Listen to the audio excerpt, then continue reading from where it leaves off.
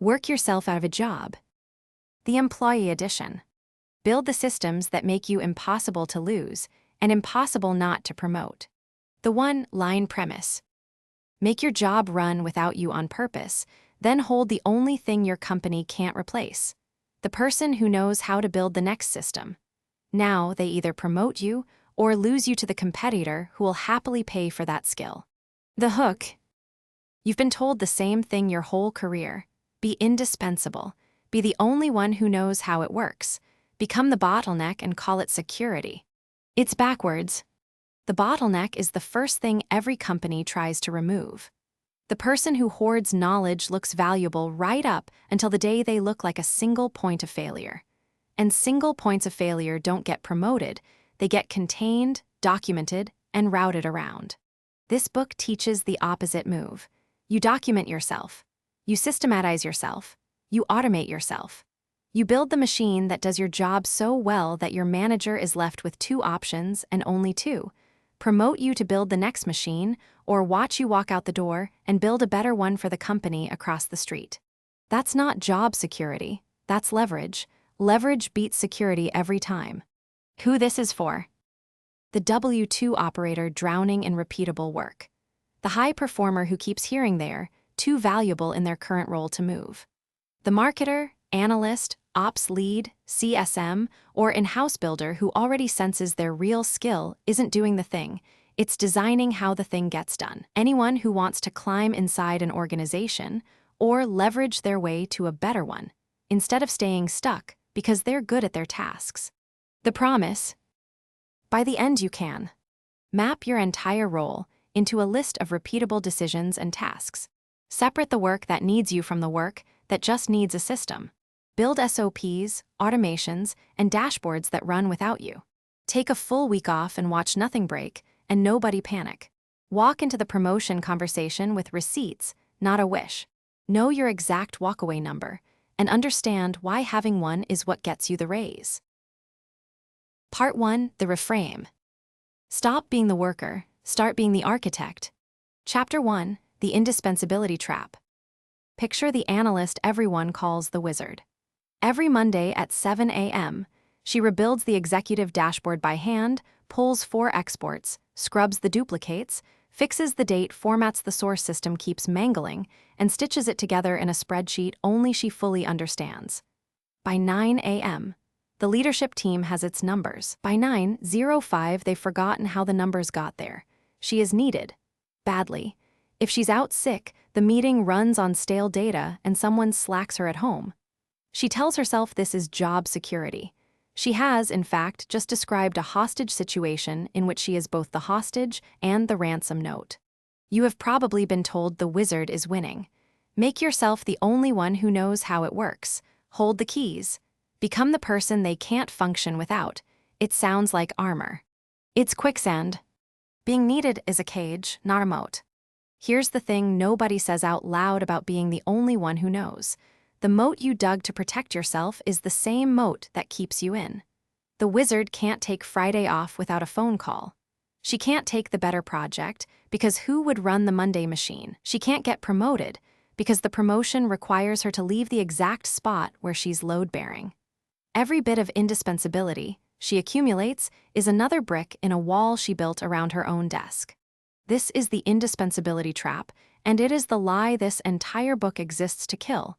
That being needed is the same as being valuable. They feel identical from the inside. They are opposites in every way that pays. Needed means the work stops when you stop. Valuable means the work compounds because of you. One is a function of your absence, the damage you'd cause by leaving. The other is a function of your presence, the lift you create by being there. The cruel joke is that the harder you lean on absence value, the less presence value you build. The Wizard's Monday ritual generates zero leverage. It's the same 4 exports, the same scrub, the same stitch forever. She isn't getting more valuable. She's getting more trapped and mistaking the tightening for safety. And here is the part that should genuinely scare you. Organizations are not neutral about this. They don't admire your trap, they hunt it. The single point of failure gets contained, not crowned. Every operations leader, every CFO, Every halfway competent manager has the same recurring nightmare, and it has a name: the single point of failure. The one server with no backup. The one vendor with no second source. The one person who, if they quit or got hit by a bus, would take a critical process out the door with them. This isn't a compliment they pay you, it's a risk they log. And risk gets managed. Watch what actually happens when someone becomes a true bottleneck. Leadership doesn't gather and say, "This person is so essential, let's elevate them." They say, "We are dangerously exposed here. What's our mitigation?" Then they do the three things you do to any single point of failure. They document it, so the knowledge stops living only in your head. They distribute it, so a second person can cover. And they route around it, so the next system is designed to never depend on one human again. Document, contain, route around. That's the life cycle of a bottleneck. None of those three moves is a promotion. Two of them are quietly building your replacement, and the third is making sure they never recreate your kind of role. Think about the renewals CSM, who is the only one who knows the dance, which accounts get the early call, which procurement contact actually signs, where the discount lever is buried. For a while that knowledge feels like power. Then renewals get bigger, the board starts asking about forecast risk, and suddenly the org cannot tolerate that the entire renewal motion lives in one person's instincts and inbox. So they bring in a RevOps hire to map it. They build a renewal playbook. They put it in the CRM. The CSM, who guarded the dance most jealously, doesn't get the director title. They get a very friendly series of meetings where someone with a notebook asks them to walk me through exactly how you do this. That's not recognition. That's extraction. You are being read into the record, so the org no longer needs to keep you in the room. The bottleneck is never the hero of the reorg. The bottleneck is the problem the reorg solves. Why your boss can only reward one of the two. Put yourself behind your manager's desk for a second, because this is where needed and valuable stop being a philosophy and start being a budget line. Your manager has two jobs, really. Keep the current machine running, and build the next, bigger machine, more revenue, more scope, more capability, because that's what gets them promoted. You can help with exactly one of those, and which one you help with determines everything about your trajectory. If you're needed, you help with job one. You keep the current machine running by being a hot swappable part inside it, a part that can't actually be swapped, which makes you a liability with a pulse. Your manager's honest assessment is, I can't move this person because the thing they do would break. I can't promote them into my world because they're holding a process together with their hands. The best I can do is keep them where they are and hope they don't quit. That's not a career. That's a holding pattern with a salary. If you're valuable, you help with job two. You hand your manager a machine that runs without you, and then you stand there visibly capable of building the next one. Now, their honest assessment flips. This person took a thing that used to require constant attention and made it self-sufficient. If I give them something bigger, they'll probably do it again. I should give them something bigger before someone else does. A boss can't promote the person who is irreplaceable in their current seat. The seat won't release them. A boss can promote, has every incentive to promote, the person who keeps making their own seat unnecessary, because that person is the closest thing to a force multiplier the org has. Value measured not by what you touch with your own hands, but by the output of the people and systems your work runs through. Needed makes your manager protect the status quo around you. Valuable makes your manager invest in a bigger future through you. Only one of those comes with a new title.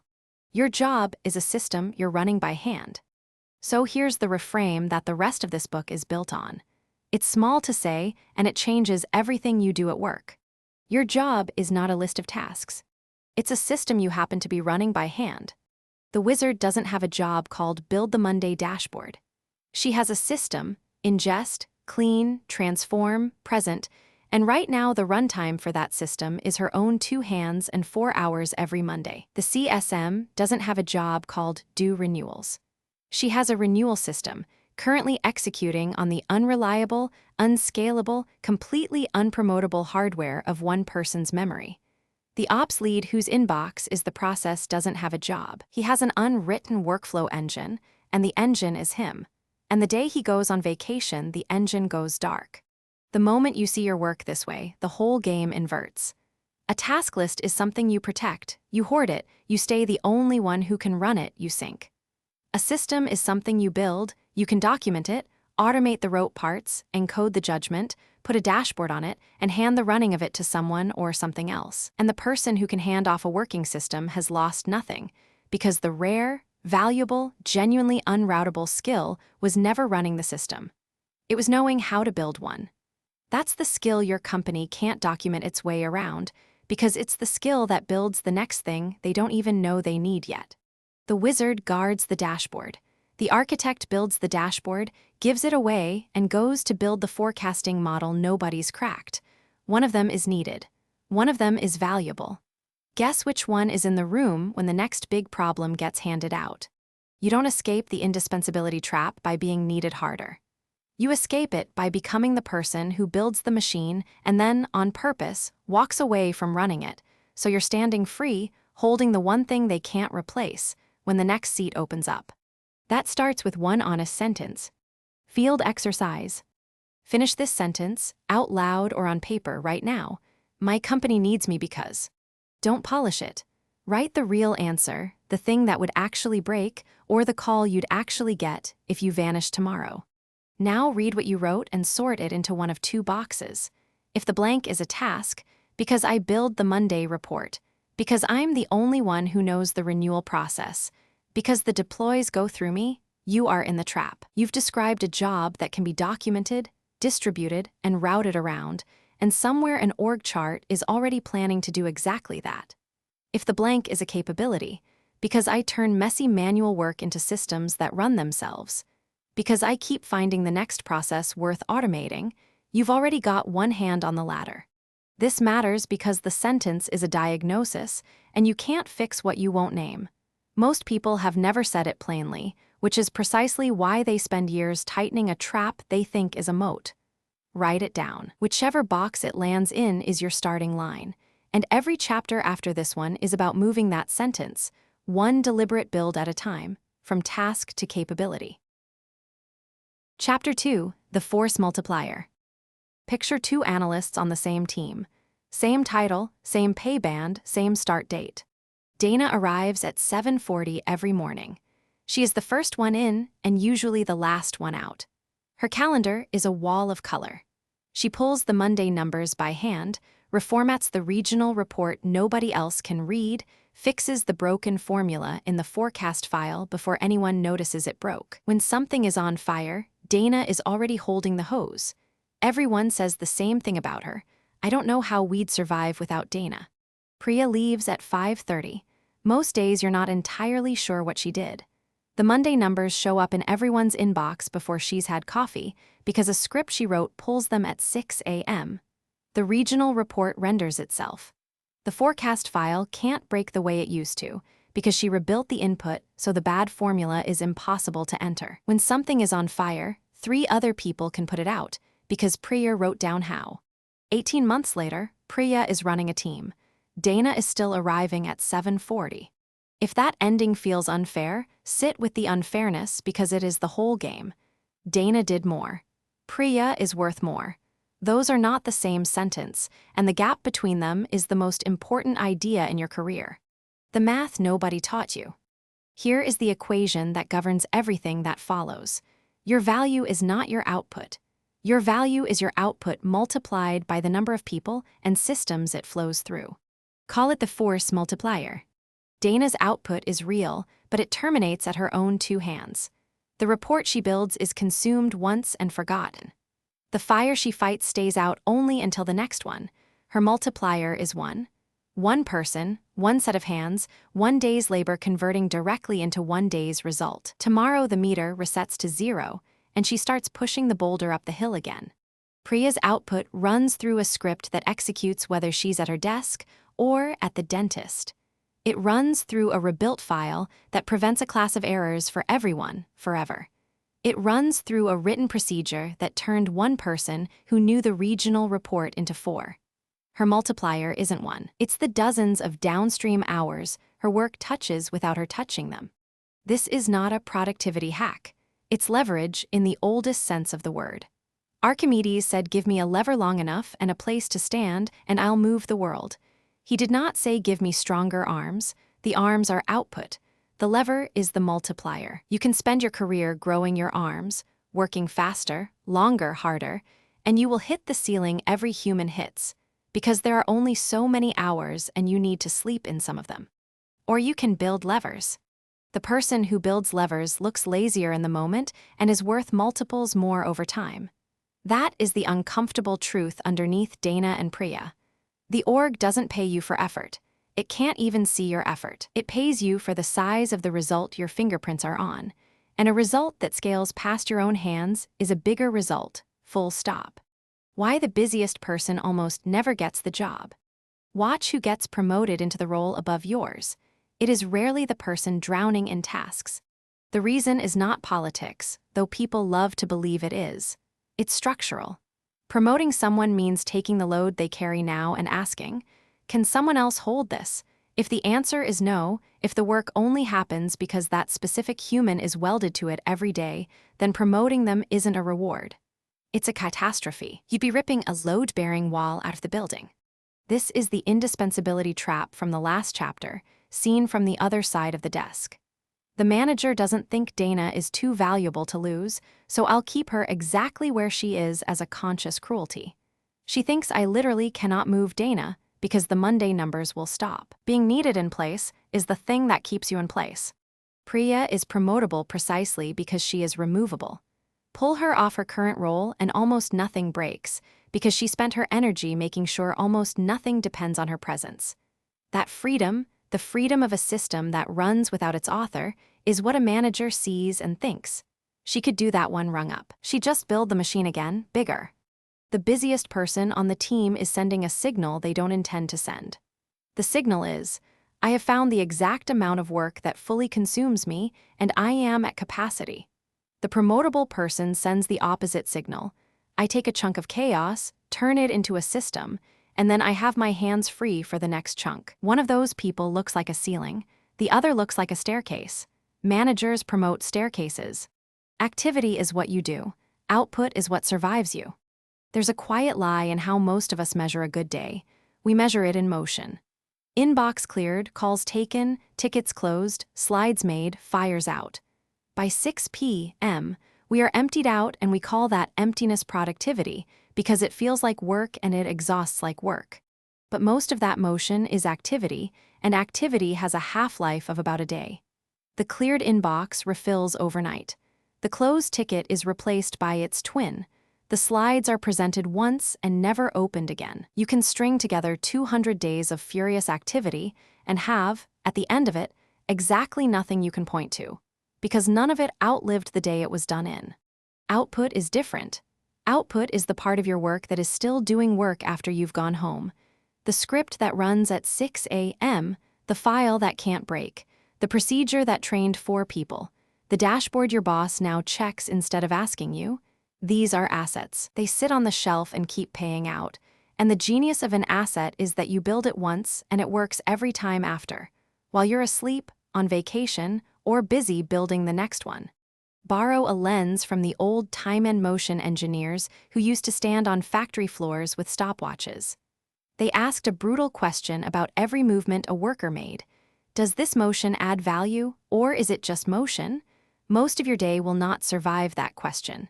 That is not an insult. It's a map. The handful of motions that do survive, the ones that leave an asset behind, are the only ones that compound. Everything else is treadmill. So the discipline is to start sorting in real time. Every task that lands on you gets a silent tag. Activity burns an hour, leaves nothing. Or asset costs more now, pays out forever.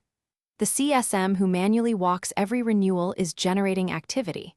The CSM who writes the renewal playbook once, so any rep can run the dance, is generating an asset. Same hour. One of them evaporates by Friday. The other one is still working a year from now. From hours I work to work that happens without me. Here is the shift, and it is a shift in the actual question you ask yourself.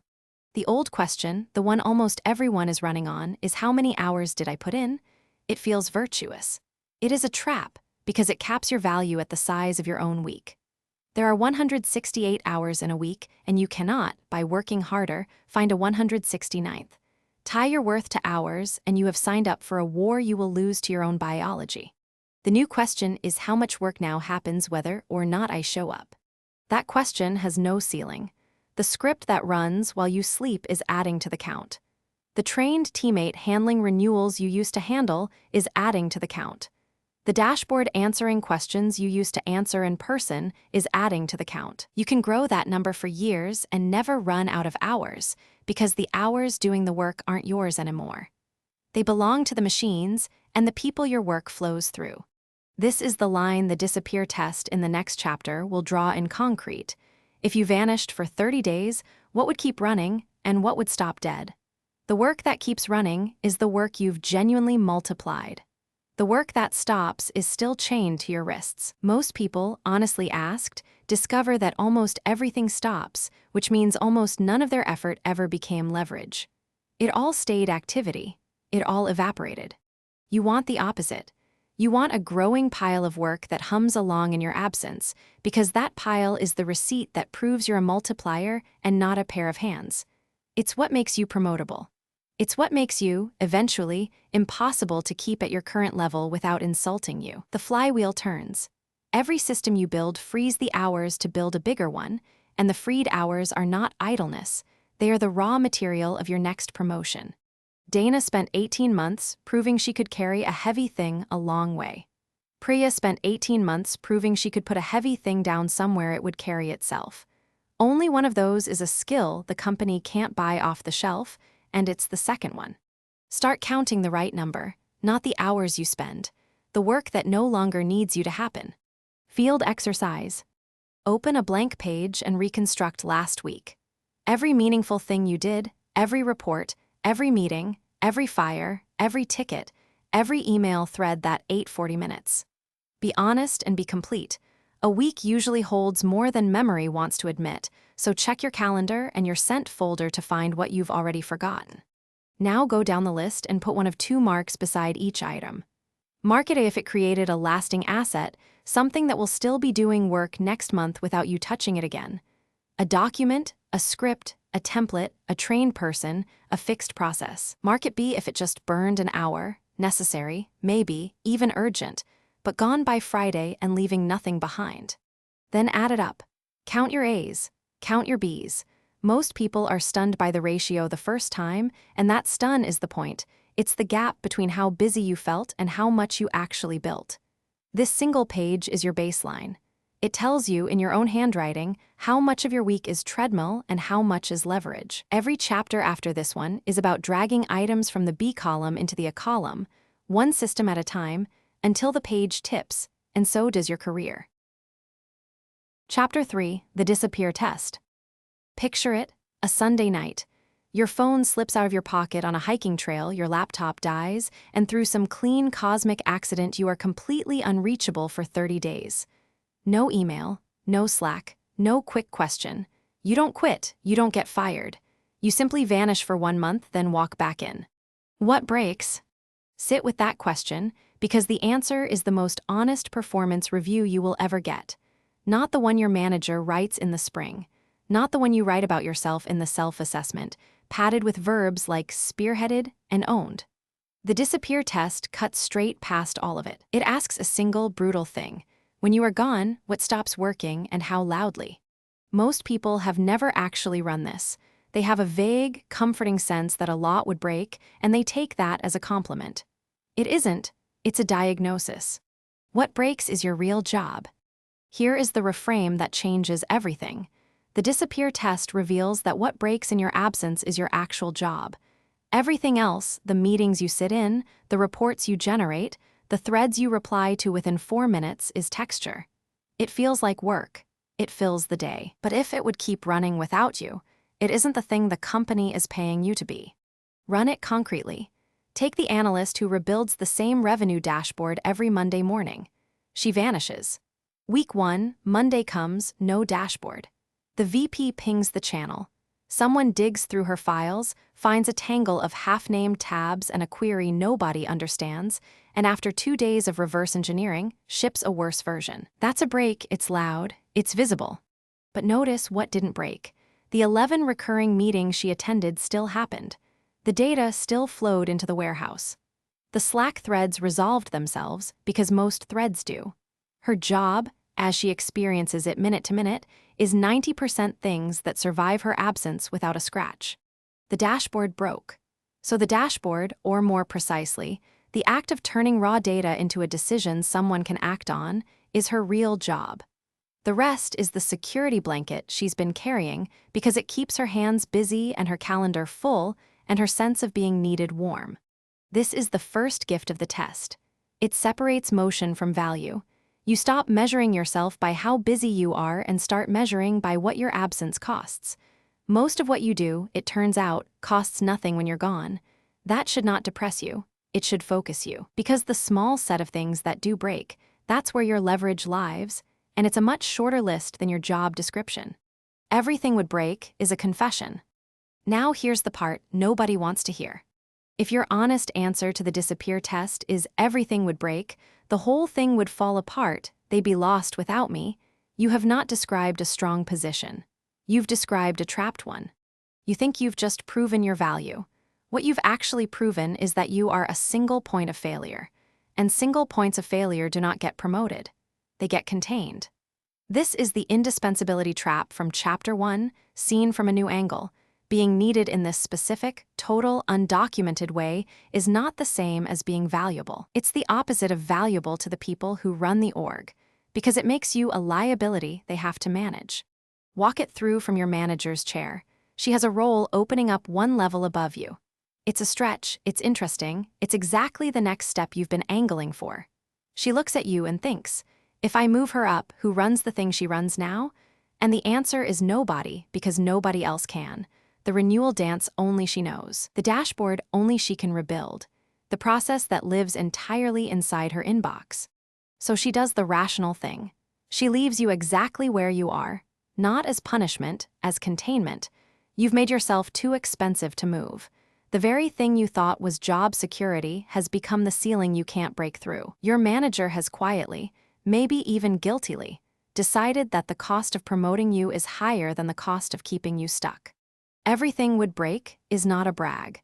It's a confession that you've built a cage and locked yourself inside it. The people who say it proudly are the same people who, 3 years later, wonder aloud why they keep getting passed over despite being the only one who really understands how this works. That sentence is the diagnosis and the cause, spoken in the same breath. The CSM, who is the sole keeper of the renewal motion, feels safe. No one can fire her. She'd take the playbook out the door in her head. But no one can promote her either, for exactly the same reason. She has confused a hostage situation for a career. The company can't lose her, true, but it also can't grow her. She is needed and stuck, which is the worst of both worlds dressed up as the best. The goal, make so little break that they only miss your judgment. So if everything breaks is the trap, what's the target? Flip it. The goal of every chapter that follows in this book is to make so little break when you disappear that the only thing your company genuinely misses is your judgment. Not your presence, not your password, not your tribal knowledge of which tab in which spreadsheet feeds which number. Those should all keep humming without you, because you will have built them to. Imagine the analyst running this play correctly. She disappears for 30 days, and Monday comes, and the dashboard still ships. It ships because the query is documented, the rebuild is a one-click automation, and the steps a human still has to do are written down so plainly a competent stranger could follow them. Nothing breaks. The machine runs. So what do they miss? They miss the moment when the numbers look weird and someone needs to know whether it's a real problem or a data glitch. They miss the call on which metric to trust when two of them disagree. They miss the instinct that says this dip matters, that one doesn't. They miss her judgment and only her judgment. That is the strongest possible position a person can occupy. Look at the asymmetry. The routine survives without you, so you are not a liability. They can promote you tomorrow and nothing falls over.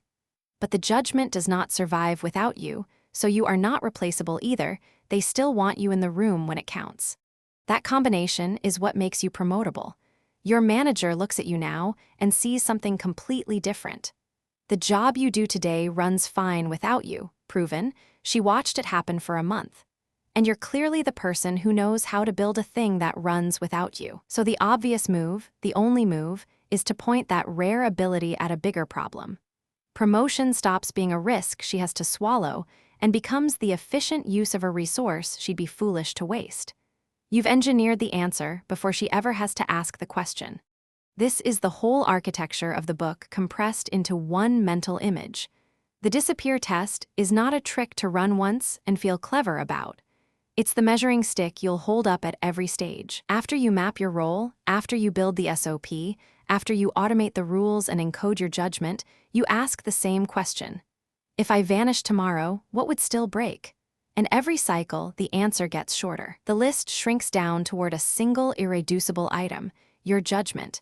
And your value concentrates into the one thing the org genuinely cannot copy, document, or route around. The test is also relentlessly honest in a way nothing else is, because you can't fake it. You can tell yourself a story about how strategic you are. You can't tell yourself the dashboard shipped when it didn't. The thing either runs without you or it doesn't. That's why it's the foundation of every move that follows. Before you can build the machine, you have to know exactly where you're a single point of failure today. Not in the abstract, specifically item by item, ranked by how much each one would hurt. So let's get it on paper. Field exercise. Run the disappear test on paper, right now, before you do anything else in this book. Open a blank document. At the top, write, I disappear for 30 days, unreachable starting tomorrow. Then list every single thing that would break. Be specific and be honest, the Monday revenue dashboard doesn't ship, not reporting suffers. Keep going until you've emptied your head. Most people land somewhere between 8 and 20 items. Now rank each one on 2 axes. First, speed, how fast does it break? Day 1, week 1, or only after a month when something monthly comes due? Second, severity, how badly does it hurt? Does a customer notice? Does revenue stop? Does a VP escalate? Or does someone just grumble? Give each item a quick score on both. Then sort the list so the fast and severe breaks sit at the top, and the slow and mild ones sink to the bottom. That sorted list is not a worry list. It's your build order, the literal table of contents for the machine you're about to construct. The thing at the top, the one that breaks fastest and hurts most, is where you start documenting and automating, because it's where you're most dangerously a single point of failure. Work down from there. This matters because it converts a vague anxiety, I'm probably too essential in some unhealthy way, into a ranked, finite, attackable list. You can't systematize a feeling. You can systematize line 3. By the end of this one exercise, you'll know precisely where your leverage is buried and in what order to dig it up. Keep the page. You'll be crossing items off it for the rest of the book. Part 2, Map the job. You can't systematize what you can't see. Chapter 4, Reverse engineer your role. Ask anyone what they do for a living, and they'll hand you their job title. Ask them what they actually do all day, and they go quiet. That gap is the whole problem. You think you know your job? You don't. You know the version on the org chart, the version in your performance review, the version you describe at dinner parties.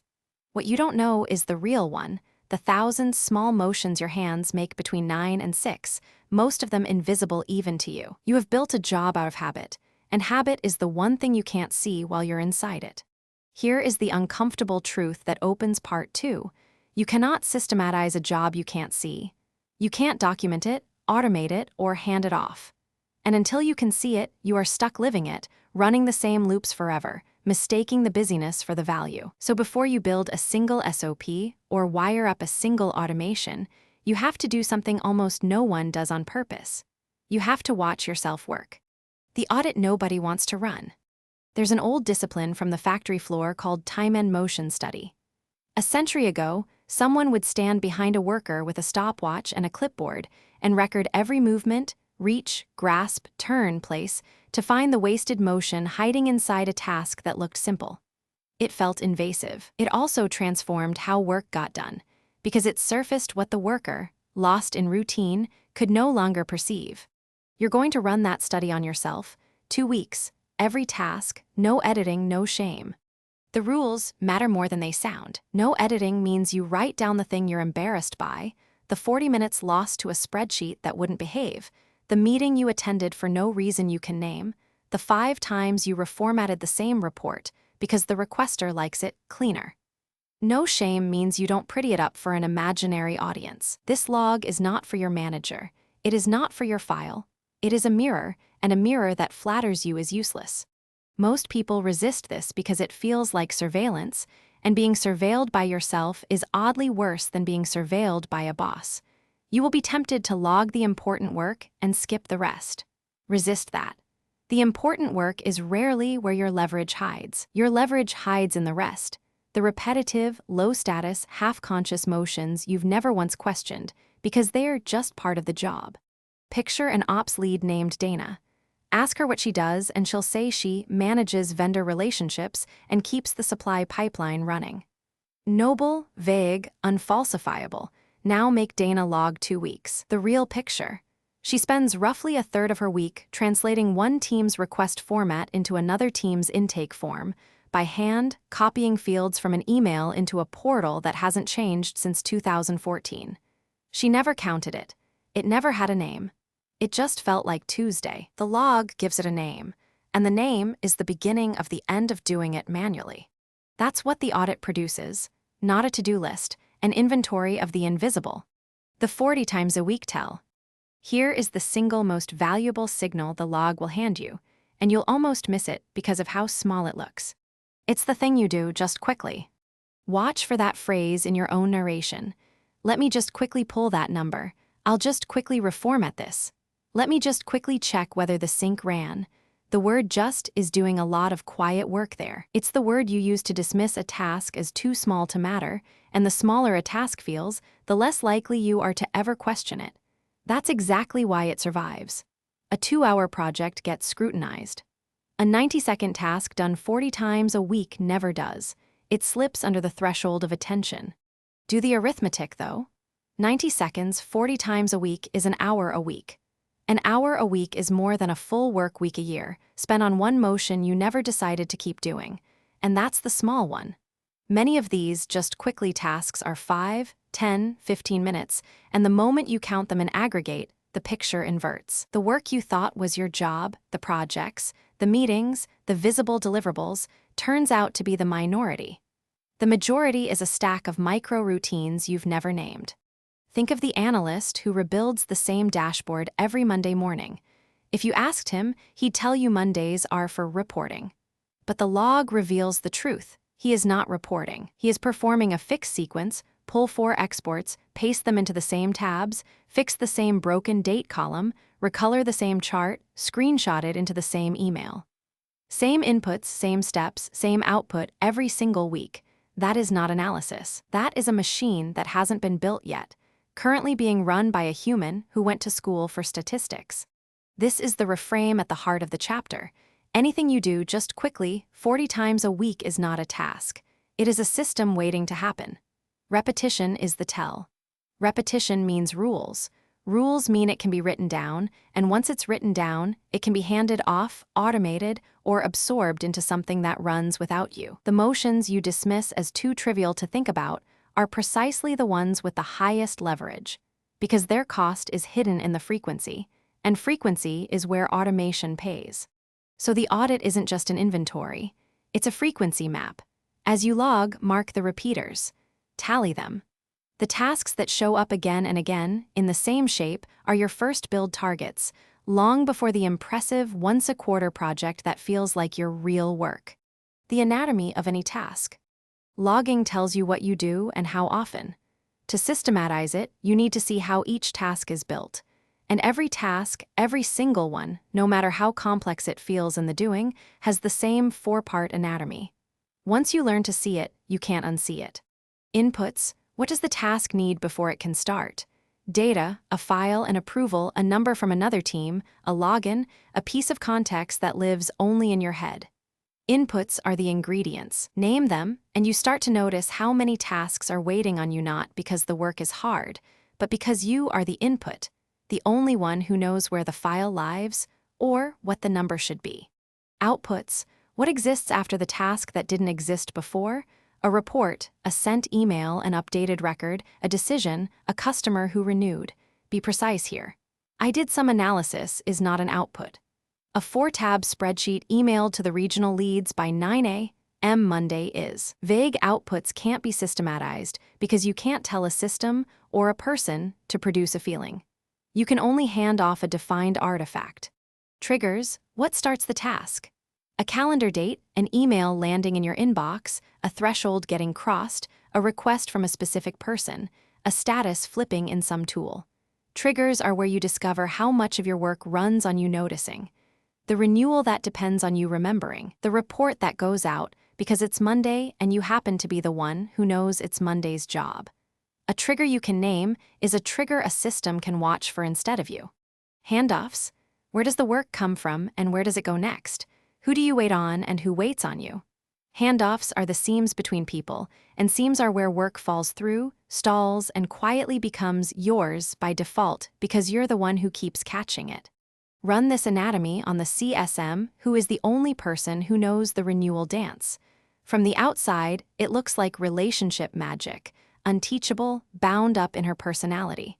Break it into the 4 parts and the magic dissolves into structure. Trigger: a renewal date crossing the 60-day mark. Inputs: the account's usage data, the support ticket history, the name of the real economic buyer, the discount the account got last time. Outputs: a renewal quote, a tailored email, a flagged risk score, a calendar invite. Handoffs: she pulls usage from the data team, pricing approval from finance, and hands the signed contract to legal. What looked like an irreplaceable instinct turns out to be a process with a person standing in the middle of it, gathering inputs by memory, firing on a trigger she keeps in her head, producing outputs in a shape only she knows, brokering handoffs no one else can see. That last sentence is the whole game. The CSM isn't valuable because the dance is unknowable. She's valuable because no one ever wrote it down. The moment you map the anatomy, you've started writing it down, and you've started turning a fragile dependency on a person into a durable asset the org can keep. This is also where the audit connects forward to everything in Part 2 and beyond. The frequency map points you at the vital few worth building. You'll find them in Chapter 6. The anatomy gives you the raw structure you'll document like an asset in Chapter 7, then convert into SOPs, automations, and encoded judgment as you build the machine in Part 3. But none of it can happen until you've done the unglamorous thing first. Looked, honestly, at where your hours actually go. Don't mistake this for navel-gazing. Mapping your role is the single highest leverage thing you can do before you build, because everything you build sits on top of this map. Build on a fantasy version of your job and you'll automate the wrong things, document the parts that don't matter, and leave your real leverage buried. Build on the truth, and every hour you free up funds the next bigger build. That's the flywheel, and it starts spinning the day you finally see the job you've actually been doing all along. Field exercise. Keep a raw task log for 10 working days. Timestamp it. The mechanics are simple and the discipline is everything. Open a single document or note. Every time you switch tasks, write one line, the time, and a plain language description of what you just started doing. 9:14 Reformatting the regional export. 9:31 Answering Priya's Slack about the discount. 9:40 Rebuilding the Monday dashboard. Keep it open all day. Log the small stuff, the interruptions, the just quickly detours, the dead time. When you catch yourself writing the word just, put a star next to that line. Do not clean it up. Not at the end of the day, not at the end of the 10 days. The instinct to tidy it into something presentable is the exact instinct that hides your leverage from you. A messy, honest log is worth 10 polished, lying ones. After 10 days, you'll have something most employees never possess. A true, time-stamped map of where your hours actually go, the frequency of every repeated motion, the tasks you'd have sworn you don't do, and a starred list of just quickly jobs that are secretly eating a week of your year. That map is the foundation for every chapter that follows. You can't build the machine until you've seen the work. Now you'll have seen it. Chapter 5, The 3 Buckets. There's a moment in every operator's week that feels like work but isn't. You know the one? You're 3 hours into a Tuesday and you've answered the same provisioning request you've answered 40 times. You've copied numbers from one system into another so a third system could read them. You've reformatted a report that already existed somewhere else. You stand up to refill your coffee, and you cannot, for the life of you, point to a single decision you made that another competent person couldn't have made in their sleep. That feeling has a cause. Most of your week is the wrong kind of work, and you've never sorted it. It all just lands in the same pile labeled "my job," and because it's all in one pile, you treat it all as equally yours, equally valuable, equally worth protecting. It isn't, and until you separate it, you cannot build the machine, you cannot make your promotion case, and you cannot tell the difference between the work that makes you needed and the work that makes you valuable. Remember the indispensability trap from Chapter 1. Being needed is a cage, not a crown. The way out starts with a sort. So let's sort. 3 buckets and only 3. Take any task you do and drop it into one of 3 buckets. I call this the 3 buckets, and the whole rest of the book runs on it. Bucket 1 is rules. This is work that can be written as a decision tree. If this, then that. If the invoice is over the threshold, route it to finance. If the ticket mentions refund, tag it and send the macro. If it's Monday, rebuild the dashboard. There is a correct answer. The answer doesn't change based on subtle context, and a competent stranger with your instructions would reach the same result you would. Rules work feels like skill because you're fast at it. Speed is not skill. Speed is just rules you've memorized. Bucket 2 is judgment. This is work where the answer depends. You're weighing trade-offs, reading a pattern, deciding which of 3 imperfect options is least bad given what you know about the situation. The analyst who looks at a weird spike and decides whether it's a tracking bug, a real trend, or a one-off, that's judgment. The CSM who senses a renewal is wobbling not because of any single signal, but because the customer's emails have gotten shorter, that's judgment. There's no clean decision tree because the inputs are fuzzy and the weighting is yours. Bucket 3 is relationships. This is the work that lives in trust, taste, and the politics of who listens to whom. It's knowing that the VP will greenlight anything if you frame it as de-risking, and will kill anything that sounds like experimenting. It's the fact that procurement moves fast for you and slow for everyone else because you spent 2 years being decent to them. It's the design instinct that says this looks cheap even when it passes every spec. Relationship work can't be written down because it isn't information. It's standing. 3 buckets. Every task goes in exactly 1. When a task feels like it spans 2, split it into smaller tasks until each piece sits cleanly in 1 bucket. That split is where the value hides, more on that in a second. Bucket 1 is for getting rid of. Here's the rule that makes the sort worth doing. Each bucket has a destiny. Bucket 1, rules, is work you delegate or automate, all of it, eventually. That's its destiny, and you should feel zero sentimentality about it. I know that's uncomfortable. The rules work is where you feel competent. It's the stuff you're known for, the thing people slack you about, the reason you feel needed at 4:55 on a Friday. But reread that sentence. Needed, not valuable. The reason a task is in bucket 1 is precisely that it doesn't require you. It requires someone following your instructions. The moment that's true, your continued personal involvement is a liability for the company and a trap for you. Picture the ops lead whose inbox is the process. Every approval, every exception, every "hey, can you just" routes through her because she's the only one who knows the unwritten order of operations. She feels indispensable. She is, in fact, a single point of failure, a known anti-pattern in any system that's supposed to be reliable. Her company doesn't see a star. It sees a risk to be contained, and contained risks don't get promoted. They get documented and routed around, usually right after they ask for a raise. The destiny of her inbox is a set of routing rules and an automation. The destiny of the Monday dashboard, rebuild, is a scheduled job. The destiny of the refund macro is the macro. When you move rules work out of your hands, you are not giving away your value. You are clearing the table so the valuable work has somewhere to sit. Buckets 2 and 3 are for encoding, then keeping. Judgment work has a different destiny. You don't automate it away and you don't fully hand it off. You encode it. Encoding means turning the thing you do intuitively into something repeatable. A framework, a checklist, a set of questions, a prompt. The analyst who can smell a bad data spike writes down the 5 things she checks in order, and what each one rules in or out. The CSM, who knows the renewal dance, turns it into a playbook. These are the 4 health signals. This is what each one means. Here's the move for each. We'll go deep on this in Chapter 10, because encoding judgment is the highest leverage thing you'll do in this entire book. For now, the point is this. Judgment can be partly transferred, but the act of encoding it is itself a judgment skill, and it stays with you. You become the person who can teach the machine to think, which is a level above the person who thinks. Relationship work, bucket 3, is the one part you largely keep in your own hands. Not because you're hoarding it, because it genuinely doesn't transfer by document.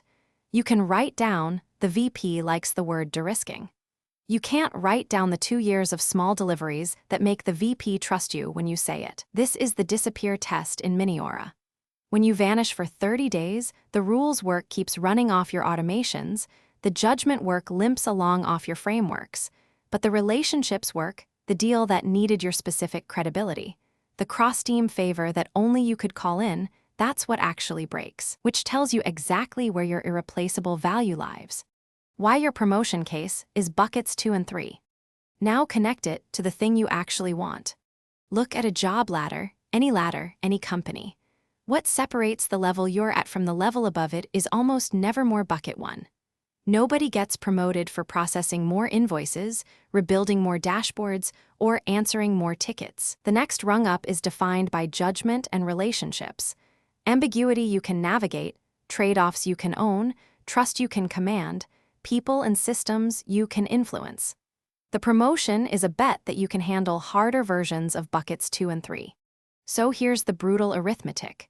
If your week is 70% bucket 1, then 70% of your visible effort is invisible to the promotion decision. You are working full-time and applying for the next level part-time. You feel busy and you feel stuck, and both feelings are correct, and they have the same cause. This is also why be the only one who knows how it works is such a poisonous strategy. The thing you're guarding, the undocumented process, the manual workaround, is bucket 1. You've made yourself the only one who can do the least promotable category of work. You've welded yourself to the floor of the ladder and called it job security. Your receipts, when you finally try to write them, will be a list of things a script should have been doing. The play is the opposite. You drain bucket 1 by automating and delegating it. That frees hours. You pour those hours into buckets 2 and 3, encoding judgment into frameworks, building the standing that only you can build. Your week shifts from doing the thing to designing how the thing gets done, and being the person trusted to decide what's next. That shift is the whole force multiplier. Your value stops being your own output and starts being the output of every system and person your thinking runs through. And it gives your manager exactly 2 options, which is the entire point of this book. Promote you to build the next machine, or lose you to someone who will pay for a person who builds machines. Bottlenecks don't create that choice. Architects do. The sort is how you find out which one you've been. Field exercise. Pull up the task log you've been keeping, every recurring thing you do in a week. If you don't have one yet, spend 3 days writing down every task as you finish it. The log itself is the raw material for everything ahead. Now make 3 columns: rules, judgment, relationships. Drop every single item into exactly 1 column. When something feels like it belongs in 2, split it into smaller tasks until each piece sits cleanly in 1. Be honest, most things you're proud of being fast at are bucket 1, and that's the point. When you're done, do the math. What percentage of your hours sit in bucket 1? For most operators, it's somewhere north of 60%, and seeing that number is the jolt that makes the rest of this real. This matters because it converts a vague feeling, I'm busy but stuck, into a map.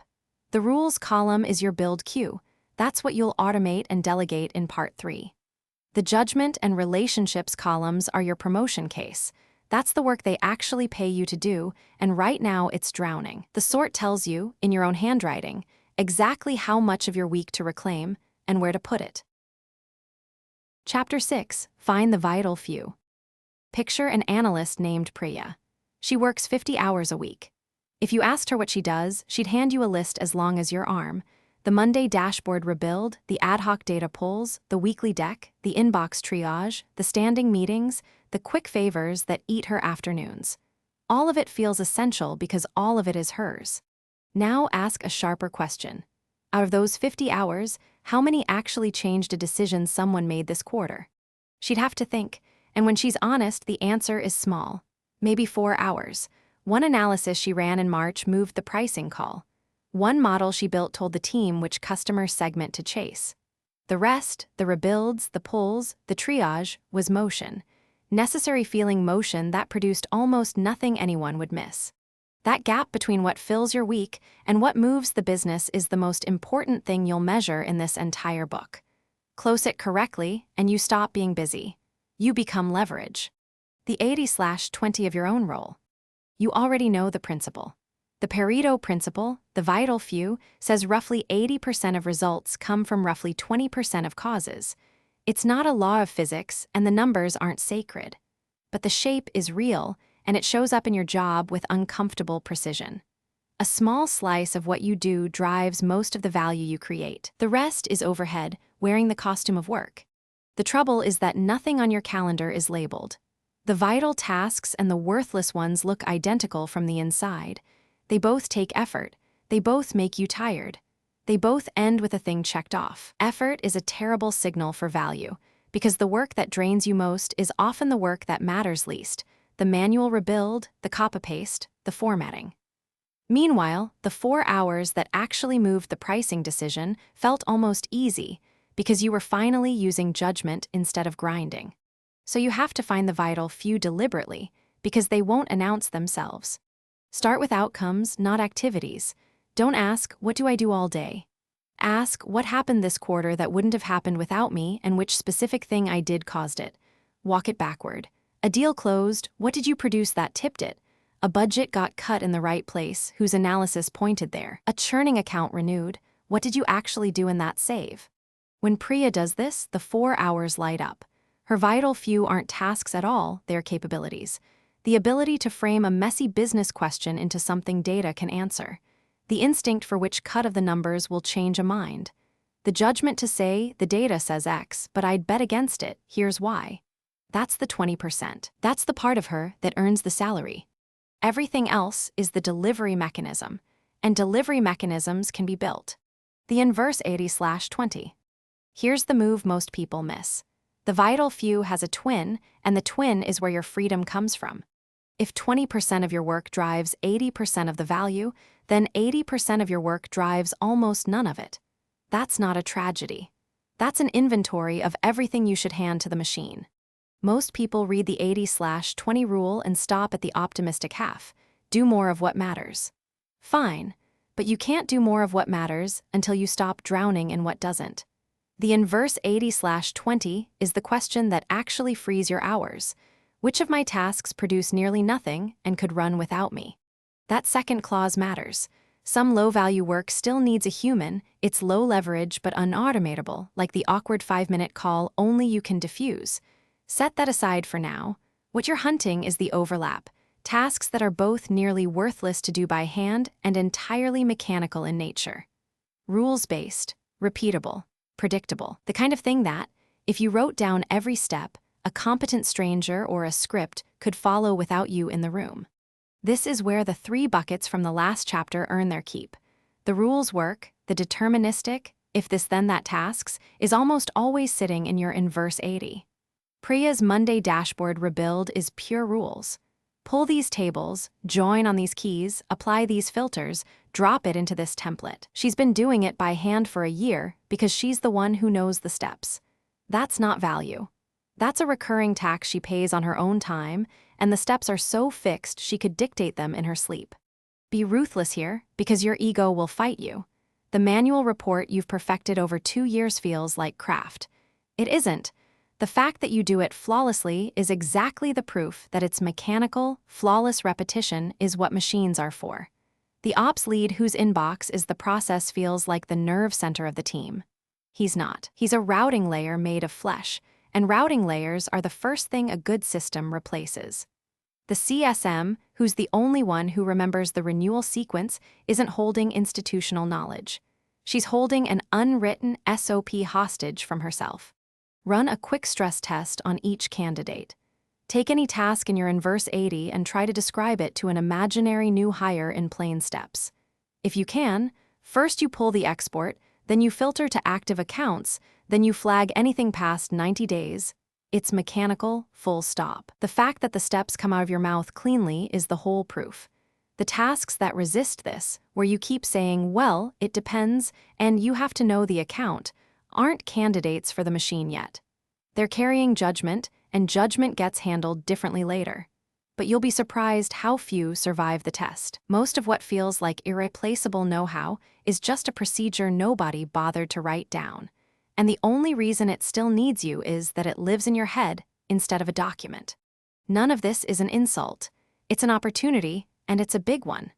Every hour you reclaim from the inverse 80 is an hour you can pour back into the vital few or into building the next machine. That's the flywheel the whole book turns on, and it starts spinning the moment you stop confusing, I do this, with this is valuable. The ransom list. Now flip the lens one more time, because finding the vital few isn't only about freeing your hours. It's about knowing your worth in terms your company can feel. Run the disappear test as a thought experiment. You vanish for 30 days, no laptop, no Slack, no handoff. Some things break immediately and loudly. Most things don't. They limp along or quietly stop, and nobody important notices for weeks. The handful that break in a way leadership actually feels, that's your ransom list. The name is deliberate, and the metaphor is a guardrail, not a strategy. This is the list of functions so tied to value that their absence shows up where decisions get made, in revenue, in risk, in a number someone above your manager watches. Not, the dashboard didn't update. Leadership doesn't feel a stale dashboard. They feel we walked into the QBR blind and made the wrong call on the biggest account. Not, tickets piled up. They feel the enterprise renewal slipped because nobody ran the save. The test of a ransom list item is brutal and clarifying. Would someone 2 levels above you feel the pain, and would they be able to name you as the reason it stopped? If the honest answer is no, it's not on the list, no matter how much time it eats or how stressed it makes you. For Priya, the Monday dashboard is not on the ransom list. It's high visibility and zero leverage, exactly the trap. What is on the list is her pricing analysis, because when it's missing, a real decision gets made badly and the cost lands on the P&L. That one capability is worth more to the company than every routine deliverable she's ever shipped combined. Most people have this exactly inverted. They guard the visible, repetitive work, the dashboard, the inbox, the report, because it's constant and it feels like proof of effort. They treat the rare, high-stakes judgment calls as occasional interruptions to the real daily grind. They've mistaken their busy work for their value and their value for an afterthought. The ransom list corrects the record. It tells you, in your company's own language, which 2 or 3 things are actually load-bearing. And here's why this matters far beyond saving time. Your vital few are what you'll eventually translate into the receipts and stack into a promote or lose case. You cannot make that case from a list of tasks. I rebuild the dashboard every Monday is not leverage. It's a description of a process that's begging to be automated and routed around. I'm the reason the pricing decision was right 3 quarters running, and I can build the system that makes the next analyst get it right too. That is leverage. The first is the indispensability trap. The second is a promotion in waiting. So the sorting you do in this chapter has 2 payoffs, and you want both. The inverse 80 becomes your build queue, the raw material for every SOP, automation, and encoded judgment in Part 3. The vital few becomes your value story, the spine of the case you'll eventually take into the room. One frees your time, the other proves your worth. You need both halves, and they come from the same act of looking honestly at where your value actually lies. The mistake is to skip the looking, to assume you already know your vital few because you know what stresses you out. Stress points to volume, not value. The dashboard stresses Priya every Monday and it's worthless. The pricing call barely registers as work and it's everything. If she'd gone on instinct, she'd have automated the wrong things and guarded the wrong things, and she'd have stayed exactly as trapped as she started. Look first, sort honestly, then build. Field exercise. Circle the vital few. Everything else is a candidate for the machine.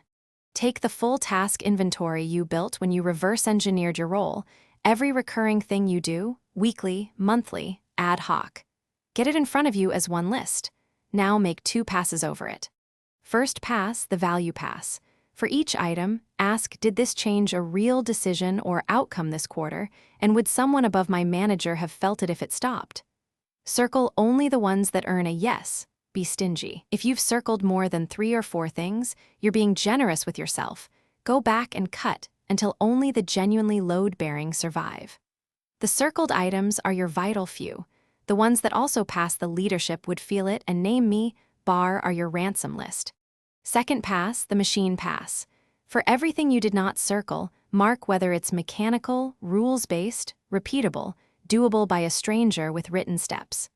Those marks are your build cue for the rest of this book, ranked by how many hours they'll give you back. Do this in writing, not in your head, because the act of forcing each task into vital or candidate is where the self-deception breaks. What it produces is the map for everything that follows. A short list of what makes you valuable, and a long list of what's been making you busy. You build the machine around the second, so you can finally spend your time on the first. Chapter 7. Document like it's an asset. There is a folder somewhere on your laptop. Maybe it's not even a folder, maybe it's a smear of muscle memory, a sequence of clicks you do so fast you couldn't narrate them if someone held a gun to your head. The Tuesday export, the reconciliation, the thing you do to make the report not lie, you've done it 400 times. It lives nowhere but your hands. That smear is worth money, real money. And right now you are handing it to your employer for free, with no receipt, no record, no proof you ever held it. This chapter is about getting the receipt. The deed, not the chore. Here is the reframe that changes how you'll feel about every dry, tedious documentation task for the rest of your career. A standard operating procedure is not a chore your manager invented to fill your afternoon. It is a deed. It is the legal feeling, written down, hand it to someone else proof of a piece of value you created. Most people treat documentation as the lowest status work in the building. You write the SOP after the real work is done, grudgingly, because compliance asked, or because someone is going on leave. You bury it in a wiki page nobody opens. You think of it as describing the work, as exhaust. That instinct is exactly backwards, and it's a cousin of the indispensability trap from Chapter 1, the belief that the value lives in your hands and your hands alone, so writing it down can only dilute you. It doesn't dilute you. It captures you. Undocumented knowledge has a strange property. It has enormous value to the company and zero transferable value to you. You can't show it in an interview. You can't point to it in a promotion case. You can't carry it across the parking lot to a competitor. It evaporates the day you leave, which feels like leverage, but is actually the opposite. It's value you can never collect on. A documented system flips every one of those. Now the knowledge is an object. It has a name, a structure, a before and after. You can show it. You can point to it. You can rebuild it somewhere else. The work was always an asset. Documentation is the act of putting your name on the deed. Think about the analyst who rebuilds the same regional dashboard every Monday morning. For 2 years, she has been the dashboard. Then she spends one Wednesday writing down exactly how it's built, every join, every filter, every reason a number gets thrown out. The work didn't change. But on Wednesday afternoon, she owns something she didn't own on Wednesday morning. A transferable, demonstrable, portable asset. That is the whole move. That is the chapter. Write it so a stranger could run it cold. There is exactly one quality bar for documentation, and it is brutal and simple. A competent person who has never done this task should be able to run it correctly from your document alone, with you on a beach, unreachable. Not a document that reminds you what to do. That's a sticky note. The bar is a stranger. Cold. No tribal knowledge, no everyone knows you have to wait for the overnight batch. No, obviously you skip that client. Everything obvious to you is invisible to you. That's what makes it dangerous. The obvious steps are exactly the ones that break the stranger, because they're the ones you never bothered to say out loud. So write to the stranger. A runnable SOP has a shape, and the shape is worth memorizing. The trigger, what kicks this off? A date, an email, a Slack message, a status flipping to ready? Name it precisely. Every other Thursday after the finance close posts, beats periodically. The inputs: what do you need in hand before you start, and where does each one live? Link them. A step that says pull the usage file and assumes the reader knows it's in the third subfolder of a shared drive is a step that fails cold. The steps in order with no leaps. Each one an action a stranger can take. If a step contains a decision, if the variance is over 5%, do X, otherwise do Y, write the decision out. That's not over-explaining. That's the judgment you're encoding, and we'll go deeper on it in Chapter 10. The failure modes. What goes wrong, and what does wrong look like? If the row count is under 10, 0, 0, 0, the export truncated, rerun it, is the single most valuable line you will ever write, because it's the one no manual ever contains and the one that saves the stranger at 6 p.m. The done state: how does the reader know they succeeded? The totals match the ledger, and the file is in the reports folder, closes the loop. Without it, people guess. The test for whether you cleared the bar is not whether the document reads well. It's whether someone else can hand you back a correct result, having done it from your words alone. Until then, you've written notes, not a deed. The shortcut: record first, write second. Here's the objection forming in your head. This sounds like it takes a full day, and I have actual work. Fair. So here's the shortcut that collapses the hours, and it leans on a principle as old as the factory floor time and motion study. You don't document the work from memory. You capture yourself doing the work in real time once. Open a screen recorder. Hit record. Then do the task exactly as you always do it, but narrate. Talk like you're training the new hire sitting next to you. Okay, I'm grabbing the export here, and the reason I rename it is that the downstream tool chokes on spaces. Now watch, this client always comes in null, so I patch it manually here. Click, talk, don't perform, just work out loud. You'll finish in roughly the time the task normally takes plus a few minutes of talking. Now you have a video that contains every step, every click, and this is the gold, every piece of buried judgment that you'd never have remembered to write down. The "this client always comes in null" line is invisible knowledge. You wouldn't have typed it, but you said it out loud because you were watching yourself do it. Then transcribe. Drop the recording into any transcription tool, or hand the video and transcript to an AI assistant and ask it to draft a structured SOP in the format above. Your job shifts from author to editor. You're no longer staring at a blank page trying to reconstruct a process from cold memory, a task your brain is genuinely bad at. You're correcting a rough draft that already has every step in it. Editing is 10 times faster than authoring, and the draft never forgets a click. Record once, edit once. You've turned the worst part of documentation, the blank page, into a cleanup job. This is how you find the vital few steps that actually carry the work, too. When you watch the replay, the 3 moments where you exercised real judgment jump out, and the rote clicking fades into the background. Version it, store it, own a copy. A deed you can't produce is not a deed. So treat the document like the asset it is, not like a note you'll lose. Version it, date it. When you change the process, change the document and note what changed. A living SOP with a visible history tells a story. This person has been improving this machine for 18 months, and that story is part of your case. A stale one-off tells no story at all. Store it where the work lives so the team actually adopts it. An asset nobody uses is a hobby. You want this thing referenced, linked in the runbook, pulled up when someone's stuck. Adoption is what converts a private document into organizational fact, into something your manager has seen work, which is exactly what you'll need when the receipts come due in Chapter 16. And here is the part most people skip, the part that quietly matters most: own a copy. Keep your own sanitized version, process, and structure, never the company's confidential data, never customer records, never anything that isn't yours to hold.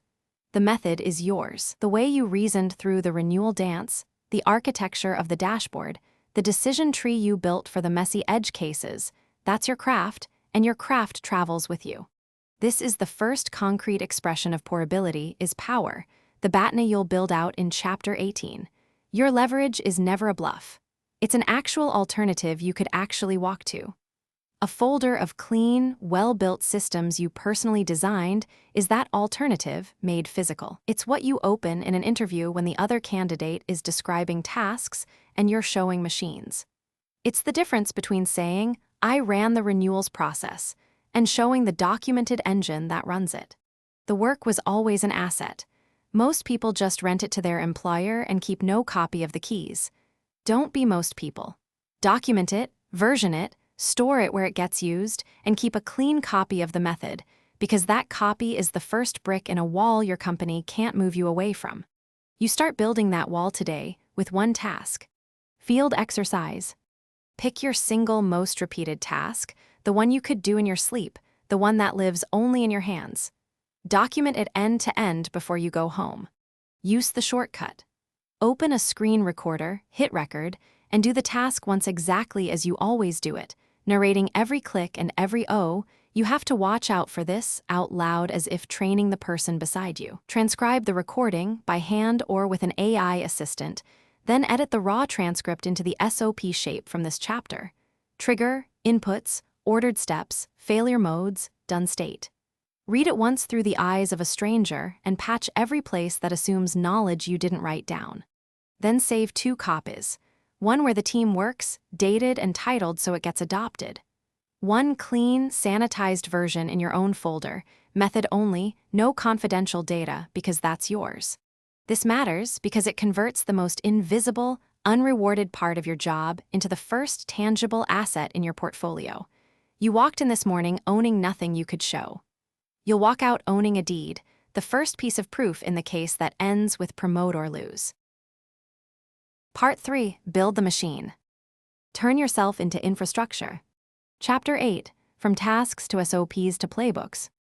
There's a marketing coordinator named Priya who runs the company's monthly webinar. She's good at it. So good that nobody else has ever run one. Every 4th Wednesday, she does the same 11 things in the same order, books the platform, drafts the promo emails, briefs the speaker, sets up the registration page, schedules the reminders, runs the live show, exports the attendee list, hands it to sales. It takes her 3 days. It has taken her 3 days for 2 years. Ask Priya how the webinar works and she'll say, "I just know." That's the problem. The knowledge lives in her hands, not on paper. When she takes a Friday off, the webinar slips a week. When she got the flu last spring, the company simply skipped a month. Revenue dipped. Nobody could explain exactly why, because nobody could see the machine. There was no machine, there was just Priya doing. This is the chapter where you stop doing and start building. Not because doing is beneath you, because doing doesn't scale, doesn't travel, and doesn't promote. The work you can only perform with your own 2 hands is a job. The work you can hand to someone else and watch run is an asset. We are going to walk you up the ladder, from one to the other. The ladder, checklist, SOP, playbook system. Most people think documentation is one thing. It isn't. It's a ladder with 4 rungs, and each rung does something the one below it can't. The bottom rung is the checklist. A checklist is a list of steps in order. Book platform, draft emails, brief speaker. It assumes you already know how to do each step, it just keeps you from forgetting one. A checklist is a memory aid for the expert. It's the surgeon's pre-incision list, the pilot's pre-flight. Useful but thin. Hand Priya's checklist to a new hire, and they'll stare at brief speaker, with no idea what a briefing contains. The second rung is the SOP, the standard operating procedure. An SOP takes each step on the checklist and explains how. Not brief the speaker, but send the speaker the brief template, linked. Schedule a 30-minute prep call no later than 72 hours before the event, confirm their slides are 16, 9 and under 20 slides, and send them the dial-in with a note that we go live 15 minutes early for a tech check. An SOP turns a step into instructions a competent stranger could follow. This is the rung most people never climb to, and it's where the leverage starts. The third rung is the playbook. A playbook is the part nobody teaches you, so read this twice. A checklist and an SOP are organized around tasks, the things you do. A playbook is organized around an outcome, the thing the business wants. Run, the monthly webinar, is an outcome. The playbook gathers every task, SOP, template, decision, and contingency required to produce that outcome, and binds them into one document that owns the result end to end. It says what to do when the speaker cancels. It says what counts as success: 200 registrants, 40% show rate, 15 sales qualified leads. It names who is accountable. A checklist tells you the steps. A playbook hands someone the whole job and says, "You own this now." The top rung is the system, what this book calls the machine: SOP plus automation plus encoded judgment plus dashboard. We build that across the next 3 chapters. The playbook is the blueprint. The machine is the building. You cannot have one without first having the other, which is why this chapter comes before those. Here's the move most operators get wrong. They try to jump from "I just know" straight to automation. They want the Zapier flow before they've written the SOP. It never holds. You cannot automate a process you can't describe. You cannot encode judgment you've never made explicit. The ladder is the ladder for a reason. You climb it one rung at a time, and each rung makes the next one possible. A checklist stops mistakes. A playbook removes you. Sit with the difference, because it's the whole point of the chapter. A checklist is defensive. Its job is to prevent error. It keeps you, the person who already knows how, from skipping a step on a tired Wednesday. That's real value. But notice the assumption baked into it: you're still the one running the show. The checklist makes you more reliable. It does not make you replaceable. A more reliable bottleneck is still a bottleneck. A playbook is offensive. Its job is to transfer the entire outcome to someone who has never done it. When a playbook is complete, the question, "What happens if Priya is out?" has a boring answer. Someone opens the webinar playbook and runs the webinar. The show doesn't slip. Revenue doesn't dip. And read this part slowly: Priya is now free. This is the disappear test made concrete. The disappear test asks what breaks in 30 days if you vanish. A checklist doesn't change the answer. The thing still breaks, just with one fewer typo. A playbook changes the answer entirely. The webinar stops being the thing that breaks when you disappear and becomes a thing that runs whether you're there or not. You have converted yourself from a single point of failure. The single point of failure, an old reliability principle, is exactly what every system designer is paid to eliminate, into the person who built the thing that can't fail. And here's the part that frightens people. The part 4 is entirely about making yourself removable feels like making yourself fireable. It isn't. The coordinator who can be removed from the webinar is the coordinator who can be moved to the bigger event, the new region, the next outcome that has no playbook yet. The one who can't be removed is stuck running the same webinar in 5 years, watching people hired after her get promoted past her. Being needed in one chair is not the same as being valuable. That's the indispensability trap, and the playbook is how you climb out of it. Think about Marcus, an ops lead whose inbox was the process. Vendors emailed him. He decided. He replied. 40 decisions a day, all in his head, none written down. He was the most indispensable person on his team, and he hadn't taken a real vacation in 3 years. When he finally wrote the vendor approval playbook, the thresholds, the escalation rules, the standard responses, the when in doubt, do this, 2 things happened. His team started handling 80% of the inbox without him, and his manager, for the first time, could see what Marcus actually did all day, because it was now written down as a repeatable asset with his name on the cover. 6 weeks later, Marcus was running vendor strategy for 3 teams instead of email for 1. The playbook didn't make him disposable. It made him portable, which is the same as promotable. How to write SOPs that don't rot. Here's the graveyard most documentation ends up in. A PDF written once, saved to a shared drive in a folder 3 clicks deep, accurate for about 6 weeks, then quietly wrong forever. Someone changed the registration tool. The PDF still describes the old one. Now the document is worse than nothing because it lies with authority. A new hire follows it, hits a wall, and concludes correctly that the documentation can't be trusted. So they come ask Priya, and you're a bottleneck again. A document that rots is not an asset. It's a liability with a nice cover. So the real skill isn't writing the SOP, it's writing one that stays alive. 5 rules. 1. Write it where the work happens, not in a separate kingdom. The SOP should live 1 click from the task, not in a documentation wiki nobody opens. If the webinar runs out of a project tool, the playbook lives in that tool, linked from the recurring task. The closer the instructions sit to the moment of doing, the more likely they get read, and the more likely a mistake gets fixed on the spot instead of festering. 2. Write it for the next person, not for a reviewer. The audience is a competent colleague who has never done this. Not your manager, not an auditor. So you write in the imperative, open the registration template, duplicate it, rename it with this month's date, and you assume nothing. Every place you'd say, obviously, is a place a stranger will get stuck. Kill every obviously. 3. Make updating it cheaper than working around it. A document rots when fixing it is harder than ignoring it, so lower the cost. A living doc beats a locked PDF every time because anyone can correct it in 10 seconds the moment reality drifts. Add one line at the top, found something wrong. Fix it, then note the change at the bottom. You're not just permitting edits. You're making the document antifragile. It gets more accurate every time someone uses it, instead of less. 4. Date it and own it. Put last verified and a name at the top. A document with a recent date and an owner gets trusted and used. An anonymous, undated one gets ignored. The owner's job isn't to write everything, it's to make sure the thing still matches reality. Schedule a recurring 15-minute review. When that habit produces free time, the flywheel kicks in. The hours you save fund the next, bigger build. 5. Capture the why, not just the what. Send the reminder 24 hours out, not 48. We tested it and 24 doubled the show rate. That one clause is gold. The what tells the next person which button to press. The why tells them when it's safe to break the rule, which is the seed of judgment you'll formally encode in Chapter 10. An SOP that explains its reasons trains its successor.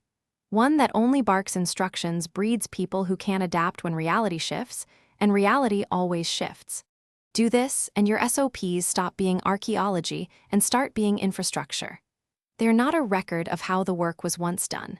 They're the live wiring of how it gets done now, by anyone, including the version of you who's busy building something bigger.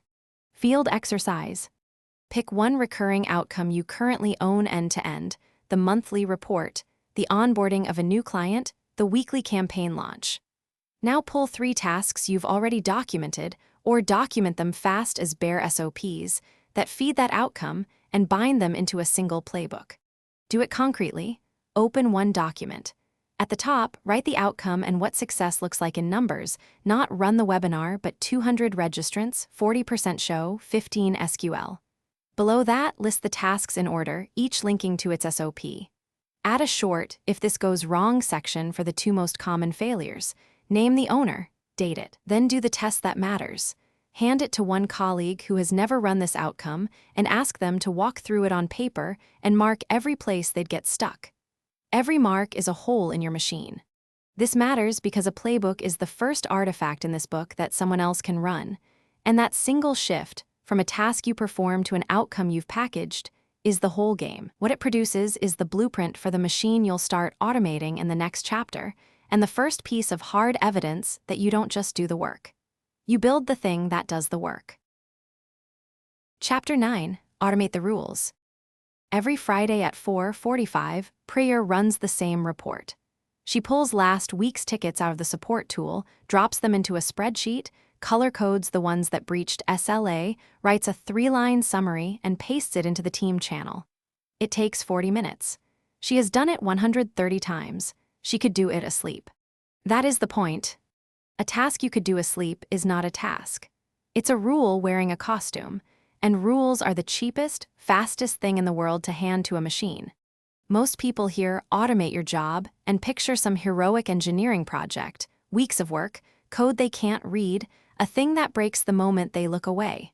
So they don't start. They keep running the Friday report by hand every week forever, while telling themselves they'll set something up when things calm down. Things never calm down. That's the trap. This chapter is about the loudest, easiest leverage you will ever find, the work that runs on triggers. You did the hard thinking in Chapter 8 when you turned your tasks into SOPs. An SOP is a recipe. Now, we cook without you standing at the stove. Where the leverage is loudest. Look at your week and find the work that follows a shape. When this happens, do that. When a new deal closes, create the onboarding folder, assign the CSM, and send the welcome email. When a refund request comes in under $50, approve it. When the weekly numbers land, build the deck. When a form gets submitted, route it to the right person. When inventory drops below a threshold, flag it. When a contract hits 90 days from renewal, start the sequence. Every one of those sentences has the same skeleton: a trigger, a condition, an action.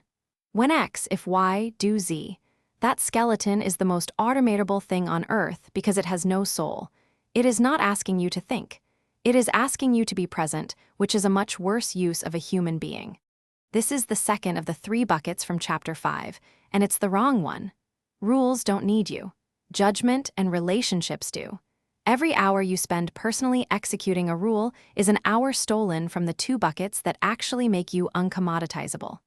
Priya's Friday report is pure rules. It produces nothing only she can produce. It just produces her absence for 40 minutes every week. The work that runs on triggers is loud leverage because the savings repeat. Automate a one-time task and you save an hour once. Automate the Friday report and you save 40 minutes a week, 30+ hours a year, and you keep saving it long after you've forgotten you built the thing. That compounding is what funds the next, bigger build. It's the first turn of the flywheel. The toolkit demystified. You do not need to become an engineer. You need to become someone who knows what to reach for. Here is the whole kit, in plain language. No-code automation platforms are the workhorses. They live on the when X, do Z skeleton.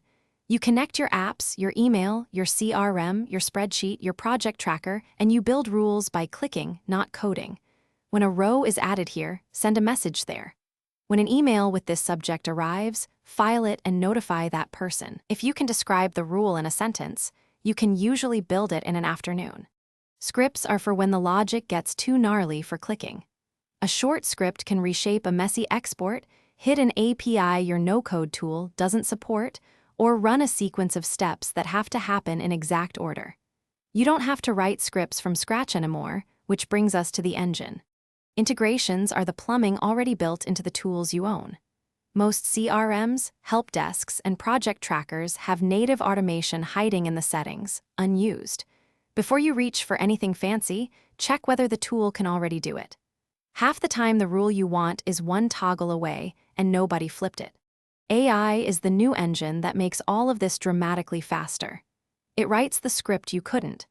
It drafts the summary, classifies the incoming request, extracts the 3 fields you need from a wall of text, and turns, "I think it works like this," into working logic you can read and check. AI doesn't replace the no-code platform or the integration. It sits inside them, doing the part that used to require a human to read, decide, and write. We'll go deep on that in the next chapter, when we encode judgment. For now, treat AI as the thing that closes the gap between "I know the rule" and "the rule runs itself." That's the entire toolkit. Plumbing you already own, clickable rule builders, short scripts for the hard parts, and an engine that writes the hard parts for you. None of it requires a CS degree. All of it requires you to know your own process cold, which you do, because you've been the process. Start where it's loud and dumb. Do not start with your most impressive, most complex task. That's ego, and ego loses. Start with the highest frequency, lowest judgment task you own. High frequency means the savings compound immediately and visibly.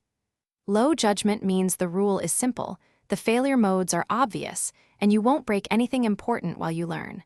You want a fast, clean, undeniable win, proof to yourself and your manager that this works. Picture the analyst from earlier in the book, the one rebuilding the same dashboard every Monday morning. 2 options sit in front of him.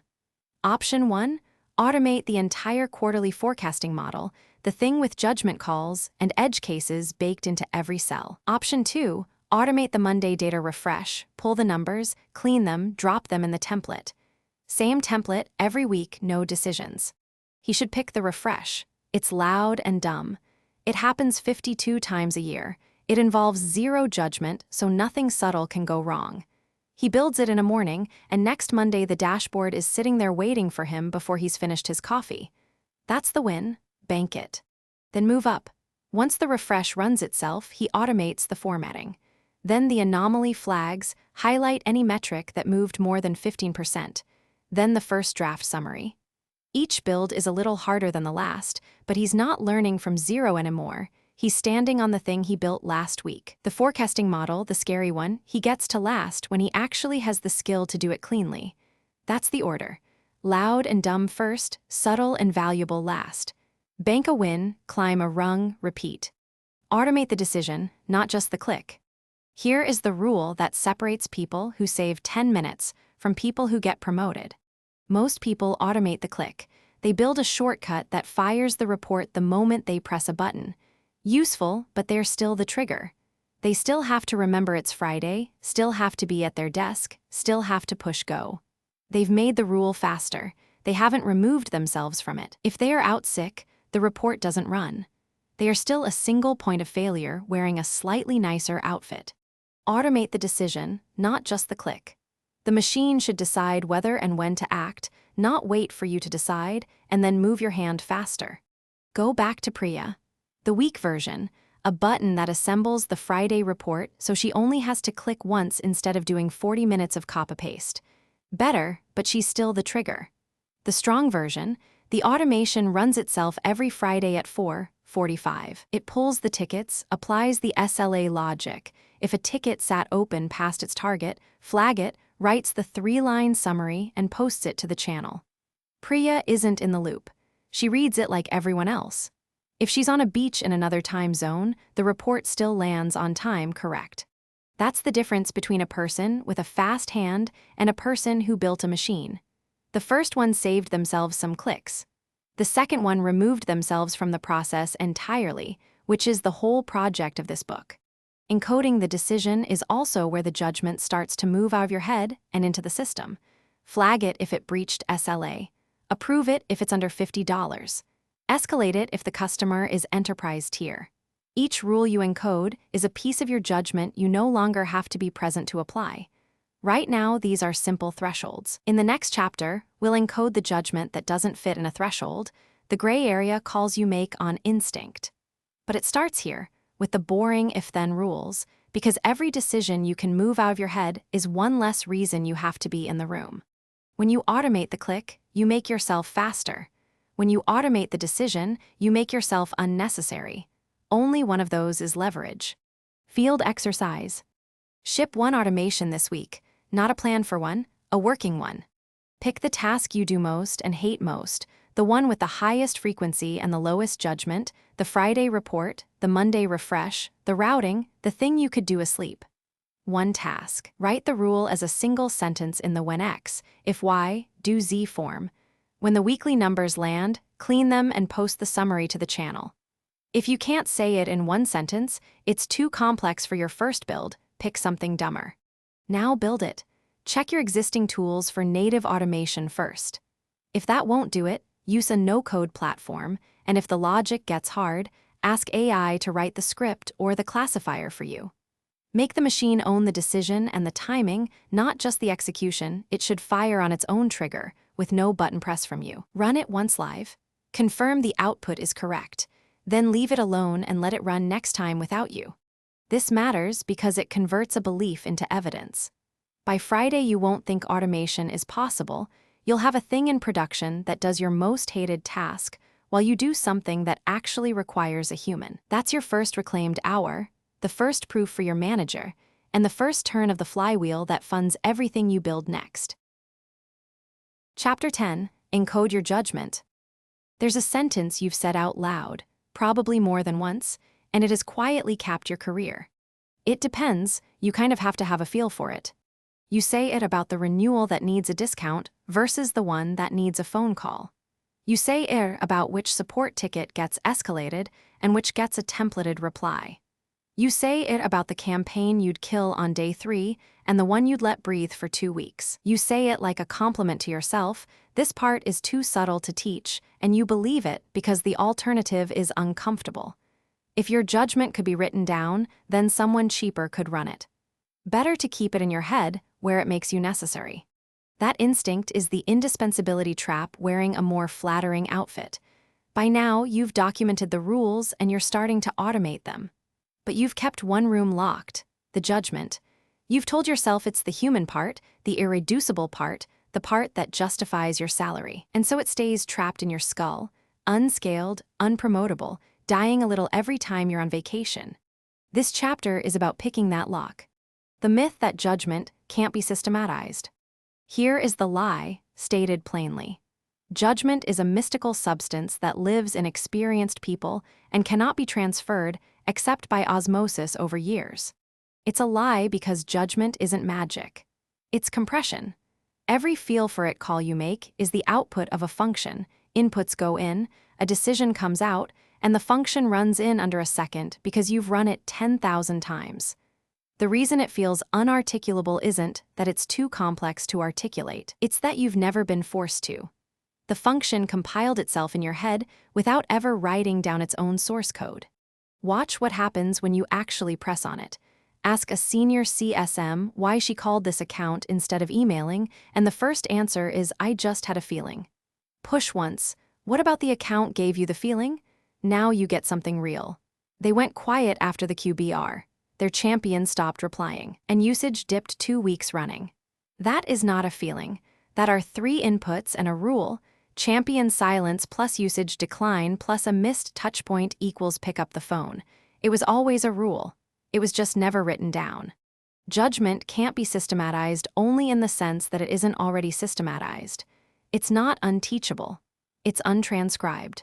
The moment you transcribe it, the spell breaks, and the part of you that fears the spell breaking is the part that's keeping you stuck. Turn gut calls into trees, scorecards, and rubrics. So transcribe it. You have 3 tools, and they cover almost everything you do. The first is the decision tree. Use it when the call is a branching path, a sequence of yes/no forks that lands on an action.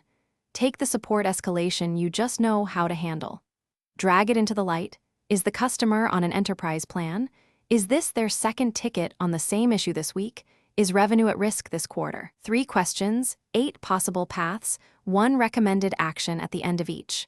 What lived as a vibe is now a flowchart a new hire can follow on day 1. The tree didn't simplify your judgment. It revealed that your judgment was already a tree, you'd just been walking it in the dark. The second is the scorecard.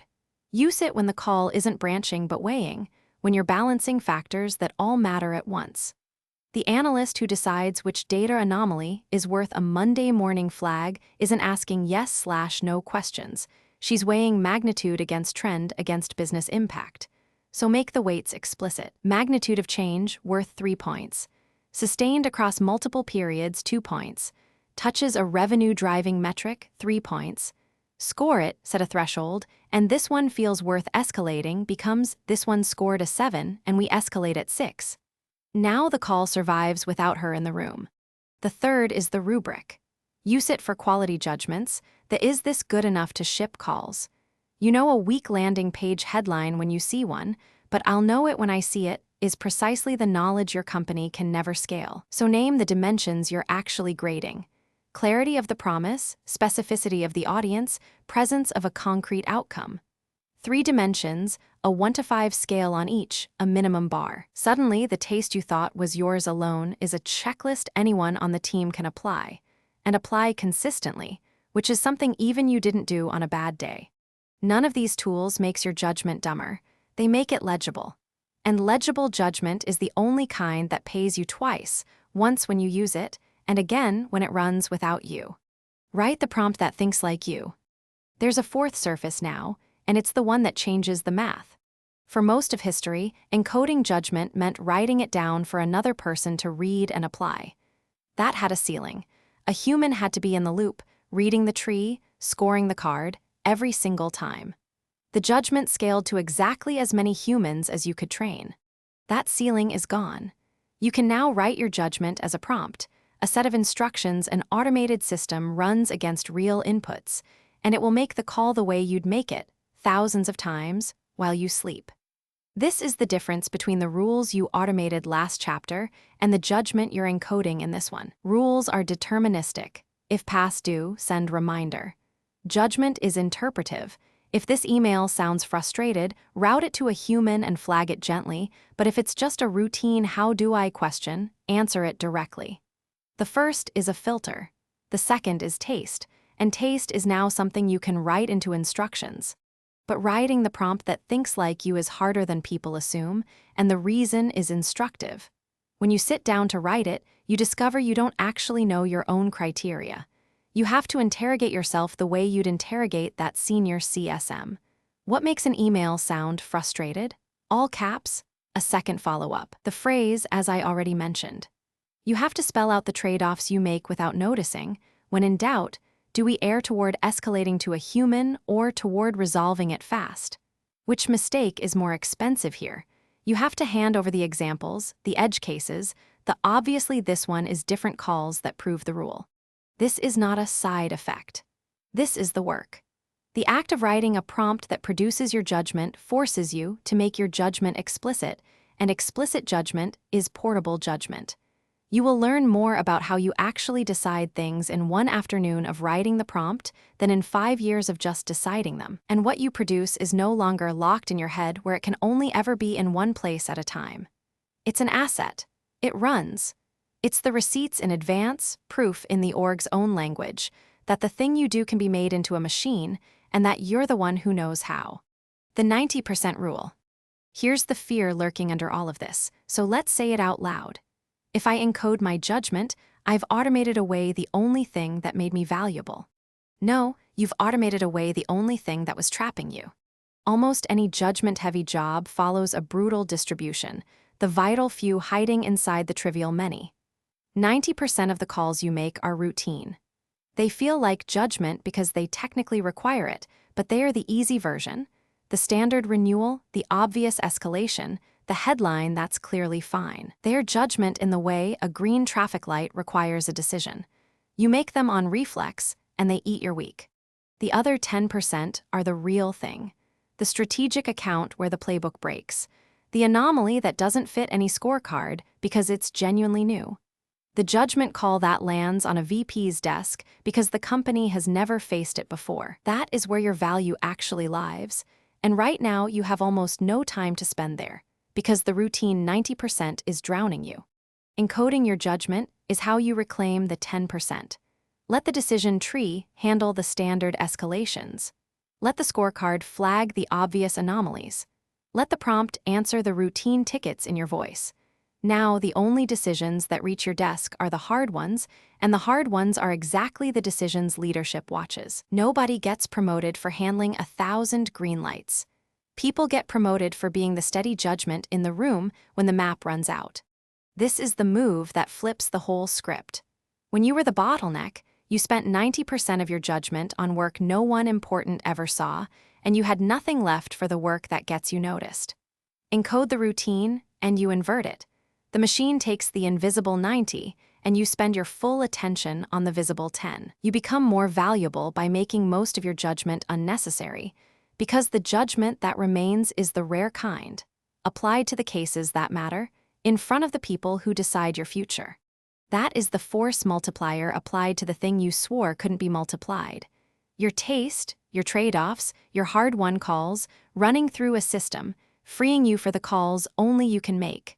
The locked room is open, and the person who knows how to encode judgment isn't the person who gets routed around. It's the person who gets handed the next, harder problem to encode.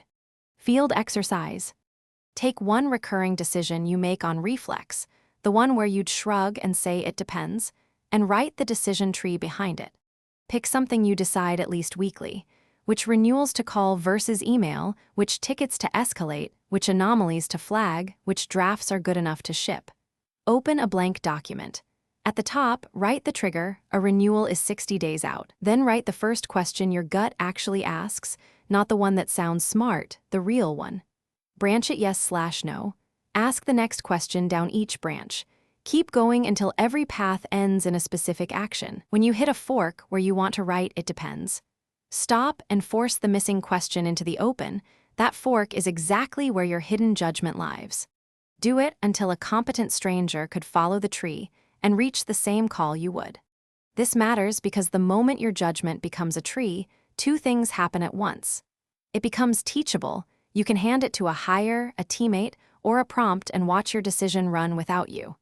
And it becomes proof, concrete evidence that you don't just have judgment, you can build the machine that scales it. What you'll produce in one afternoon is the first encoded decision in your portfolio, and the first piece of the case that the smart move isn't to contain you.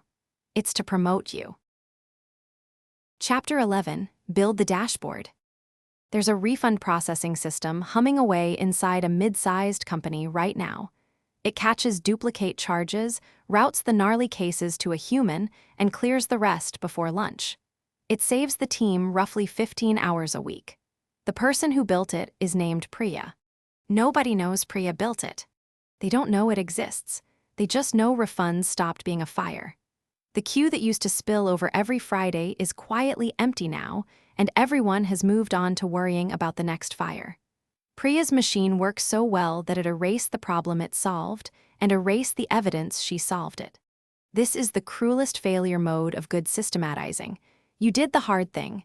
You took a churning, painful, visible process and turned it into a calm one, and calm is invisible. A fire gets noticed. A fire that never starts gets nothing. The better your machine runs, the more completely it disappears from everyone's attention, including your managers. A system that runs in the dark gets no credit, so you're going to turn on the lights. Invisible work is unpaid work. Here's the trap you've walked into without realizing it. Everything you've built in the last 4 chapters, the SOPs, the automations, the encoded judgment, was designed to remove you from the daily churn. That's the whole point. You wanted the work to stop depending on you watching it. But you swung too far. You made the work independent of you and invisible to everyone. Those aren't the same thing, and conflating them will cost you the promotion this entire book is pointing at. Think about what your manager actually perceives.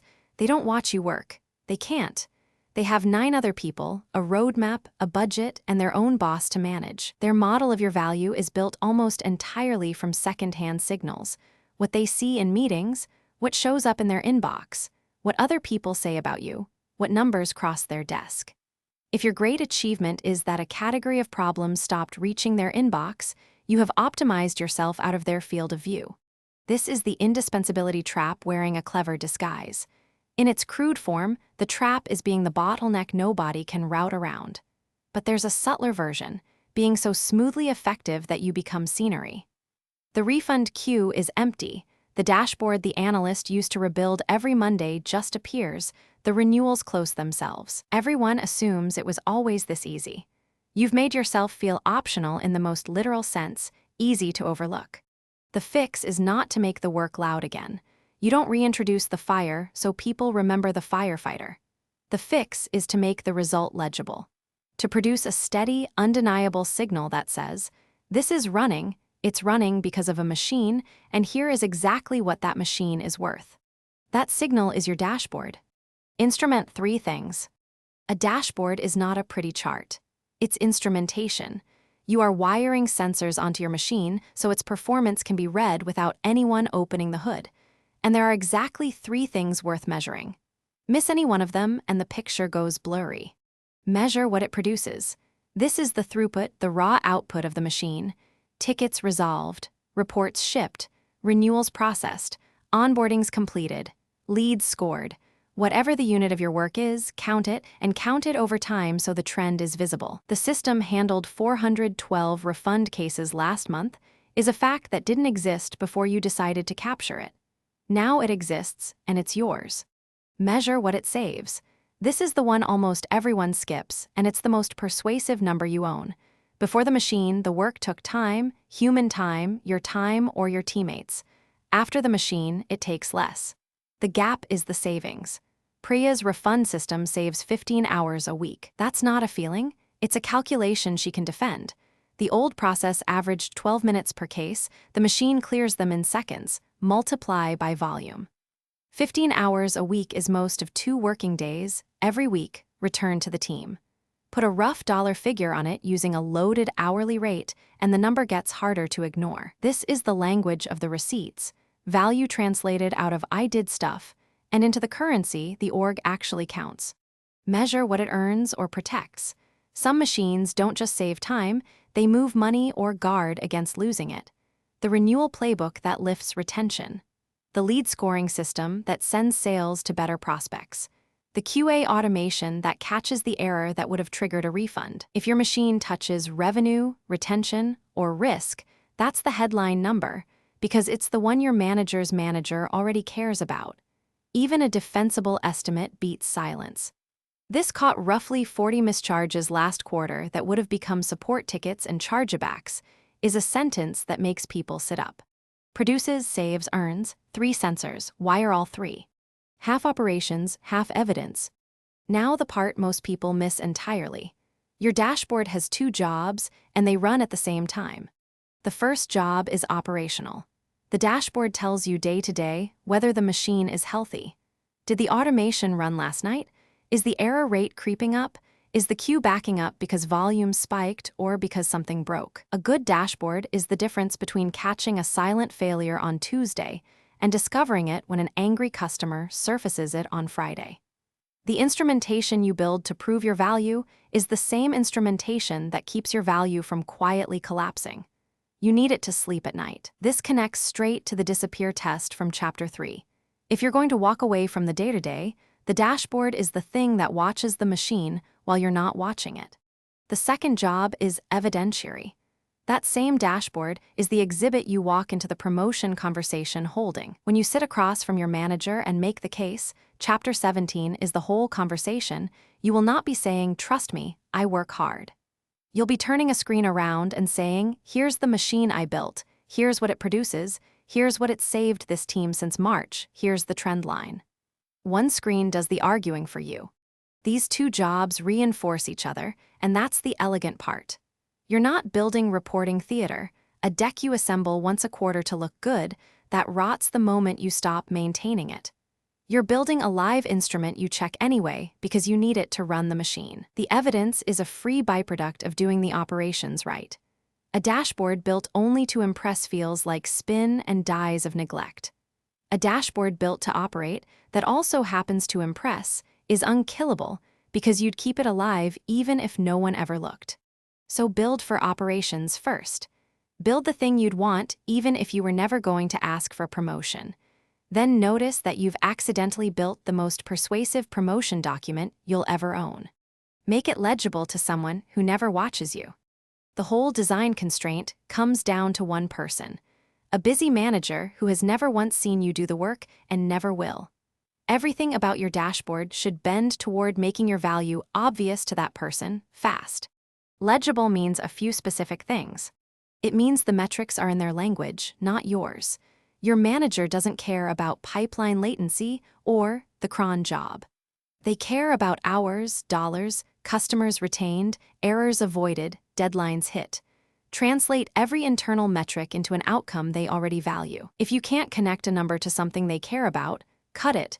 It's noise that dilutes the signal. It means the time dimension is visible. A single number is a snapshot. A trend is a story. We're at 412 this month is fine. We've gone from 180 to 412 a month since the system went live, with error rate falling the whole way, is a narrative your manager can repeat to their boss without you in the room. That last part matters more than almost anything else. The force multiplier principle says your value scales through the people and systems your work runs through, and a number your manager can carry upstairs and retell is your value running through them. You want your win to be portable enough that it travels without you pushing it. It means the 10-second test. Your manager should be able to glance at the screen and, in the time it takes to take a sip of coffee, understand. There's a system, it's working, it's worth a lot. If they have to study it, you've failed the design. The headline number goes top left, big. The what this saves number sits right next to it. The trend sits under it. Everything else is supporting detail they can drill into if they're curious, but the verdict is delivered before they've finished reading the first line. And it means putting your name on it, not crudely, but clearly. The dashboard should make it unambiguous that this machine was built, that building it was a thing someone did, and that the someone was you. Priya's mistake wasn't building a system that runs without her. That was the right move. Her mistake was letting it run without a single artifact that said she is the reason refunds stopped being a fire. A dashboard with her name in the corner, showing 15 hours saved a week climbing month over month, would have made her the obvious answer to a question her leadership doesn't even know they're asking yet. Who do we trust to build the next one? That's the real output of this chapter. Not a chart. A standing answer to the question that earns promotions, who around here turns chaos into machines, sitting on a screen, updating itself, waiting for the moment you need it. Field exercise. Build a one-screen dashboard for the system you're constructing. Real or mocked, a spreadsheet, a Notion page, a BI view, whatever you can stand up this week. Constraint: it must fit on one screen with no scrolling. Put exactly 3 things on it in this priority order. Top left and biggest. What the machine produces, shown as a trend over time, not a single number. Right beside it, what it saves, hours per week or month, converted to a rough dollar figure using a loaded hourly rate you can defend. Below those, what it earns or protects if your machine touches revenue, retention, or risk. Even a defensible estimate counts. Add your name in the corner and the date the system went live. Now run the test that matters. Find a colleague who doesn't know the details of your work. Show them the screen for 10 seconds, then take it away and ask, "What does that system do, and is it worth keeping?" If they can answer both, your dashboard is legible. If they squint or ask follow-ups, the design failed. Fix the hierarchy until the value lands in one glance. This matters because it converts invisible competence into a standing, self-updating exhibit. It's the instrument that keeps your machine honest while you step back from it, and it's the single screen you'll turn around in the promotion conversation. Build it once. It argues for you forever. Part 4, make it run without you. The handoff is the whole point, and the scariest part. Chapter 12, train your replacement. There is a moment, somewhere around the 3rd week of building your machine, when you understand exactly what you are about to do. You are about to walk into a room, sit down across from someone who does not yet know how your job works, and teach them how to do it without you.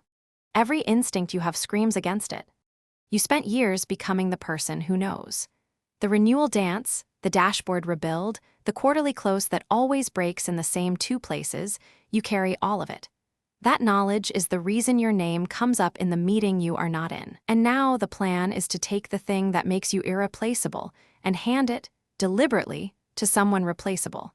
Read that sentence again and notice the lie inside it. You think the knowledge is what makes you valuable. It isn't. The knowledge is what makes you stuck. The instant you teach it to someone else, you find out what you actually are, and it is almost always something larger than the job you just gave away. The person who trains their replacement gets the bigger room. Picture 2 analysts on the same team. Both are good. Both own a brutal Monday morning reporting cycle that eats the first day of every week. The first analyst guards it. She is fast, she is accurate, and she makes sure no one else ever quite understands the joins, the manual overrides, the one cell you have to fix by hand or the whole thing reads wrong. When someone asks how it works, she says, "It's complicated, I'll just do it." She is protecting her value. She has, without meaning to, walked straight into the indispensability trap, confusing being needed with being valuable. Her manager loves having her. Her manager also cannot move her, because Monday breaks without her. She is the single point of failure on a report, and a single point of failure does not get promoted. It gets protected, contained, and eventually routed around. The second analyst does the opposite. She writes the report down, the joins, the overrides, the one cell, all of it. She trains a teammate to run it. By the second Monday, the teammate runs it alone, and the second analyst is sitting in a planning meeting she was never in before, because for the first time in 2 years her Monday is free. Same skill, same starting point. One of them is irreplaceable at a task. The other made herself the person who builds the thing that makes the task replaceable, and that person is sitting 1 altitude higher.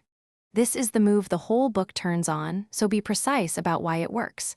Teaching someone your job does not give your job away. It promotes the job out of you. The task leaves. The capability, the thing that knew how to systematize the task, stays and walks upstairs with you. You cannot be promoted into a role you are still trapped doing. Here is the mechanical reason the hoarder loses, stated plainly. There is no empty chair. A promotion is not a reward your manager hands down for good behavior. A promotion is a logistics problem your manager is trying to solve. Someone has to do the bigger job, and someone has to keep doing your current one. If you are still the only person who can run the current one, you have personally guaranteed that the second half of that equation has no answer. Your manager would have to promote you and hire and train your backfill from scratch in the same motion, months of risk, with Monday's report dangling over a cliff the entire time. So the manager does the rational thing. They leave you exactly where you are, not as punishment, as load-bearing. You are holding up a wall and you cannot be promoted out of a wall. The CSM, who is the only one alive who knows the renewal dance, feels this every cycle. She is genuinely excellent. She is also, structurally, the reason there is no clean way to move her, because if she leaves the desk, 3 renewals wobble and no manager signs up for that trade. Her excellence has become her cage. The cruel part is that the better she is at the dance, the tighter the cage gets. Trained replacement is what unlocks the door. The day a competent teammate can run a renewal from your playbook, you have manufactured the empty chair. You handed your manager the answer to the second half of their equation before they even had to ask the question. Now promoting you costs them nothing and risks nothing. You did not just become promotable. You made yourself cheap to promote, and in a world where everyone else is expensive and risky to move, cheap to promote is the rarest thing on the org chart. Think of it through the 3 buckets. The rules, the steps, the sequence, the overrides, those hand off cleanest. That is most of what you are teaching.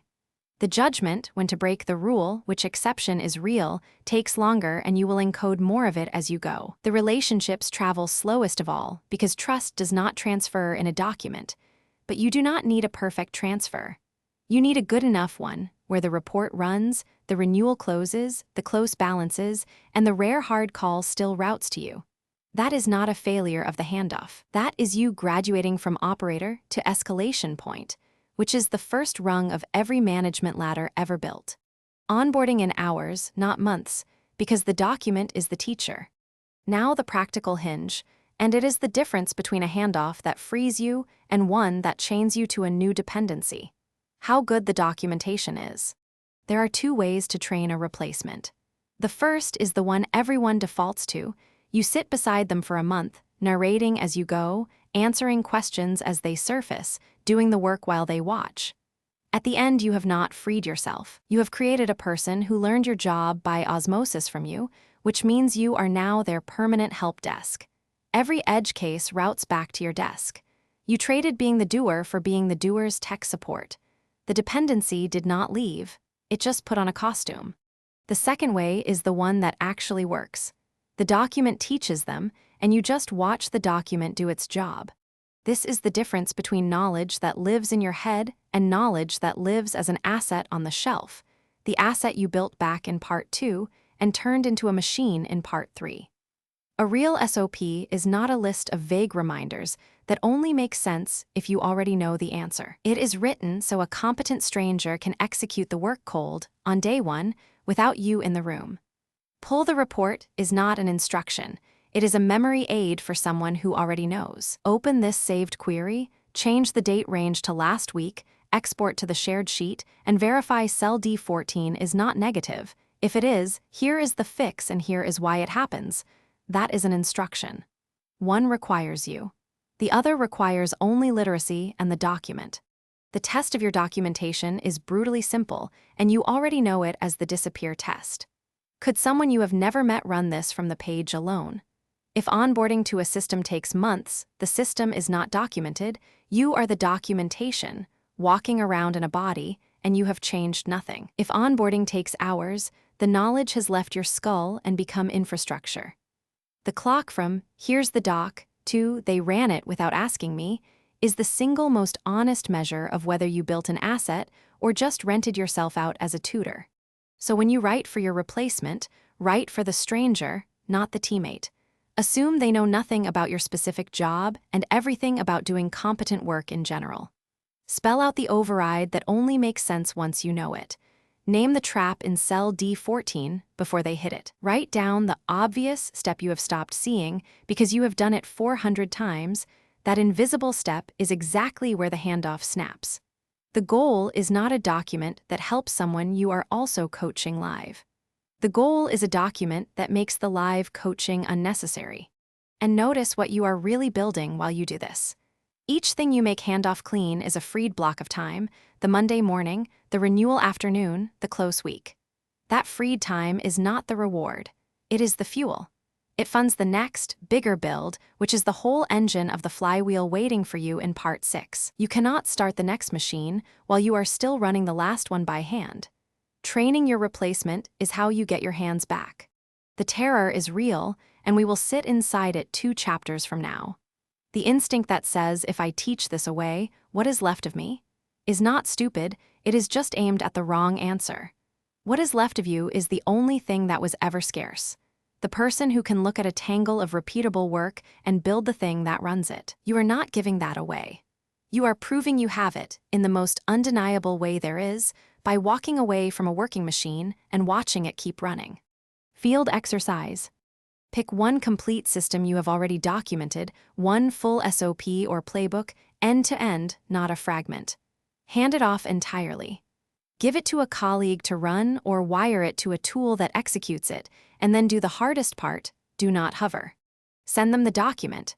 Tell them it should be runnable from the page.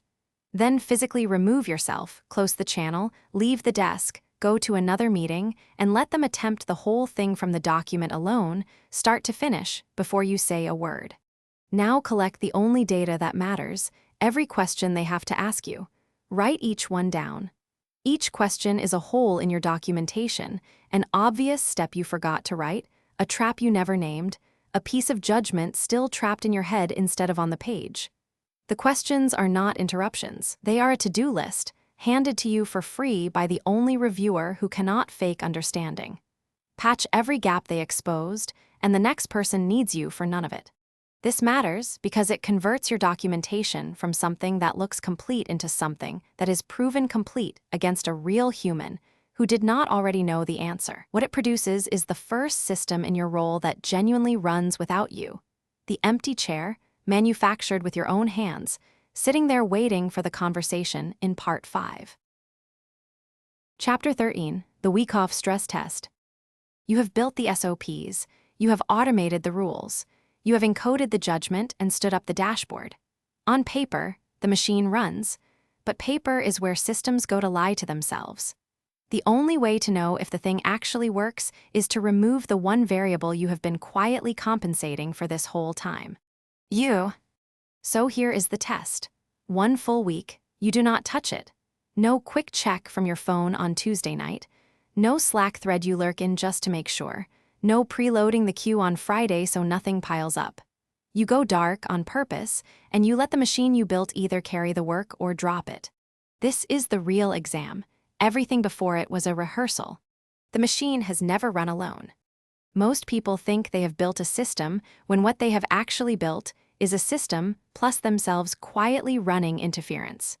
You wrote the SOP, but you are still the one who reformats the export when the columns come in wrong. You automated the report, but you are still the one who notices when the numbers look off and reruns it before anyone sees. The handoff doc exists, but every time someone uses it, they ping you with one question, and you answer in 9 seconds, and you both move on. Those 9-second saves are invisible to you. You do not even register them as work. That is exactly the problem.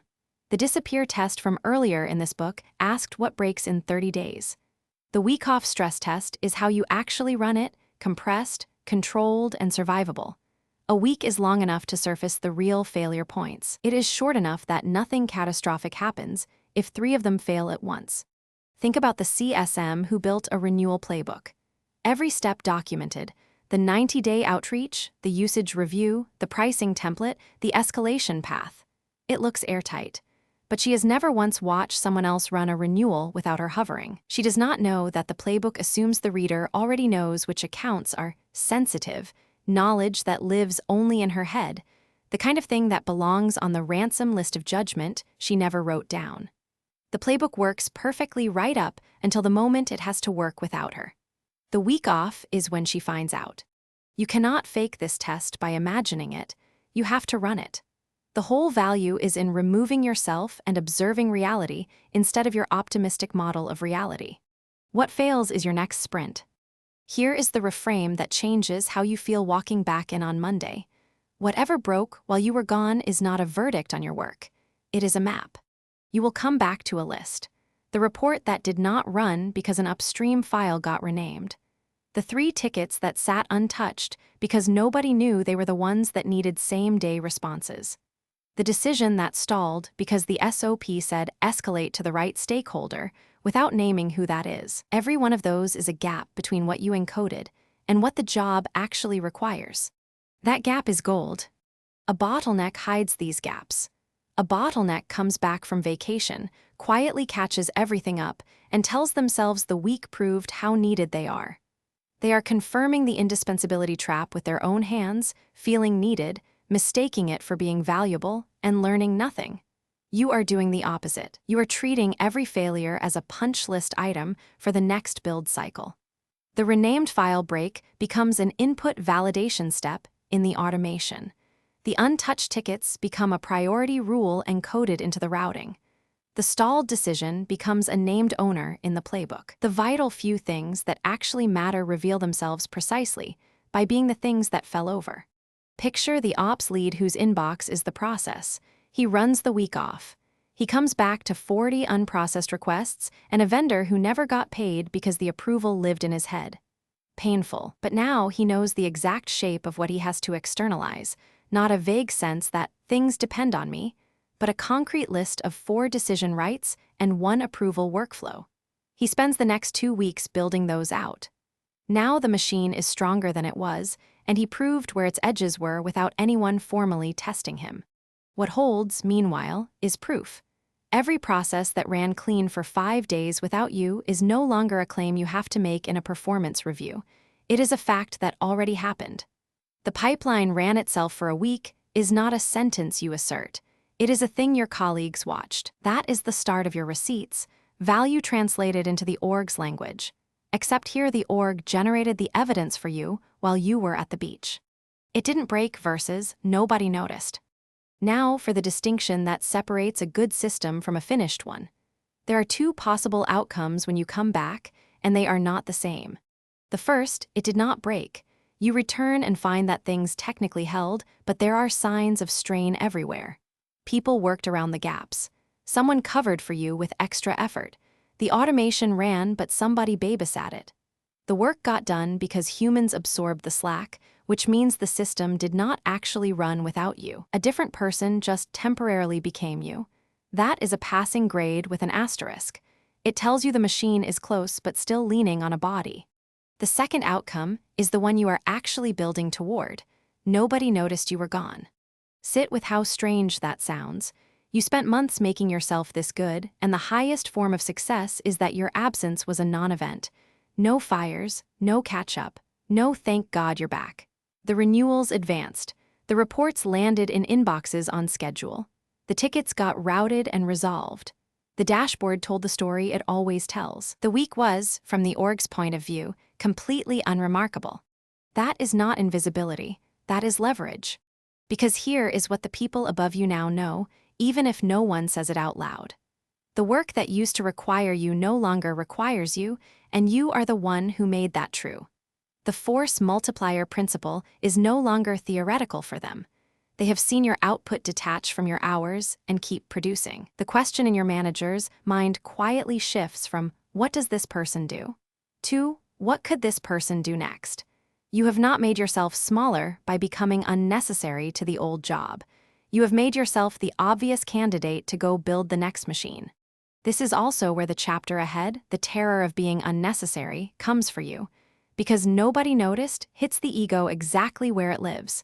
You will feel a pull to insert yourself to prove the week was hard, to leave a fingerprint. Resist it. The cleanest week is the most valuable one. A non-event is the whole point. There is one more layer worth naming. Run the test silently, and you learn what the system actually does on its own. Announce it, and you learn what people do when they know they are being watched, which is not the same thing and usually better than the truth. So you do not announce it.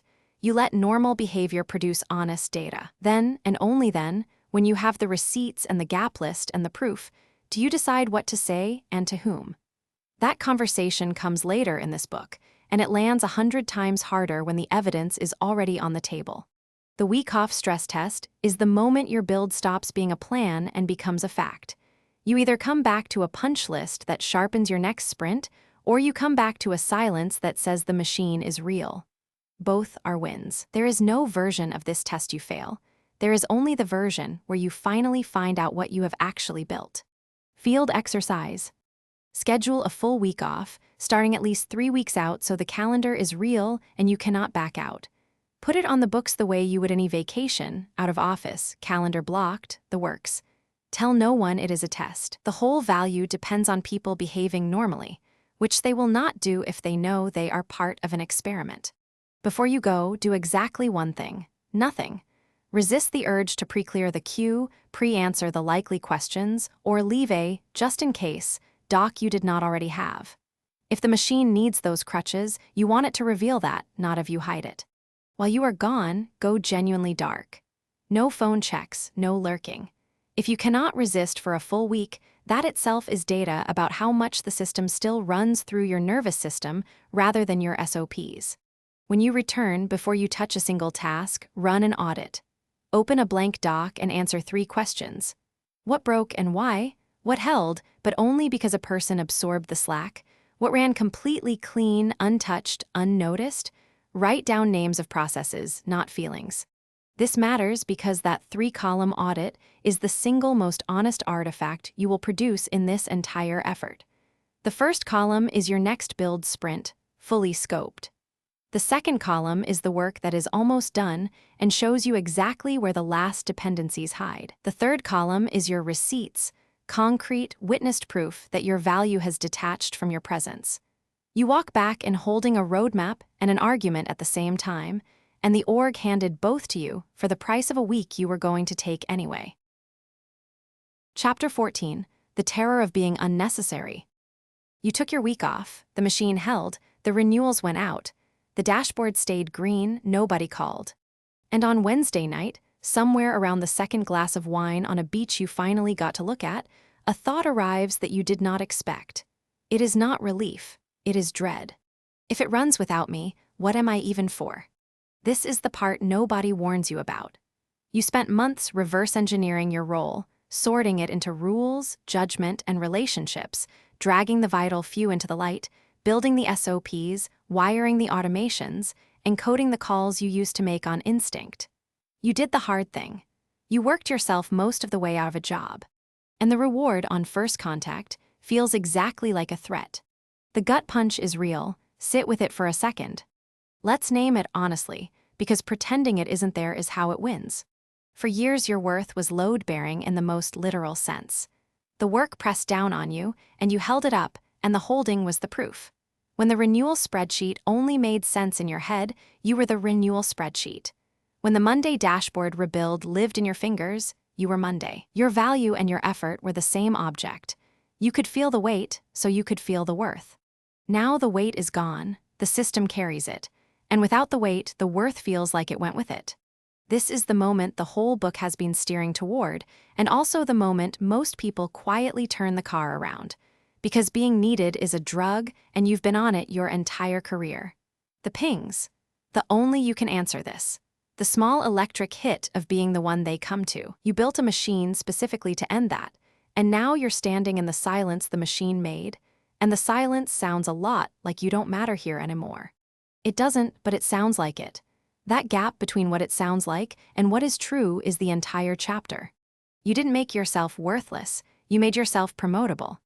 Run the actual math, not the feeling the math. Before, your value was capped at the size of your own 2 hands. You could process so many renewals, rebuild so many dashboards, catch so many fires.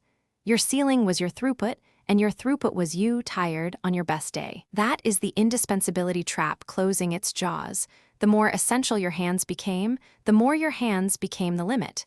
You were valuable the way a load-bearing wall is valuable. The building needs it, so the building can never move it. Walls don't get promoted. They get worked around. What you just did is escape the trap. You converted yourself from a wall into something the company has never had enough of. A person who can take a messy, expensive, human-shaped problem and turn it into a system that runs without a human inside it. That is the force multiplier, and it is the single most underpriced skill in any org. Value isn't your output anymore.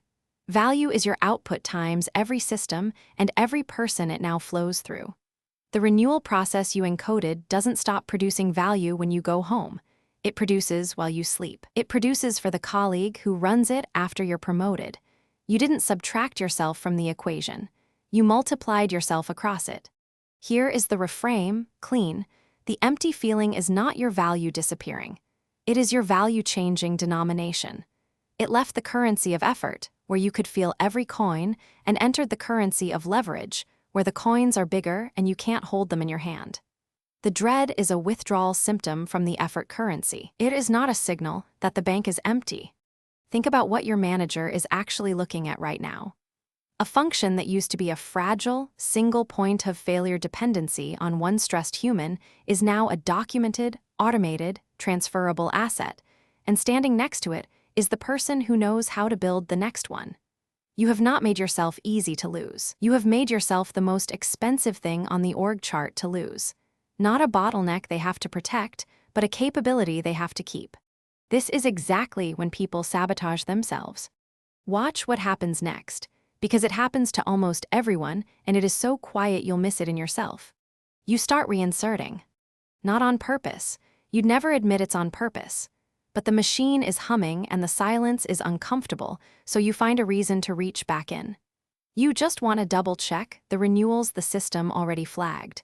You decide the dashboard needs a human eye every Monday, the exact dashboard you built specifically so it wouldn't. You quietly stop documenting the one judgment call that's left, because some animal part of you wants one thing in the building that still only lives in your head. I watched an ops lead do this in real time. She had spent a quarter turning her inbox, which was the process, the whole approval chain routed through her unread count, into a clean intake form with automated routing and a status board anyone could read. It worked. Tickets resolved without touching her, and within 2 weeks she had added herself back as a final approval step on every single one. Not because anything needed approving. Because an empty inbox felt like an empty chair, and the empty chair felt like the first draft of a layoff. She didn't make the process better. She made herself the bottleneck again, on purpose, in a costume that said diligence. She walked back into the trap and pulled the door shut behind her, and she told herself it was responsibility. If you feel the pull to do this, you have to recognize it for what it is. It is fear, wearing the mask of conscientiousness. The tell is simple. Ask of any step you're tempted to re-own. Does the work need me here, or do I need the work to need me here? If it's the second one, your hand is reaching back into the machine to feel the old weight. Pull it out. Because every hour you spend reinserting yourself into the solved problem is an hour you are not spending on the next one. And the next one is where the entire upside lies. Reinserting doesn't just waste your time. It actively destroys the leverage you spent months building. It turns your transferable asset back into a personal dependency, which is the one move that takes you off the promote or lose stack and puts you back on the list of things that can be contained and routed around.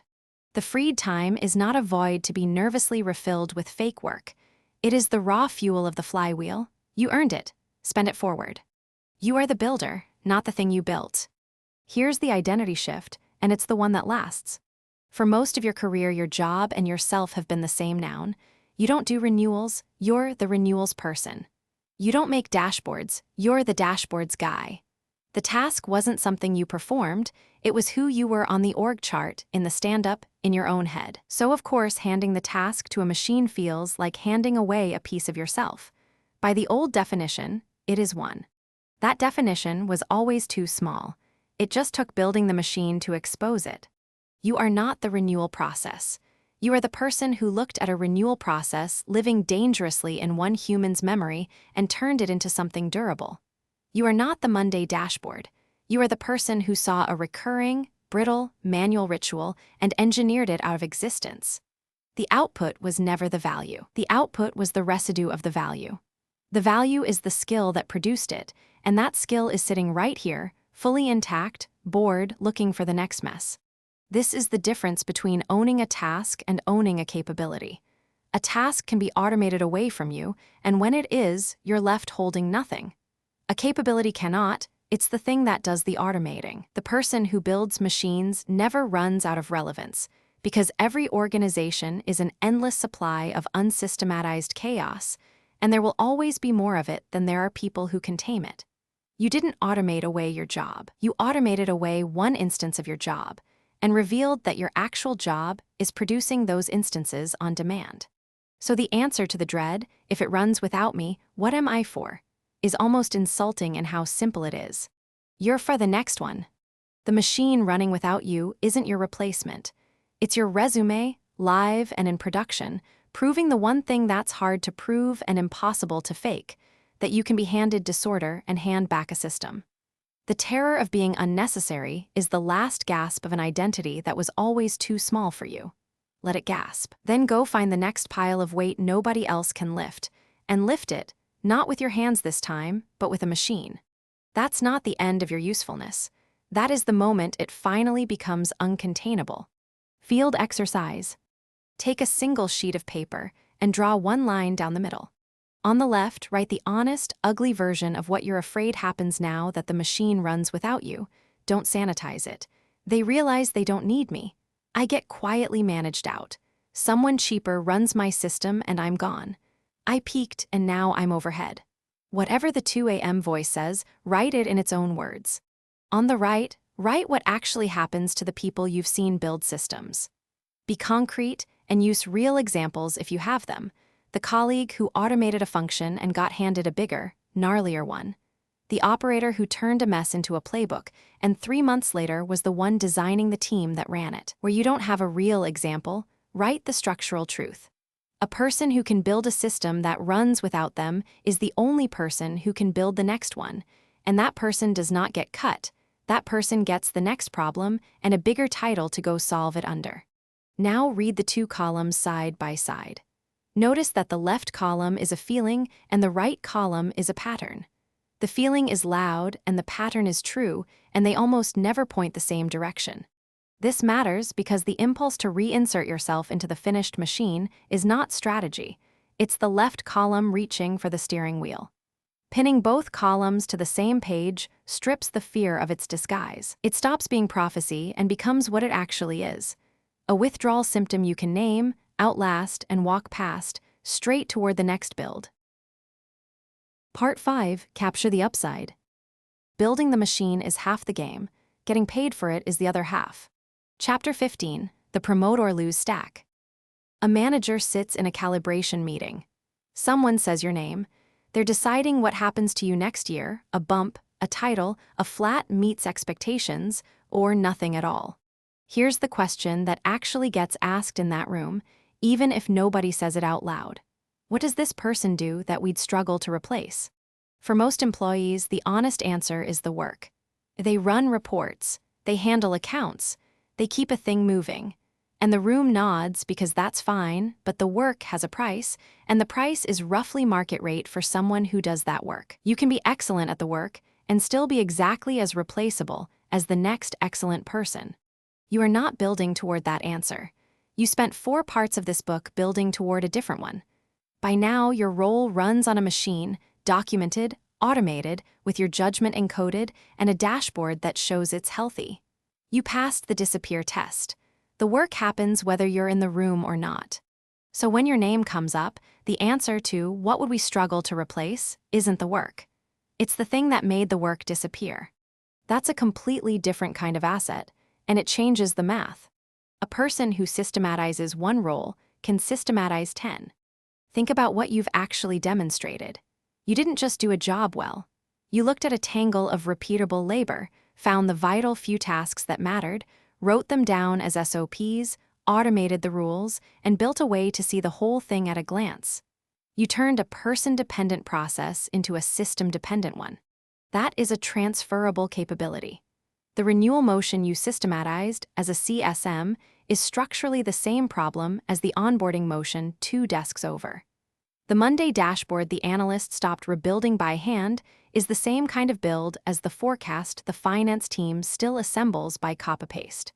The mechanism doesn't care about the domain. Find the repeatable work, separate rules from judgment from relationships, the 3 buckets, encode what can be encoded, and watch a person stop being the bottleneck.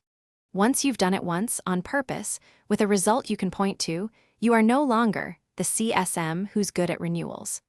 You're the person who can walk into any swamp of manual work and drain it. That's the reframe your manager hasn't made yet. Your job is to make it for them. Because here's what it means in plain terms: the value isn't the machine you built. The machine is the receipt. The value is the proof that you can build the next one and the one after that. One systematized role is a demonstration. 10 is a track record. And a person who can do that 10 times is not a line item, they're a compounding asset. Why you're more dangerous to keep underpaid than to promote. Now flip to the manager's side of the table. You've made yourself cheap to keep and expensive to lose, which sounds like a contradiction until you sit with it. Cheap to keep, because the work no longer requires your constant presence, the machine runs. Expensive to lose, because the capability that built the machine walks out the door with you, and the next person inherits a system they didn't design and don't fully understand. Consider what an underpaid systematizer actually represents on a balance sheet, if anyone were honest enough to draw it. You're sitting on freed capacity, your own time, no longer consumed by the work you automated. That capacity is the most valuable resource your manager has because it's the only resource that can build the next machine. Leaving it parked on someone who's quietly updating their resume is not a saving. It's an unfunded liability. Picture the ops lead whose inbox used to be the process. She spent a quarter turning that inbox into a documented intake system with automated routing and a status board anyone can read.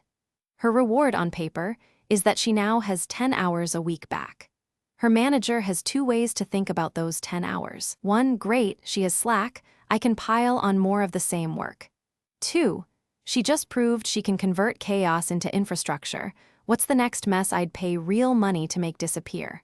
The first manager is about to lose her and won't see it coming because the dashboard is green and the work is getting done. The second manager is about to get a force multiplier for the cost of a promotion.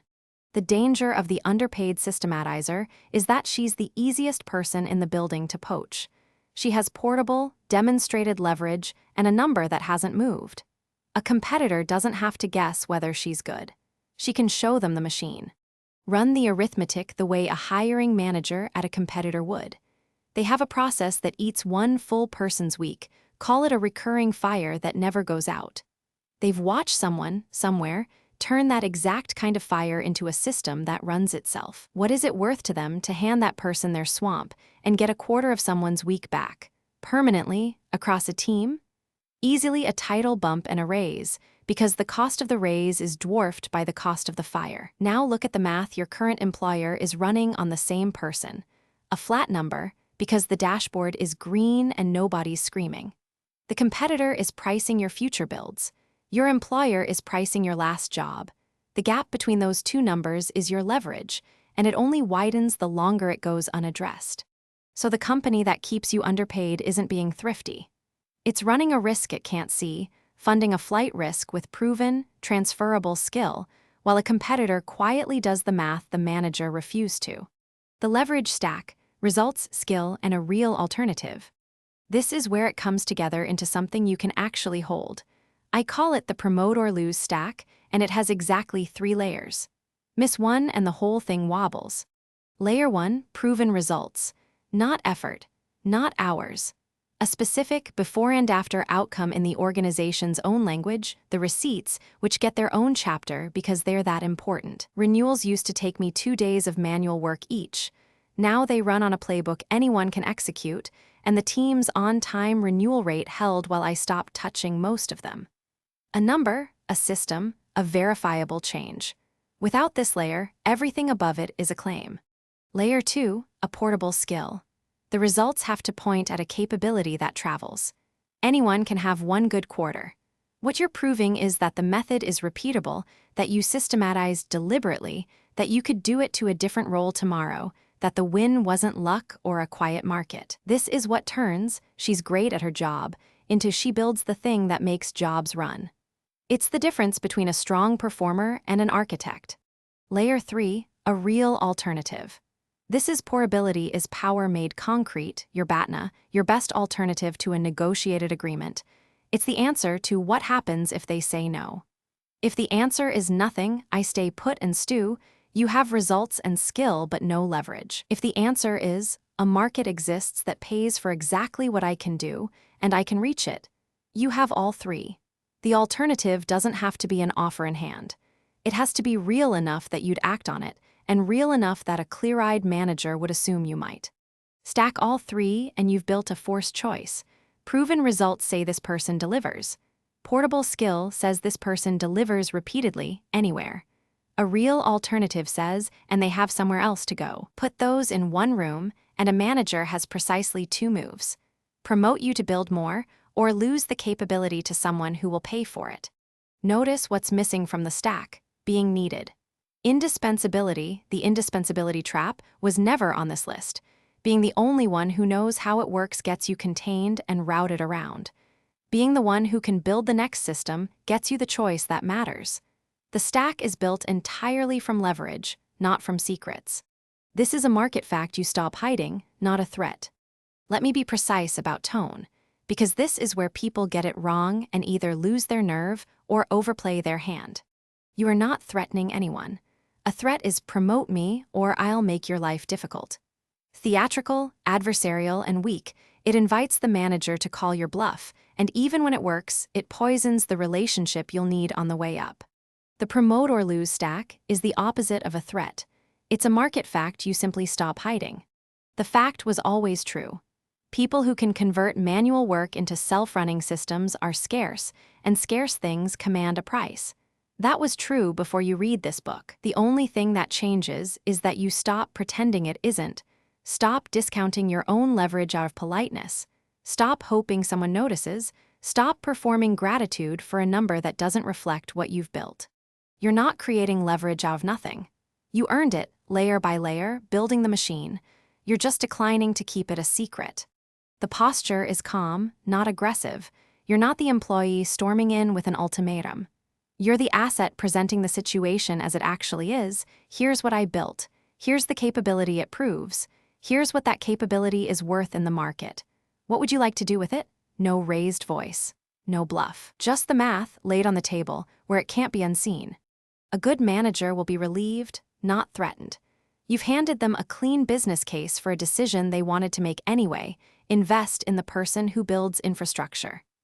A bad manager will feel cornered, and that tells you something useful too, that you've already outgrown the room and your real alternative just got more attractive. Either way, the choice is theirs to make. You only have one job: make sure they actually have to make it. Field exercise. Write the two-option reality your boss will eventually face, in their words, not yours. Open a blank page. At the top, write the question every calibration room asks: what would we struggle to replace about this person?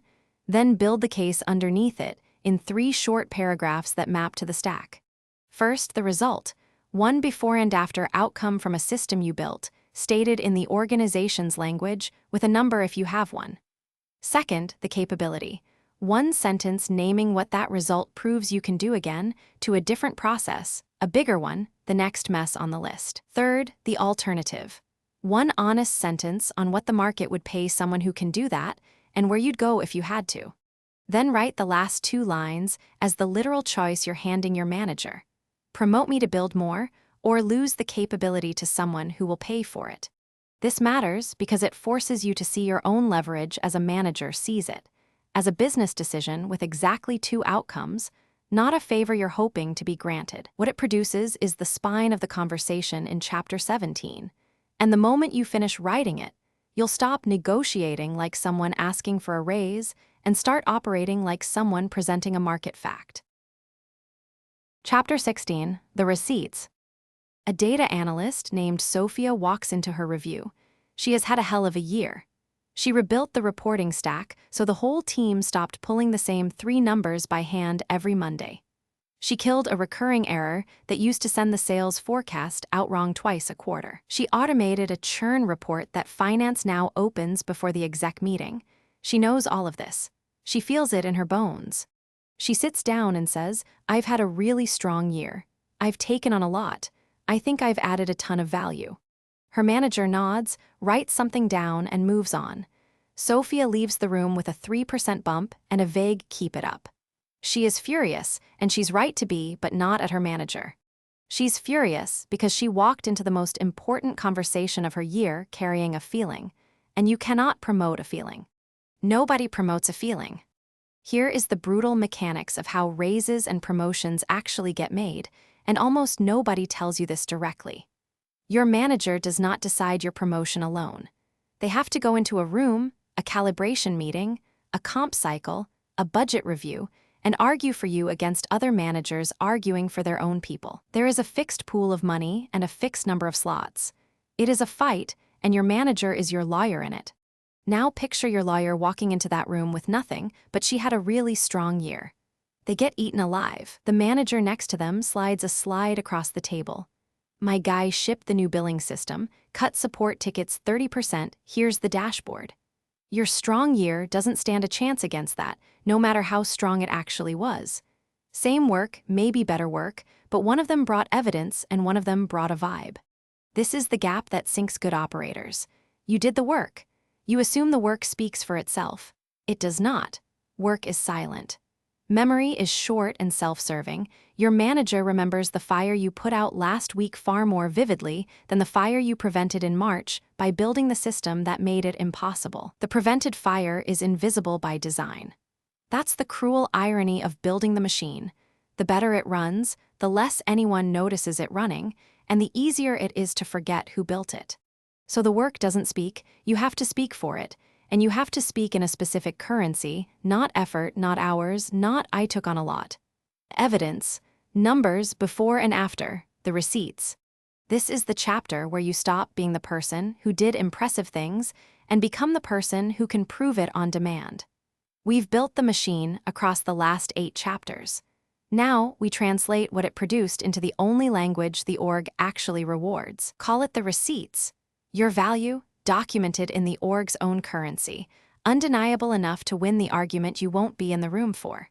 Build the before/after. Every receipt has the same shape because every receipt answers the same question. What was true before you and what is true after? If you can't fill in both halves, you don't have a receipt yet. You have a claim. So for every system you built, write the 2 states side by side. Be specific to the point of discomfort. Before, the Monday report took the team 6 hours of manual pulls. After, it runs automatically Sunday night, the team spends 0 hours and it's never late. That's not I improved reporting. That's 30+ hours a month handed back to the team, and you can name whose hours and what they do with them now. Before, the forecast went out wrong twice a quarter because the handoff was manual and somebody always fat-fingered a region. After, the encoded validation rule catches the error before send, 0 bad forecasts in 2 quarters. That's not I fixed some bugs. That's errors killed, and you can point at the 2 specific incidents from last year that simply stopped happening. There are 4 flavors of before/after, and you want at least one of each across your whole folder. Hours reclaimed. Time the team or you no longer spends. This is the easiest to measure and the easiest to translate. Hours are dollars, and freed hours are the raw fuel of the flywheel. Errors killed, mistakes that used to happen and now structurally can't. Count them. We used to ship X wrong roughly twice a quarter. Since the validation went in, 0. An error that can no longer occur is worth more than one you merely fix faster, and you should say so. Revenue moved. Money that came in because of your system, faster onboarding that lifted the activation rate, a renewal playbook that nudged retention, a report that let sales prioritize the right accounts. Be honest about attribution. You don't own the whole number, but you own your lever on it. Cost cut. Money that stopped going out, a tool you made redundant, contractor hours you eliminated, a process that no longer needs 3 people. 2 rules keep this honest, because the moment you fabricate a number, you've handed your manager a reason to distrust all of them. Rule 1, never invent a figure. If you didn't measure it, say estimated and show your math. A defensible estimate beats a precise lie every time. Rule 2, capture the baseline before you build, while the old pain is still real and measurable. This is the single most common regret of operators who get this religion late. They automated the 6-hour task 2 years ago and now can't prove it ever took 6 hours. Going forward, you measure first, build second. The baseline is the half of the receipt that disappears if you don't grab it in the moment. The ROI one-pager. Now you assemble the loose receipts into a weapon.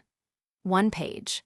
One system per page, or one page for your whole year if you're presenting at review, but never more than a page, because the entire point is that your manager can pick it up, absorb it in 90 seconds, and walk it into the calibration room without doing any work. That last clause is the secret. The ROI one-pager is not really for you. It's for your manager to use as ammunition. You are writing their argument for them, so it's the easiest, most quotable thing in the room. Make it so clean they'd be embarrassed not to use it. The structure is boring on purpose, because boring is legible. The headline outcome in the org's language, not automated the reporting pipeline. Instead, freed 30 team hours a month and eliminated late forecasts. Before/after, the two states, side by side with the numbers. The mechanism, one line, what you built that caused the change. This is where the machine gets named, so the value is unmistakably yours. The dollar translation, the line that does the heavy lifting.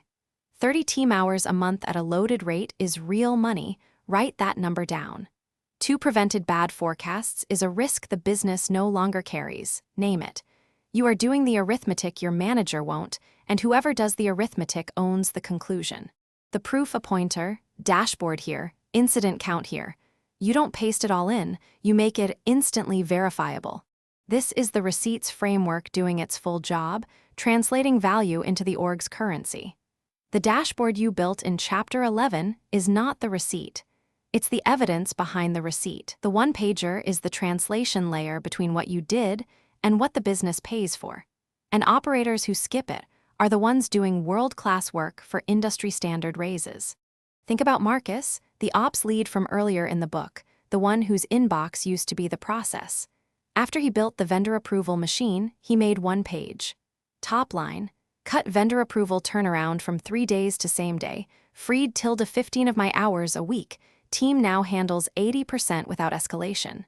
One line of mechanism, one dashboard link showing approval times. His manager didn't have to remember any of it or do any math, it was already a slide. Marcus got the vendor strategy role partly because the argument for him was already written, sitting on his manager's desk, quotable. The work earned it. The one-pager made it impossible to overlook. Make it undeniable. There's a difference between an argument someone can agree with and an argument someone cannot disagree with. You want the second kind, and the second kind is built from artifacts, not adjectives. So collect the proof, not just the prose. Screenshots of the dashboard, before and after, the old manual sheet next to the new automated view. The Slack message where the head of sales said, "This new report is exactly what I needed." The ticket count chart with the cliff in it where your fix went live. The 2 calendar invites for the manual process that no longer exist. Each of these is a thing a skeptic can click and verify, and that verifiability is the whole point. A number nobody can check is just a louder claim, but a number that links to a live dashboard is a fact. This also quietly solves the problem from Chapter 1. The machine's worst enemy is that it works invisibly, the prevented fire nobody saw. Screenshots and dashboards make the invisible visible.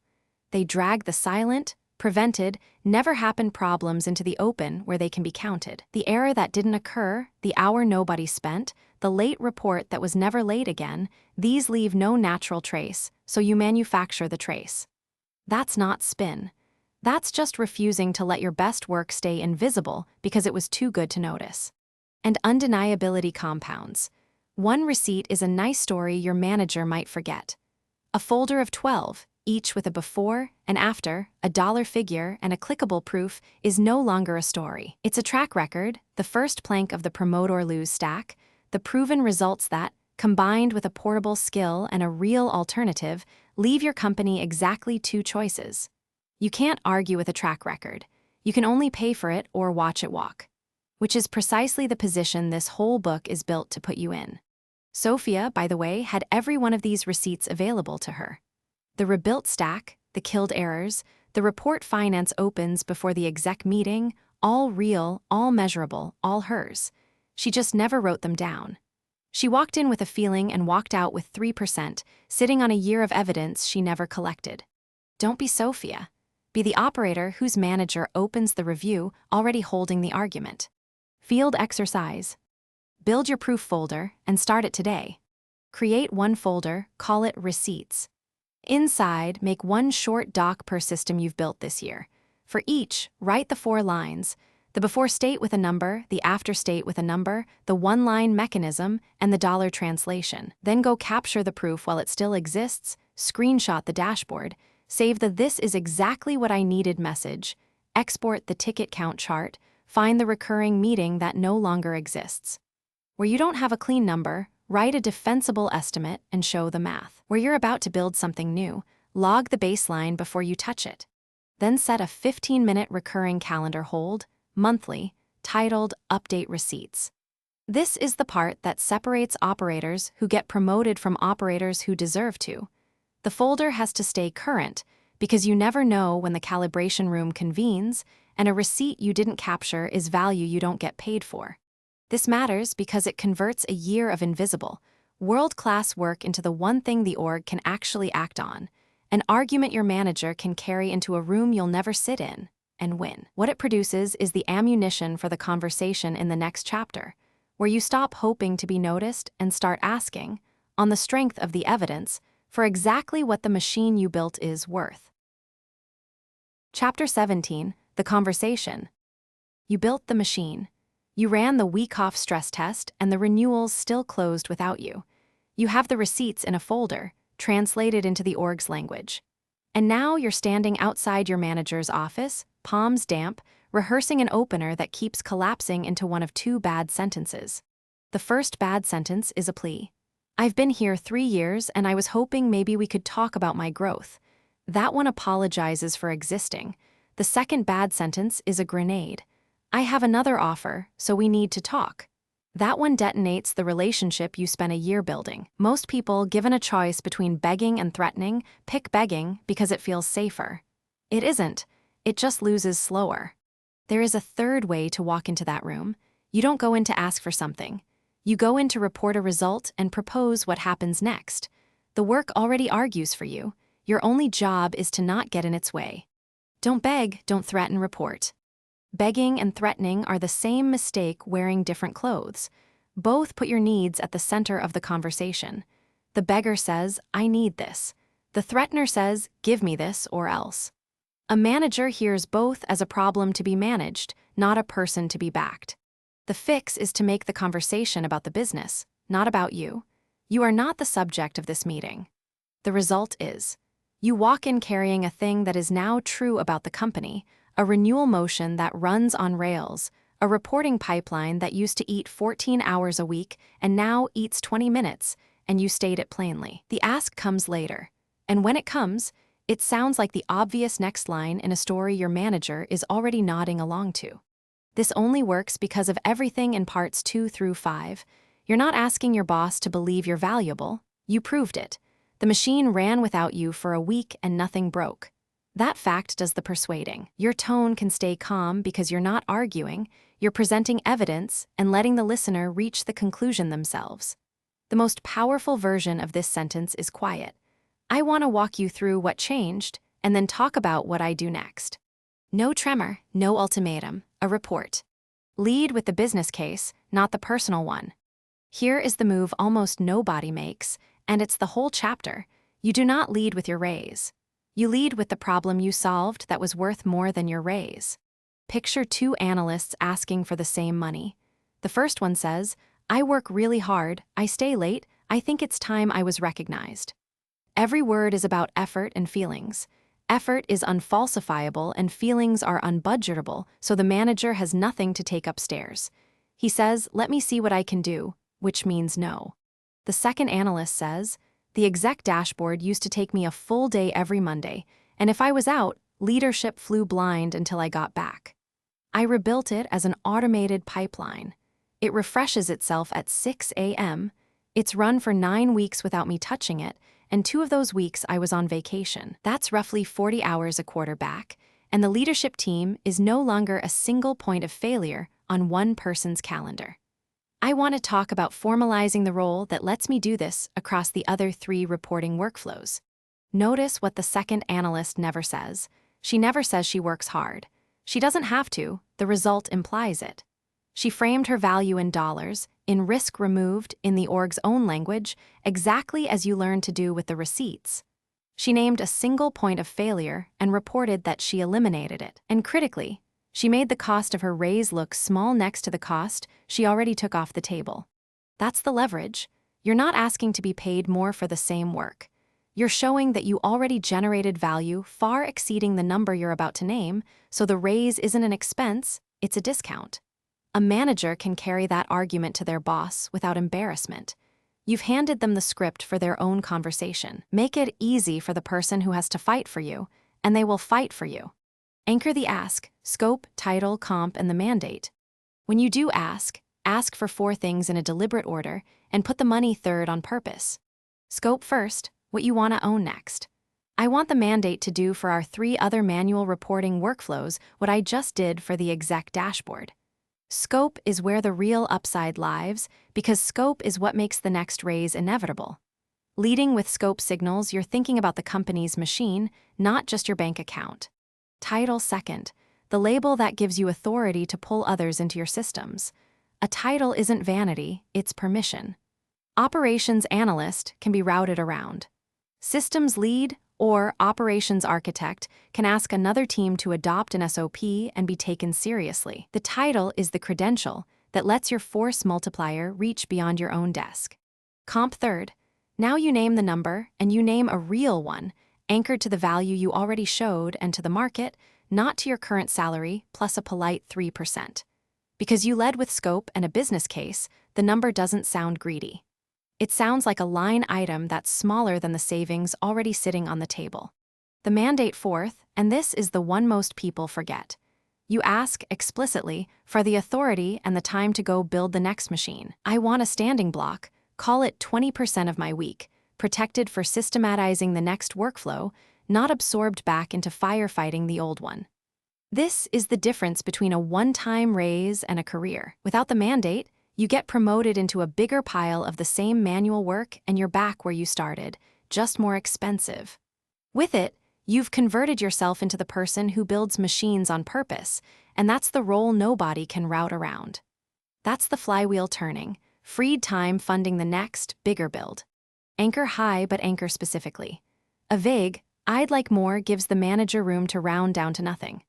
A concrete scope X, title Y, comp Z, plus a protected build block gives them a real proposal to say yes to or to counter, which is itself a yes in slow motion.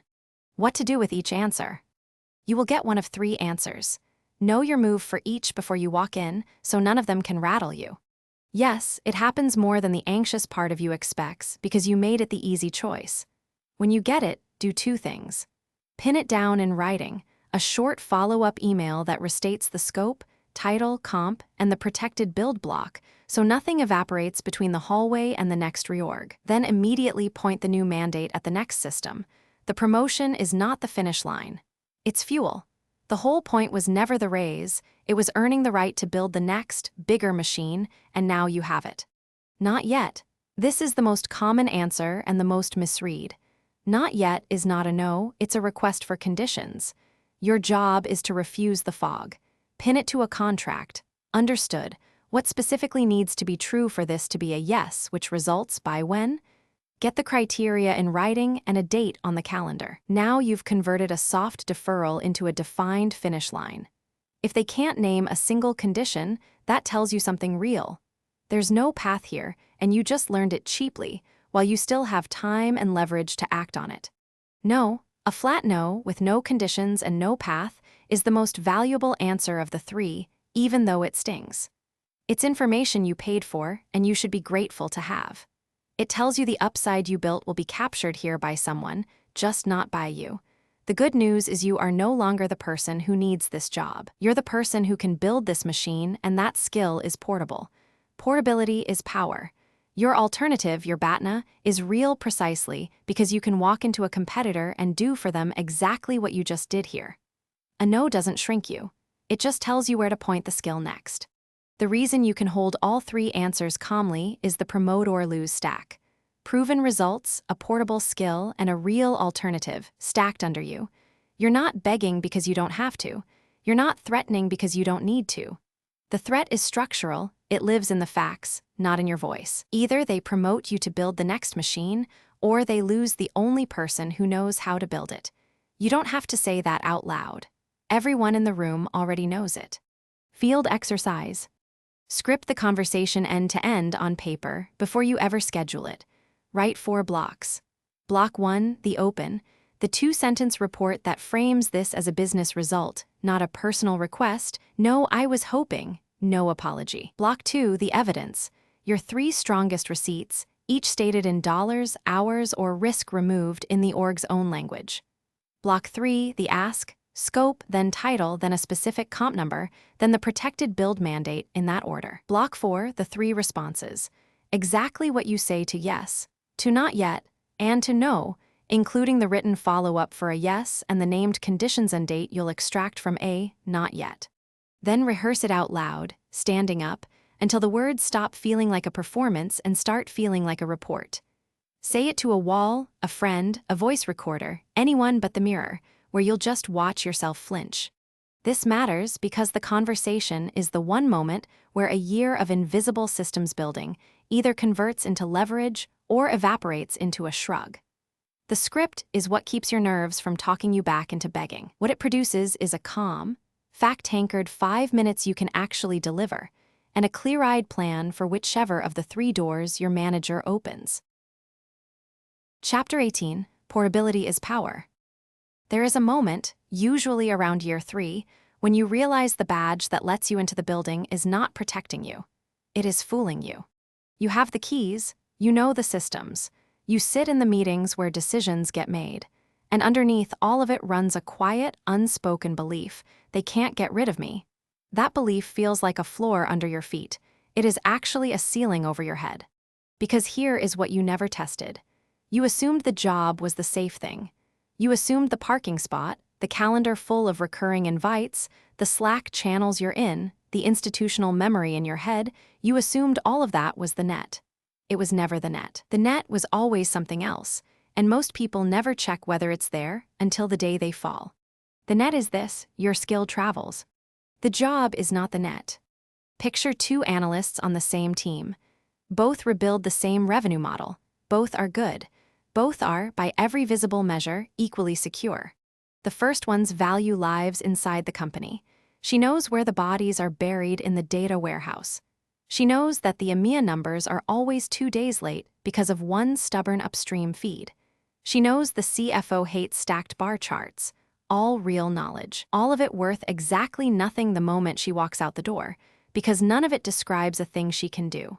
It describes a thing she knows about this place. The second analyst built a forecasting system. She can walk into any company on the planet, look at their messy data, and stand up a model that leadership trusts inside a month. She has done it once here on purpose, and she has the receipts to prove the dollars it moved. Her value lives in her hands, not in the building. Now imagine a reorg hits. Budgets tighten.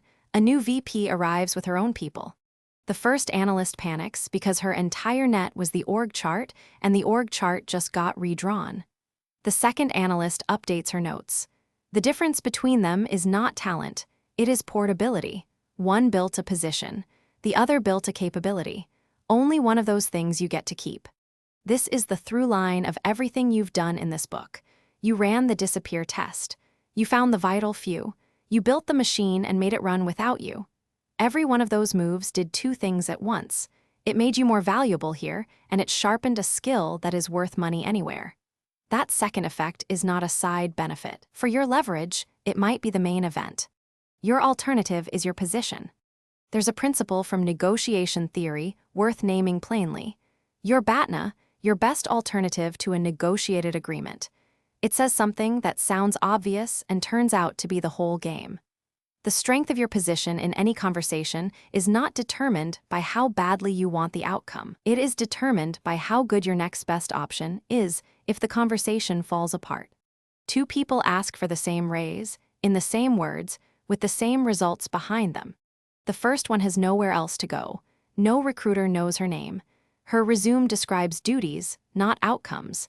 If this conversation goes badly, her plan is to feel bad about it and stay. The manager can sense this the way a dog senses fear. He doesn't even have to be cynical about it. He just knows, somewhere below the words, that the answer can be not this year and nothing changes. The ask has no weight behind it, so it has no weight. The second one walked into the room with a real alternative already sitting in her inbox. She isn't bluffing. She doesn't have to mention it, threaten with it, or even hint at it. It changes her voice. It changes the set of her shoulders. It changes what the manager has to weigh. Because now, not this year has a cost attached, and he can feel the cost in the room even though no one named it. Same request, same results, completely different physics. The only variable that moved was the quality of the alternative. This is why the chapter is called what it's called. Portability is not a backup plan you keep in a drawer for emergencies. Portability is the leverage. It is the thing that gives every other move in the promote or lose stack its teeth. Proven results and a portable skill are the first two layers. This, a real alternative, is the third, and without it the first two are just a nice performance review. The people who can leave are the ones who get to stay. Here is the cruel paradox at the center of careers, and once you see it, you cannot unsee it. The person who is desperate to keep her job is the person most likely to lose it on someone else's terms. The person who could walk out the door tomorrow into something better is the person who gets begged to stay and gets to write the terms of staying. Think about who has actually been retained in a counteroffer scenario. It is never the person who quietly hoped for more. It is the person who could credibly go. The credibility is the point. You don't get to negotiate from strength by feeling strong. You get to negotiate from strength by being able to leave. And this is the part that should genuinely change how you behave on Monday. Building the ability to leave makes you want to leave less. When you have no options, the job becomes a hostage situation. Every slight stings. Every reorg is a threat. You overread your manager's tone in a one-line Slack message because that one-line message has power over your mortgage. Resentment leaks into your work. People can feel it. Ironically, the trapped employee is often the worst employee, because fear is corrosive and fear is what being trapped produces. When you have options, the job becomes a choice you remake every morning. You can be generous. You can take the long view. You can disagree in a meeting without your pulse spiking, because the worst case isn't catastrophe, it's just a different good job. That equanimity is visible. It reads as confidence because it is confidence, the earned kind. Managers promote it, not in spite of your poor ability, because of it. The trap the first half of this book killed was the indispensability trap, the belief that being needed makes you safe. Here is its final form. Being needed because you are trapped together is not safety. Being wanted because you could credibly leave is. Same word, needed, wanted, opposite power. One holds you down, the other lifts you up. Build the alternative quietly. None of this requires you to interview behind your manager's back or keep a foot out the door in a way that poisons the job you have. Portability is built quietly, in the background, the same way the machine was. 3 assets, compounding. The network, not the linked in connection count kind. The kind where, if you sent 5 messages tomorrow, at least 2 would turn into a real conversation. You build this by being useful to people before you need anything from them. The peer at another company you traded notes with about a vendor. The former teammate who left and now runs a team. The person you helped untangle a problem on a forum or in a Slack group. A network is not contacts. It is a set of people who would pick up the phone, and the only way to have it when you need it is to have built it when you didn't. The reputation. This is your name said in rooms you're not in.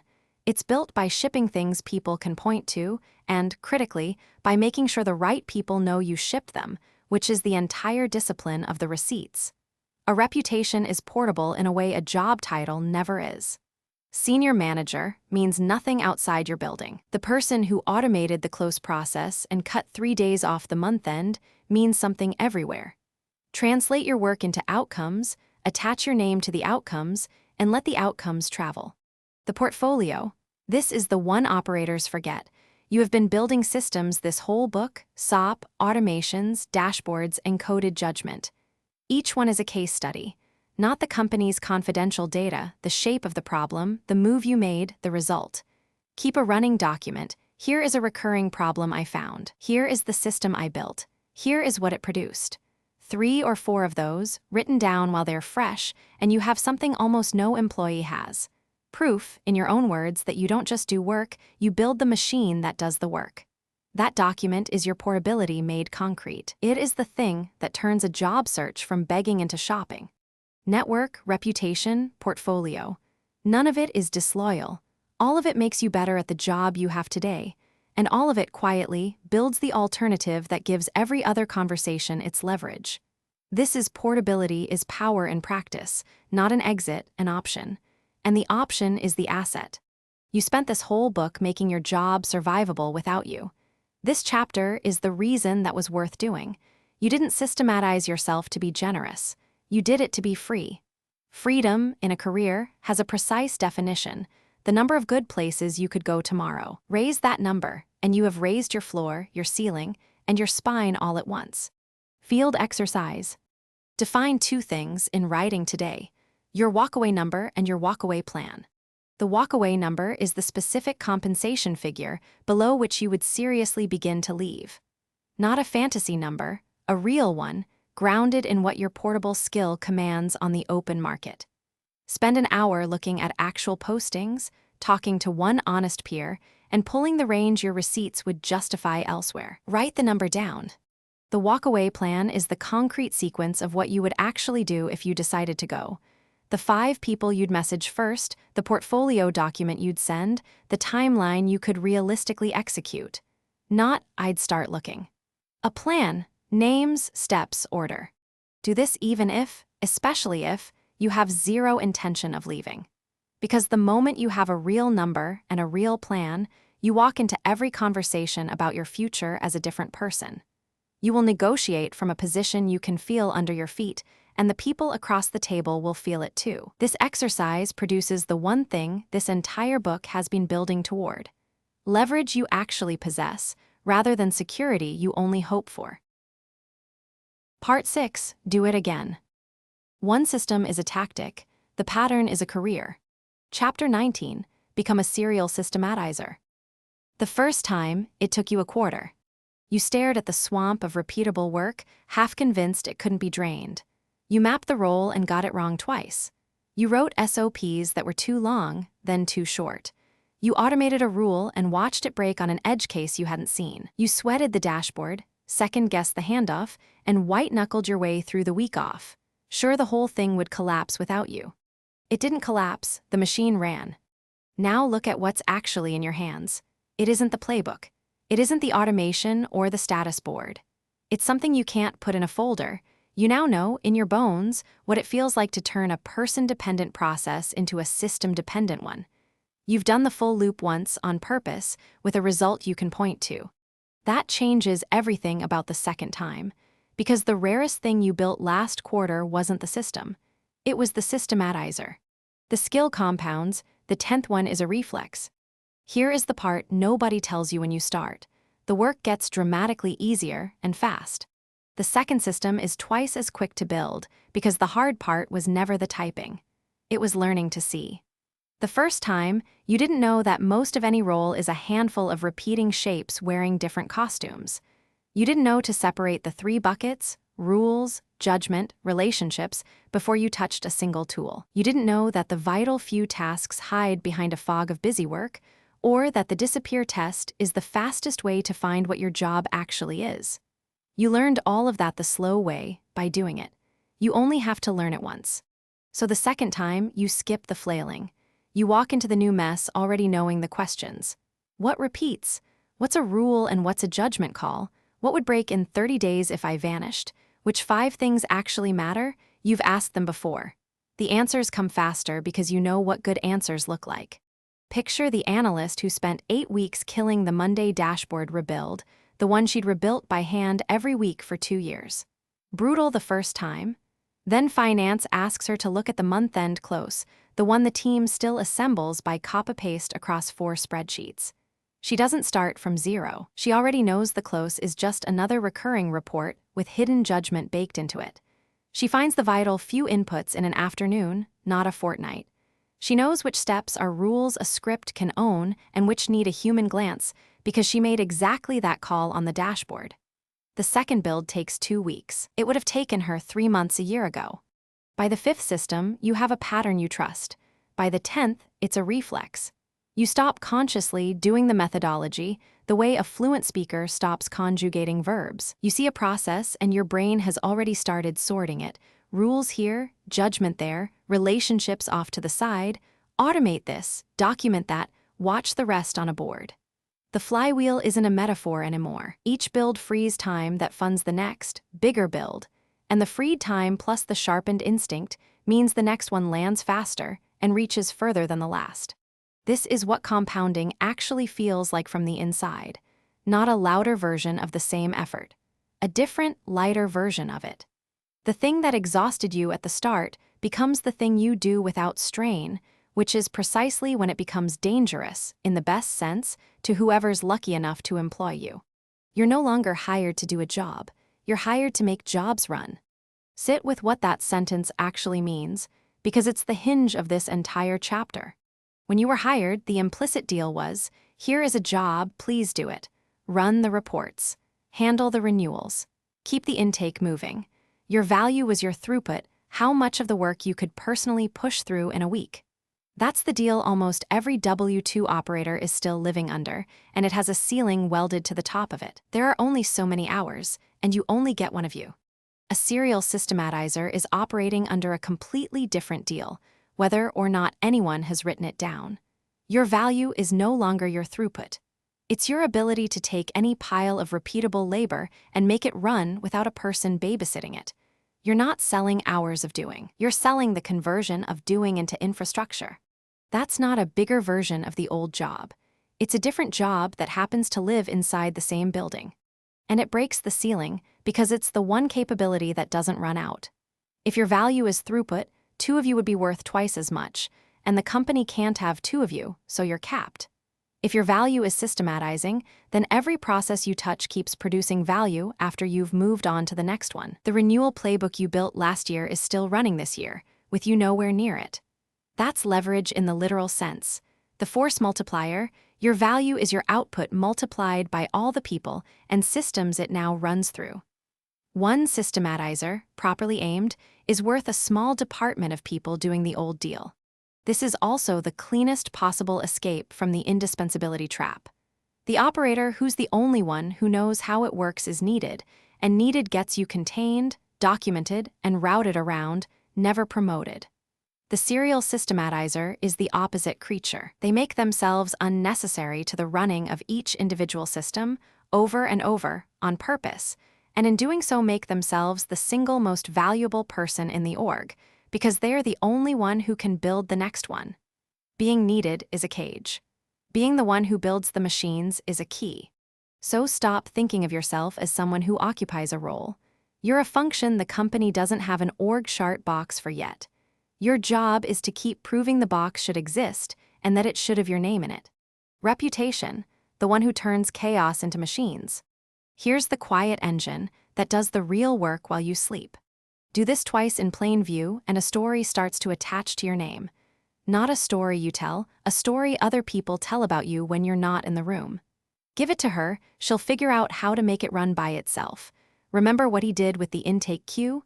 He'll do that to this. That sentence, spoken in a hallway or a calibration meeting you're not invited to, is worth more than any line on your resume because it's not your claim. It's someone else's verdict. That reputation, the person who turns chaos into machines, is the most promotable identity there is. Think about why. Every leader, at every level, is sitting on a pile of messes they wish would clean themselves up. Manual processes that eat headcount. Tribal knowledge locked in one person's head, a single point of failure they lie awake about. Reports assembled by hand, intake routed through someone's overflowing inbox. The way we do renewals that lives nowhere but in one veteran's memory. Leaders are drowning in exactly the kind of swamp you've now drained twice. When a name surfaces that's reliably attached to makes that problem disappear, that name doesn't get managed. It gets recruited internally by every manager with a fire, and promoted because the cheapest way to keep that capability is to give it bigger fires to put out. Compare the two reputations an operator can earn. 1, she's really good at her job. Pleasant, true, and almost worthless as leverage, because the org reads it as she does the work well, which price is at market rate for someone who does the work. The other, she walks into a mess and walks out with a machine. That one doesn't price at market rate for anything, because the market for it is thin and the demand is everywhere. The first reputation keeps you exactly where you are, doing it well. The second one is a passport. And the reputation is self-reinforcing, which is the whole point. The more visibly you do it, the more chaos people bring you, and the more chaos they bring you, the more chances you have to do it again and add to the legend. This is the flywheel showing up in the social layer of the org, not just your calendar. Early on, you have to go find the bottlenecks yourself, hunting for the next thing to systematize. Do it long enough and the bottlenecks start arriving at your desk, carried in by people who have heard what you do. That's the moment your career stops being something you push and becomes something that pulls you forward. There's a discipline buried in this, and it's worth naming so you don't fumble it. Make the pattern visible. A system built in the dark earns you nothing but a quieter workload. When you finish one, you translate it into the receipts, the before and after in the organization's own language, and you make sure the right people see not just what you fixed, but that fixing things like this is what you do. One systematized role is a result. A second one, narrated as the same move applied to a new problem, is the beginning of a track record. The track record is the thing that gets promoted. The individual systems are just the evidence. So the goal was never to build one beautiful machine and rest. One machine is a tactic, a good quarter, a strong line in a review. The pattern is a career. The serial systematizer isn't the person with the best single SOP in the building. It's the person everyone has quietly agreed is the one you hand the next impossible mess to. Become that person on purpose, and you stop competing for promotions. You start being the obvious answer to a question leadership keeps asking: who can make this run without us hiring 3 more people? Field exercise. Pick your next bottleneck and start the map again today. Look across your own work and your teams for the next swamp. The report still assembled by hand, the process that lives in one person's head, the queue someone babysits, the only Dana knows how to do that task that's a single point of failure waiting to fail. Pick one. Bias toward the one that's most painful and most visible, because visibility is what builds the reputation. It does not have to be yours, in fact, the second time it's stronger if it isn't, because systematizing someone else's mess is the clearest proof that the skill travels. Now run the opening move you already know cold. Apply the disappear test to it. If the person who currently runs it vanished for 30 days, what breaks? Write that down. That's the real job hiding inside the busy work. Then sort it into the 3 buckets, name the vital few tasks that actually matter, and block the first hour to start documenting. You're not finishing the machine this week. You're proving to yourself that the loop is now a reflex. This matters because the second build is where I systematized my job once becomes I am a systematizer. What it produces is the first page of your second machine, and the first real entry in a track record that, by the 3rd or 4th time, will be doing your negotiating for you. Chapter 20, Operator to Manager to Architect. There's a version of the promotion conversation you've been dreading, and it goes like this. Your manager says you're great, truly great, the best they have at the thing you do, and then they explain, gently, that this is exactly why they can't move you. You're too valuable where you are. You nod, you go back to your desk. You do the great thing again, on Monday, the way you did it last Monday. That sentence, too valuable where you are, is not a compliment. It's a sentence in the legal sense. It's the indispensability trap describing itself out loud. And the only people who escape it are the ones who understood early that the career ladder was never a ladder of jobs. It's a ladder of altitude. Each rung is the same move, made at a wider scope. Do the work, manage the work, design how the work gets done. That's the whole map. Most people think they're climbing between unrelated roles, learning a new craft at every level. They're not. They're learning the same craft, systematizing, and pointing it at bigger and bigger surfaces. Once you see that, the path stops being a mystery you have to be chosen for. It becomes a thing you can build your way onto. The same move, 3 times at 3 scopes. Start with the operator. That's you doing the thing. You run the renewals, you build the dashboard, you close the tickets, you ship the campaign. Your scope is your own 2 hands and the hours in your week. When you systematize at this level, you're documenting and automating yourself, turning your repeatable work into the machine so it runs without you. The thing you build at this rung is a process that holds one person's output without that person. Now watch what the manager actually does, stripped of the org chart and the title. A manager does not do more of the work. A good one does almost none of it. A manager builds the system that makes other people's work reliable. Hiring is a system. Onboarding is a system. The weekly review, the way priorities get set, the way a struggling teammate gets caught before they fail, systems, all of it. The manager's scope isn't 2 hands. It's 8 or 12 or 20. But the move is identical. You're looking at repeatable work, finding the vital few things that determine the outcome, and encoding them so they happen without heroics. The operator systematizes a process. The manager systematizes a team. Then there's the architect, and I don't mean the software title, I mean the person who designs how the work gets done across a whole function or company. The architect builds the system that produces the systems. They decide how the company onboards customers, not how one CSM does. They design the data layer that every analyst draws from, so nobody rebuilds the Monday dashboard ever again. They set the operating rhythm that 50 people run inside without thinking about it. Their scope is the org, and the move, say it with me, is the same.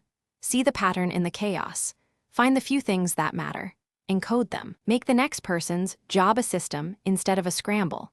This is why the people who climb fastest often look, from the outside, like they're doing less and less of the actual work. They are. They've moved up the abstraction stack. The operator touches the task. The manager touches the team that touches the task. The architect touches the system that shapes both. Higher altitude, same skill, more leverage. That's the force multiplier widening at every level. Your value is still output times the people and systems it runs through, and at each rung the multiplier on the right gets bigger. You don't get promoted into the next rung, you demonstrate it down. Here's the part nobody tells you. The reason the ladder feels locked is that most people wait to be handed the next scope before they'll operate at it. They want the manager title before they'll think like a manager. They want the architect mandate before they'll design like one. So they sit at their current rung, doing their current job beautifully, waiting for someone to notice and reach down. That's backwards. The promotion is not the start of the new behavior. It's the recognition of behavior you're already exhibiting. Think about what systematizing yourself actually proves. When you take your role, the renewals, the reporting, the campaign machine, and you document it, automate the rules, encode your judgment, and stand up a dashboard so it runs without you, you have not just freed your own time. You've produced a working demonstration that you think in systems. You've shown, with a live artifact anyone can inspect, that you can take a messy human-dependent process and turn it into something that runs. That is precisely the skill a manager is supposed to have. It's the skill an architect is supposed to have. You just demonstrated it at the only scope you currently control, your own job. Consider the analyst who, instead of rebuilding the same revenue model every Monday, builds it once as a self-refreshing system, data pipeline feeding a dashboard, with the gnarly judgment calls written into a logic layer their teammates can read. When the analytics team needs a lead, who's the obvious pick? Not the one with the cleanest individual model. The one who proved they can build infrastructure other people stand on. The systematizing was the audition. Nobody had to imagine whether they'd be good at the manager job. They'd already done the manager move at operator scope and left the receipts. Or take the CSM, who was the only one who knew the renewal dance, the timing, the discount thresholds, the witch exectolupin instincts. For 2 years that made them the bottleneck, and they believed safe. Then they got bored or scared or read a chapter like this one. They wrote the renewal play down. They built the 3 buckets for their own role, the rules anyone could follow, the judgment they encoded into a decision guide, the relationships only they could hold, and they handed the first 2 to the team. What happened? Renewals stopped depending on them, and the head of CS, looking for someone to build the renewal motion for the whole department, had exactly one person who'd visibly proven they could design a renewal motion. The bottleneck didn't get them promoted. Dissolving the bottleneck did. When leading a function is just the obvious next step. There's a moment in this progression where the promotion stops being a request and becomes an inevitability. It arrives when your systematizing has so clearly outgrown your own job that the next rung is the only place left to put you. You'll feel it before anyone says it. Your machine runs your role, you've trained your replacement. You've passed the disappear test, you could vanish for 30 days and the work would hold. So your manager has a person on their team whose actual job has been quietly absorbed by a system that person built, and who now has free hands and a proven method. There are only two things to do with that person. Give them a bigger surface to systematize, or watch them take the method somewhere that will. That's the promote or lose stack doing its work. Proven results, a portable skill, and, if you've kept your options open, a real alternative. And notice the kind of promotion this earns. Not do your good job, but more of it with a raise. That's the trap's consolation prize. The promotion you earn by systematizing is leading the function, being handed the design of how the work gets done for everyone, because you've shown that's the level you already operate at. You're not being asked to do a harder version of the task. You're being asked to build the machine that produces the task for the whole team, manager, then architect. Same move, more scope every time. This is also the cleanest answer to the fear that haunts this whole book, that if you automate yourself out of a paycheck. You don't. You automate yourself up a rung. The operator who systematizes becomes the obvious manager. The manager who systematizes becomes the obvious architect. The work you make disappear at one level is the exact proof you can do the work at the next. You're not erasing your job. You're climbing out of it on purpose, leaving a working system in the spot where you used to stand so that nobody can argue you're needed there. Indispensable in a chair is a cage. Portable up the stack is freedom. The latter was never about doing harder tasks. It was about caring for bigger systems. And you already know how to build one, you just built one out of your own job. Field exercise. Place yourself on the ladder, honestly, today. Write down which rung you actually operate at right now, not your title, your behavior. Are you doing the work, operator, building systems that make a team's work reliable, manager, or designing how the work gets done across a function, architect? Be ruthless. If you have a manager title, but you're really just the best operator with a few direct reports you fight fires for, write operator. The title lies, the behavior doesn't. Now name the next rung up, and name the single move that gets you there. The move is always the same shape. Take something that currently depends on a person and turn it into a system at the next scope up. If you're an operator, the move is, pick the one process you alone hold and turn it into a machine others can run. If you're a manager, the move is, pick the one thing your team does heroically and reactively, and design the system that makes it happen without heroics. Write that one move as a sentence that starts with a verb and names a specific, real thing. Turn the Monday revenue model into a self-refreshing dashboard the whole team reads, not be more strategic. This matters because it converts the promotion from something you wait to be granted into something you can build towards starting Monday. What it produces is a single, concrete next action whose completion is itself the evidence you belong on the rung above. Do the move, leave the receipts, and the conversation about your promotion stops being a conversation you have to win. It becomes a conclusion the work already reached. Chapter 21, The Flywheel. The first system you build feels like a one-time miracle. You spent 3 weekends turning your Monday dashboard rebuild into something that runs itself. Now it's Monday, and the dashboard is already done before you've finished your coffee. You sit there with an hour you've never had before, and a strange thought arrives. Now what? That hour is the whole game. Most people spend it the way they'd spend found money. They let it leak. They answer more email. They take a longer lunch. They get pulled into someone else's fire. The hour vanishes, and by next quarter, they are as buried as they were before. Except now the dashboard runs without them, and nobody has noticed they have any slack at all. The operators who compound do the opposite. They take that hour and aim it at the next build. Then the next one frees 3 hours, and they aim those at something bigger and more visible. Then a day, a week. The single miracle becomes a pattern, and the pattern is what turns a competent employee into someone other teams whisper about. That's the chapter, not one machine, the engine that keeps producing them. The flywheel turns freed time into the next build. Here is the loop stripped to its bones. Build a system. Free your time. Reinvest that freed time into a bigger, more visible system. Repeat. That loop is the flywheel, and the reason it matters is that each turn makes the next turn easier. A flywheel is heavy. The first push is brutal. You're shoving against a dead weight with nothing helping you. Your first build is exactly that. You're learning to write an SOP and automate a step and encode your judgment all at once, while still doing the job by hand, on your own time, with no proof it'll work. It's slow and it's lonely, and you'll wonder if it's worth it. It is, because of what happens on push 2. The second build is faster, and not by a little. You already own the patterns. You know how to spot the vital few, the handful of tasks that actually move the work without staring at the wall for a week. You've already wired up a scheduler and watched it run, so the next automation isn't a research project, it's a Tuesday. The judgment you encoded for one process taught you how to encode judgment for any process. The first machine was a slog. The fifth is a reflex.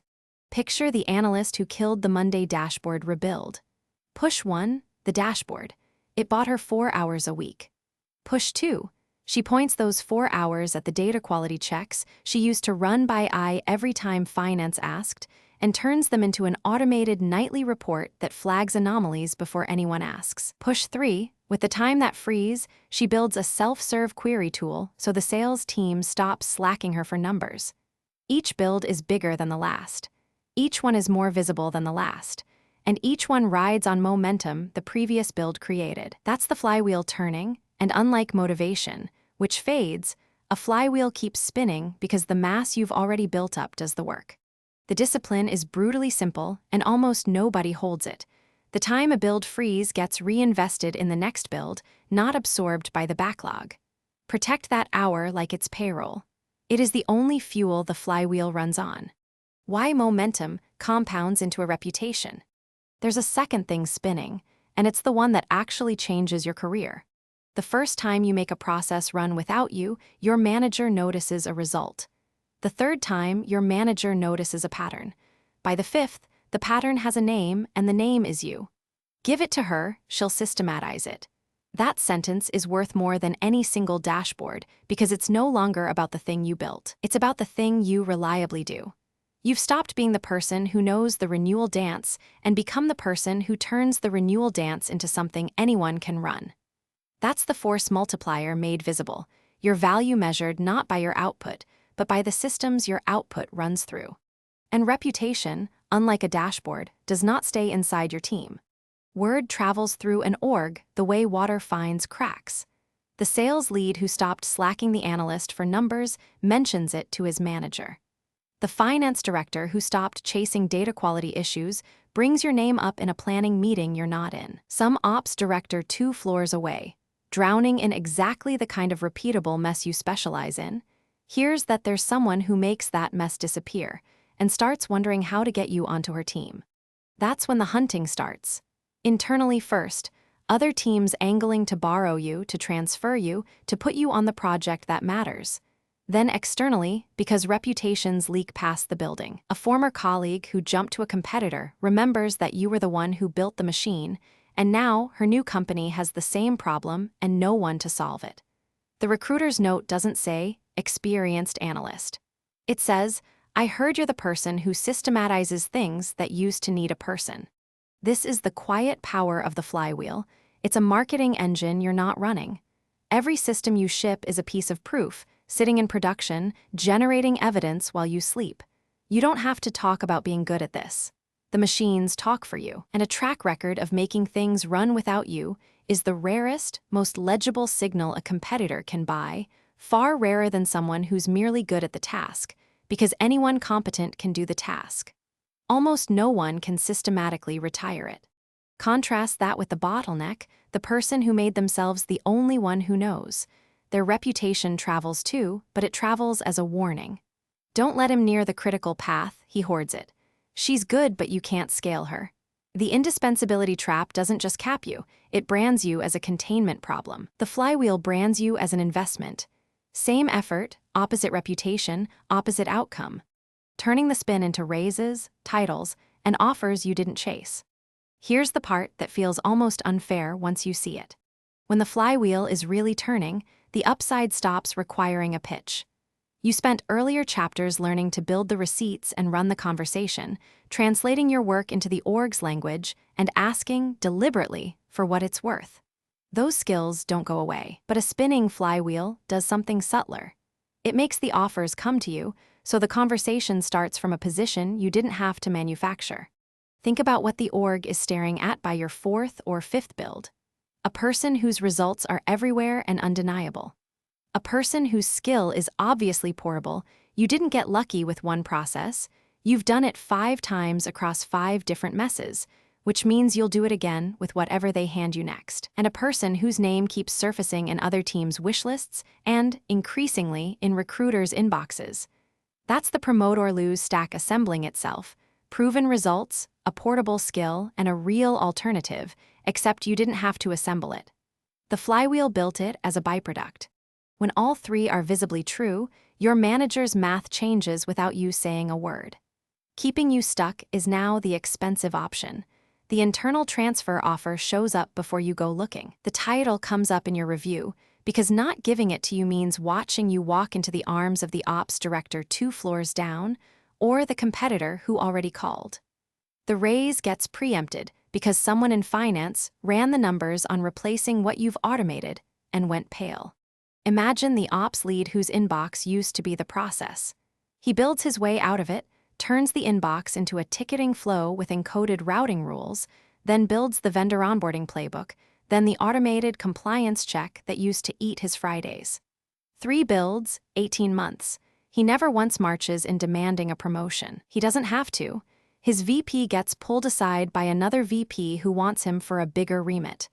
Suddenly, there's a counteroffer, a new title, and a scope that didn't exist before, all triggered by the gravity of what he'd already proven.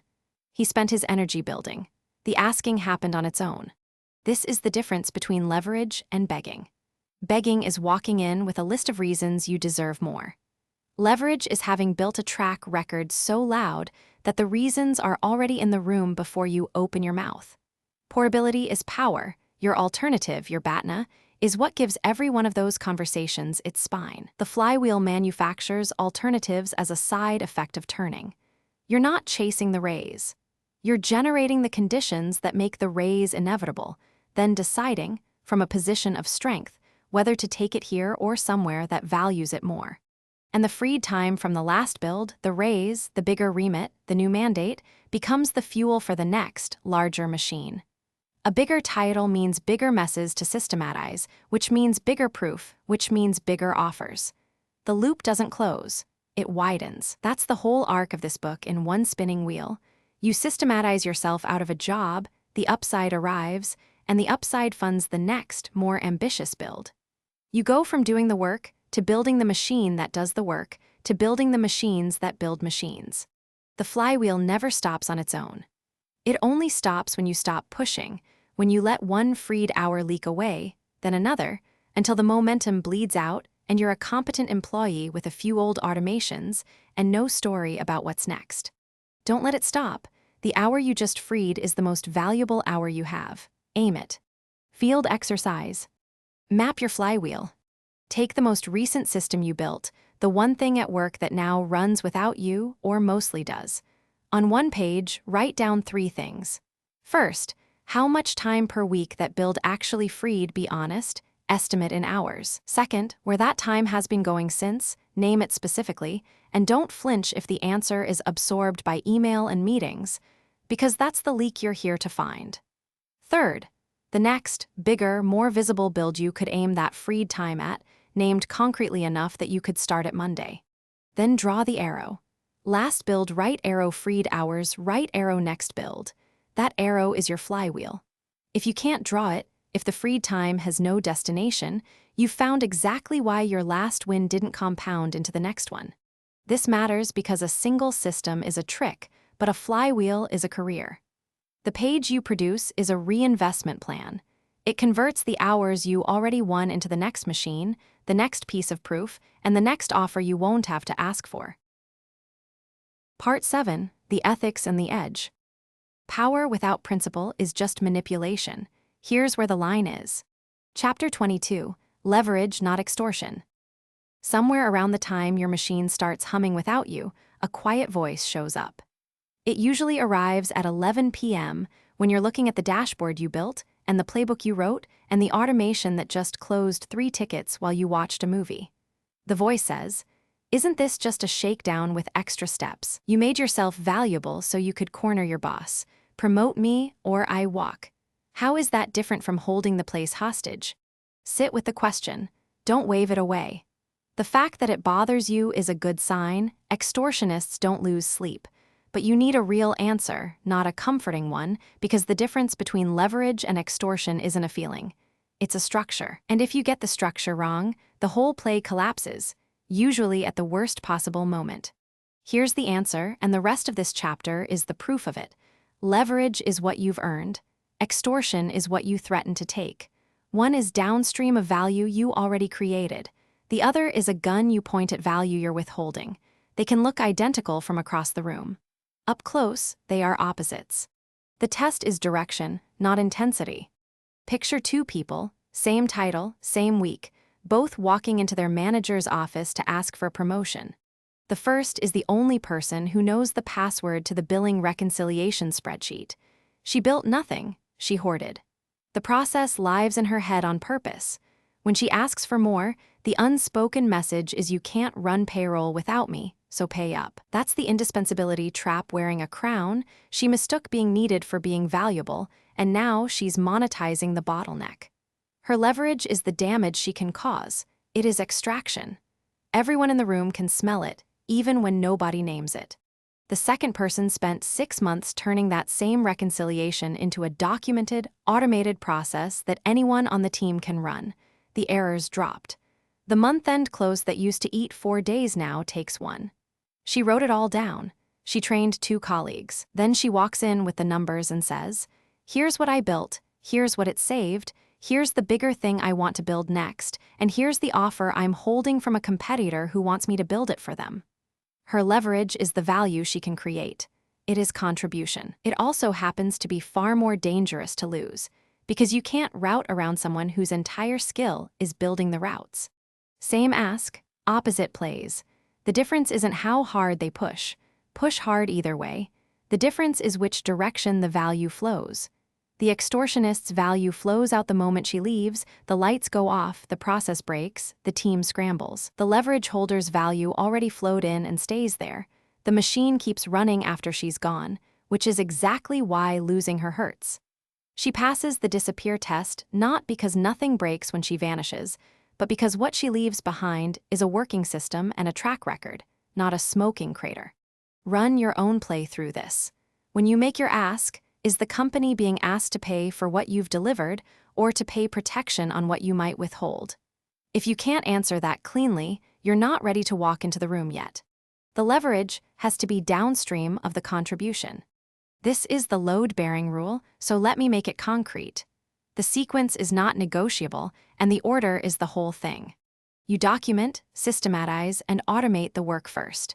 You generate the receipts. The close went from 4 days to 1, the renewal save rate climbed, the dashboard caught the revenue leak before finance did. You build the portable skill in public, where your manager watches it happen. Then, and only then, the leverage exists, because now you are genuinely hard to replace and genuinely easy to lose to someone who will pay for the same machine elsewhere. That's the promote or lose stack. Proven results, a portable skill, and a real alternative, stacked in that order. Notice what's load-bearing. The alternative the competitors offer, your willingness to leave your BATNA, is the last brick, not the first. Portability is power, but portability without a track record is just a threat with a resume attached. If you skip the contribution and lead with the threat, you don't have leverage. You have a tantrum that you've labeled strategy. I've watched the inverted version play out. An ops lead reads a book like this one, gets the gist, and decides the move is to make himself the only one who understands the fulfillment workflow. He stops documenting. He answers questions in person so nothing gets written down. He becomes the single point of failure on purpose and waits for the org to notice it needs him. The org notices, all right. It notices it has a man-shaped risk sitting on a critical process, so it does what organizations do with risks. It contains them. A contractor gets hired to shadow him for continuity. His scope quietly narrows. He's not in the room when the function gets redesigned because he is the thing they're redesigning around. He thought he built leverage. He built a target. Bottlenecks get documented and routed around. They never get promoted. The difference between him and the woman with the reconciliation receipts is not ambition. They wanted the same thing. The difference is that her power came after the value and his came instead of it. Bluffs get called and reputations travel. Here's the part the late-night voice doesn't tell you. Extortion doesn't even work very well. It just feels powerful in the moment. A threat built on withheld value is a bluff, and bluffs get called. The day your manager decides the cost of capitulating exceeds the cost of the disruption, you lose, and you lose badly, because now you've shown your hand. Maybe they eat one rough month and rebuild the process without you. Maybe they bring in someone cheaper and let the thing limp. Either way, the leverage you thought you had evaporates the instant they call it, and you're left having spent your credibility on a hand you couldn't back. Real leverage doesn't evaporate when tested because it isn't a threat. It's a fact. The 4-day close really did become 1 day. They can verify it. They can't bluff their way past arithmetic. And reputations travel further and faster than most people plan for. Your industry is smaller than it looks. The manager you cornered talks to the manager at the company you'd love to join in 3 years. Hiring managers compare notes, founders text each other. The person you strong-armed gets promoted and remembers exactly how you operate. Play the extortion game, and you win a battle while losing the war, because you've taught everyone watching that your value comes wrapped in a threat. That follows you. Build genuine leverage and the opposite compounds. You become the person other people quietly try to hire away, the one whose name comes up when someone says we need somebody who can actually fix this. The system you build is an asset, so is the story of how you build them. Both are portable. Both travel. Make sure the one that travels is the one you'd want repeated. This is also why the genuine version is the only one that survives contact with a long career. A bluff is a one-time instrument. You can fire it once before everyone knows it's empty. A track record of building machines is a renewable resource. You can do it again at the next job, and the one after that, which is the entire back half of this book. The flywheel only spins on real value.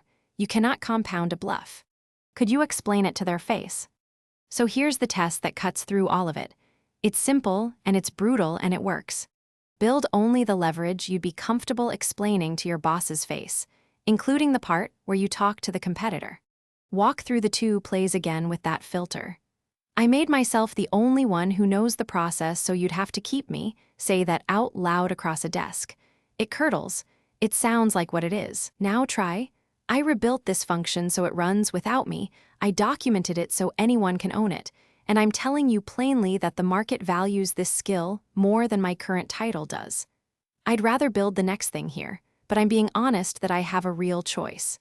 That sentence survives daylight. You can say every word of it to the person across the desk, and the relationship is stronger for the honesty, not weaker. That's the whole ethical line, and it maps perfectly onto the strategic one. The honest version is also the durable version.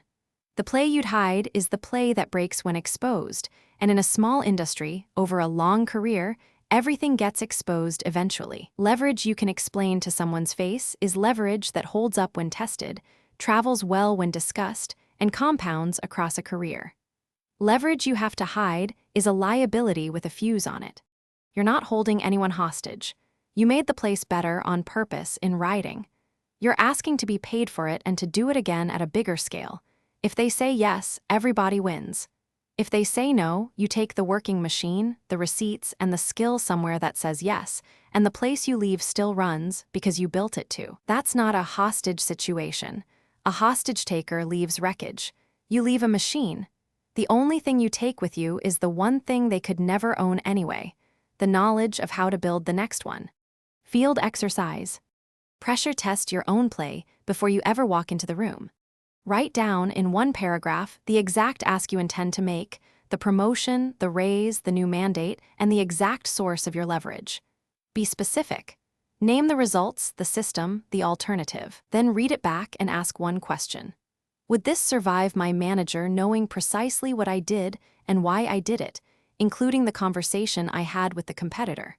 Go line by line. Any sentence that relies on something you'd need to hide, a process you kept undocumented on purpose, a dependency you engineered, a threat dressed up as a fact, gets cut and rebuilt.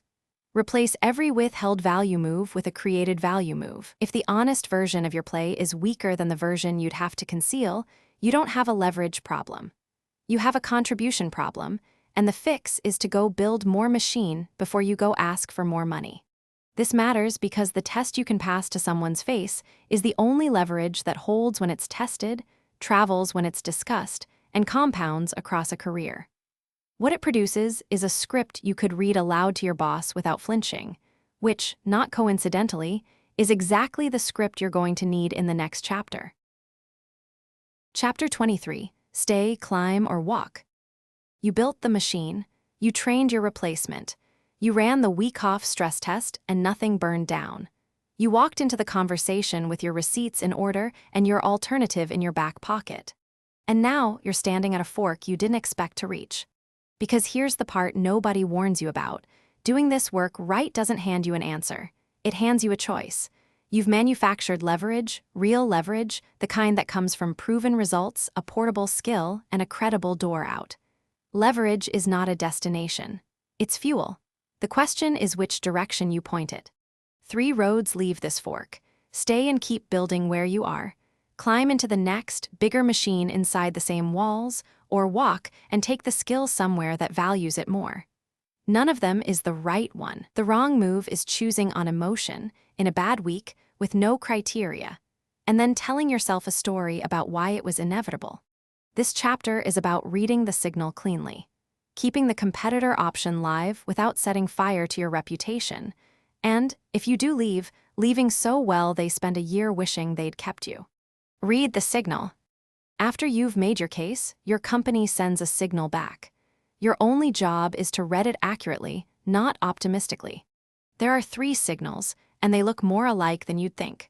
The first is the real promotion. It comes with 3 things at once: a changed scope, a changed title and changed pay, and a timeline measured in weeks, not next cycle. A real promotion sounds like specifics. We want you running the automation roadmap for the whole revenue org. Here's the budget. Here's who reports to you. HR is drafting it Thursday. Notice the verbs. They're already moving. A company that has decided to keep you stops debating and starts executing. The second signal is the stall. This is the dangerous one because it's engineered to feel like a yes. The stall is enthusiastic. It praises you lavishly, and then it attaches your reward to a condition that keeps receding. We love this. Let's revisit at the next review. You're absolutely on the path, we just need 1 more quarter to see it hold. Once the reorg settles, the tell of a stall is that the goalposts move every time you reach them. You hit the number, now there's a new number. You proved the renewal playbook works without you, now they need to see it work for 2 more cycles. A stall isn't a no. It's a no that's afraid to say so, betting you'll keep producing for the promise. Think of it as the indispensability trap wearing a friendlier mask. They're not containing you anymore, they're parking you. The third signal is the never. Sometimes the answer is simply that this place cannot promote you, no matter what you build. The budget is frozen above your line. The role you want belongs to someone who isn't leaving. The org chart has a ceiling painted exactly at your forehead and no plan to raise it. The never is not personal, and it is not about your work. It's structural. And the kindest thing you can do for yourself is stop reading it as a stall, stop running 1 more quarter at full output, hoping the wall turns into a door. So how do you tell them apart, since all 3 can come dressed in warm words? Watch what they spend, not what they say. A real promotion spends money, headcount, and political capital on you now. A stall spends only compliments and future tense. A never can't spend it all because the resources don't exist at your level. Apply the disappear test to the promise itself. If you mentally remove yourself from the building in 30 days, does the offer get more urgent or does it quietly evaporate? A real commitment survives your absence as a written plan. A stall survives only as long as you keep showing up to earn it. And give it a clock. Decide before the conversation how long you'll wait for words to become paperwork. 30 days, 60 at the outside. If a yes hasn't produced a document, a date, and a dollar figure by then, you weren't given a promotion. You were given a leash with a compliment tied to it. Keep the competitor option live. Here's the move most operators get wrong. They treat the outside market as an emergency exit, glass you only break when you're already miserable. By then, you're negotiating from desperation, and desperation has no leverage. The competitor option is not an exit. It's an instrument. Portability is power means your alternative, your BATNA, the best thing you could do instead of staying, is the quiet force that makes everything you ask for credible. And an instrument you only pick up in a crisis is one you never learn to play. So keep it live, all the time, whether or not you're leaving. This is not disloyalty. This is the same thing a company does when it keeps a relationship warm with a vendor it isn't currently buying from. You're maintaining optionality. Take the recruiter call. Have the coffee. Know what your systematizing skill, not your job title, your skill, is worth 2 and 3 companies over. The analyst who rebuilds the same dashboard every Monday has a salary. The analyst who automated that dashboard out of existence and can prove it has a market. Those are different numbers, and you only learn the second one by staying in the conversation. There's a discipline to keeping the option live without burning the bridge you're standing on. 3 rules. Talk to the market, not against your employer. When you take the call, you're exploring what your skill is worth. You are never trashing the place that's paying you. The operator who runs down their current company in an interview just told the room exactly how they'll talk about this company next year. Stay clean. Curiosity, not grievance. Keep your build portable in your head, not your hard drive. The skill is yours.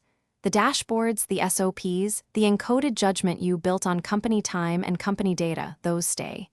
You carry the method, the pattern, the proof that you can do it again. You do not carry the files. The person who walks out with the assets walks out with a lawsuit and a reputation that precedes them. The person who walks out with the capability walks into a raise. And let your performance, not your job search, be the loudest thing about you. The fastest way to torch the option is to visibly check out while you're shopping. Keep the machine humming. Keep delivering. A live competitor option works precisely because you're still excellent where you are. That's what makes you worth poaching and worth keeping. The moment your output dips, you've answered the stay or go question for them in the worst possible way. The point of all this isn't to leave. It's to make staying a genuine choice instead of a default. You can only choose to stay if you could actually go. Otherwise, you're not loyal. You're just stuck and calling it loyalty. Leave so well they'd hire you back. Say you've read the signal and it's a stall or a never, and the outside number is real. You're going. How you leave is worth more than how you arrived. Most people understand this in theory and torch it in practice. They confuse the relief of escaping with permission to coast, vent, or vanish. Don't. The way you exit is the last data point everyone keeps about you, and it's the one they repeat to the next person who asks. The standard is simple, and it's brutal in the best way. Leave so well they wish they'd kept you, and so clean they'd hire you back tomorrow. That standard does real work for you. The colleague watching you exit gracefully is a future reference, a future boss, a future founder who needs a head of operations. The manager who tried to stall you and watched you leave like a professional becomes, against their own intentions, your advocate. The bridge you protect on the way out is the road back in, at a higher level, on better terms, because they've now seen what it costs to lose you. So here's how to do it. Give more notice than you owe when you can afford to. 2 weeks is the floor, not the goal. The extra runway you provide is a gift that costs you little and buys you a reputation that compounds for a decade. Then leave the machine better than you found it, on the way out the door. This is the quiet power of having built one. You already did the work that makes a clean exit possible. Now you finish it. Walk your replacement through the SOPs one more time. Record the loom that answers the 3 questions people will ask in week 2. Hand over the dashboard with the metrics labeled in plain language. Update the runbook with every edge case still living in your head. A messy operator leaves a crater. A systematizer leaves a gift, a job that runs without them, which is exactly the thing this whole book taught you to build. The disappear test was practice. The exit is the real exam. And name a successor, out loud, generously. Tell your manager who should hold the work and why. Sponsor the person you trained. The operator who leaves and elevates someone behind them is remembered as a builder of people, not just systems. That memory is worth more than any exit bonus. Watch the picture this creates. You didn't sneak out. You didn't hold the renewal dance hostage for a counteroffer and then leave anyway. You built something durable, you proved it ran without you, and then you handed it over with both hands and walked towards something bigger. That's not an ending. That's a portfolio piece, and the people who watched it happen are now telling the story for you, in rooms you'll never be in, to people who will one day pay to hire you. Stay, climb, or walk. The fork was always going to come. The work in this book didn't remove the choice, it earned you the right to make it from strength instead of fear. Now make it on purpose, before the emotion of the moment makes it for you. Field exercise. Define your decision criteria now. While you're calm, before the conversation, before any offer, before any bad week tempts you to decide with your gut. Write 3 short paragraphs, 1 for each road. For stay, finish this sentence. I keep building here if by date I see.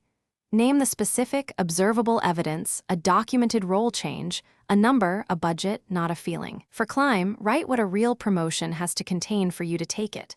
The scope, the title, the pay, and the timeline that would make it a genuine yes rather than a gilded stall. For walk, write your line in the sand. The outside number, the signal, or the deadline that means you go, and the date you'll stop waiting for words to become paperwork. Then add one last line. Your minimum exit standard, the conditions under which you'd leave so cleanly they'd hire you back. Seal it, put a date on it. Don't reopen it until the moment arrives. This matters because leverage makes you dangerous to yourself, not just to your employer. The same energy that produces a great negotiation produces a terrible, impulsive decision. Pre-committing while calm is how you make sure the version of you with the most information, and the least emotion, is the one who actually chooses. What it produces is a decision you can trust when your heart rate is up and someone across a table is trying to read your face. Chapter 24. Become uncommoditizable. There is a moment that comes for every operator, and most people meet it at the worst possible time, in a layoff meeting, in a reorg deck, in a job posting that describes their exact role with their exact responsibilities, and a salary band 10% below what they make. The moment is this: you discover that the market has a price for the thing you do, and the price is going down.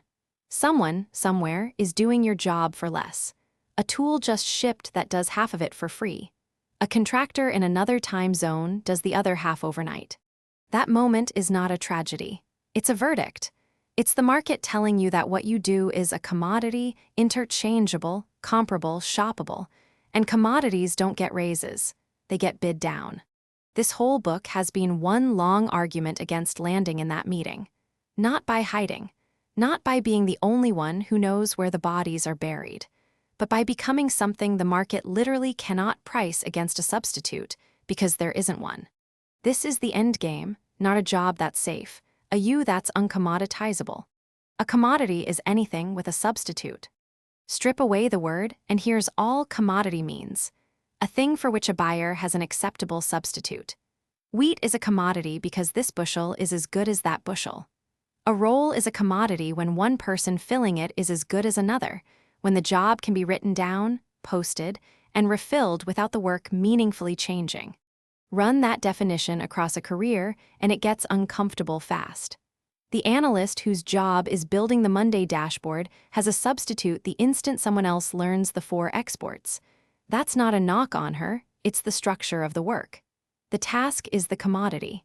Anyone who learns the task becomes her substitute. The CSM, who runs renewals by feel, is a commodity the day the playbook gets written, because now the feel is on paper, and the paper doesn't take vacation.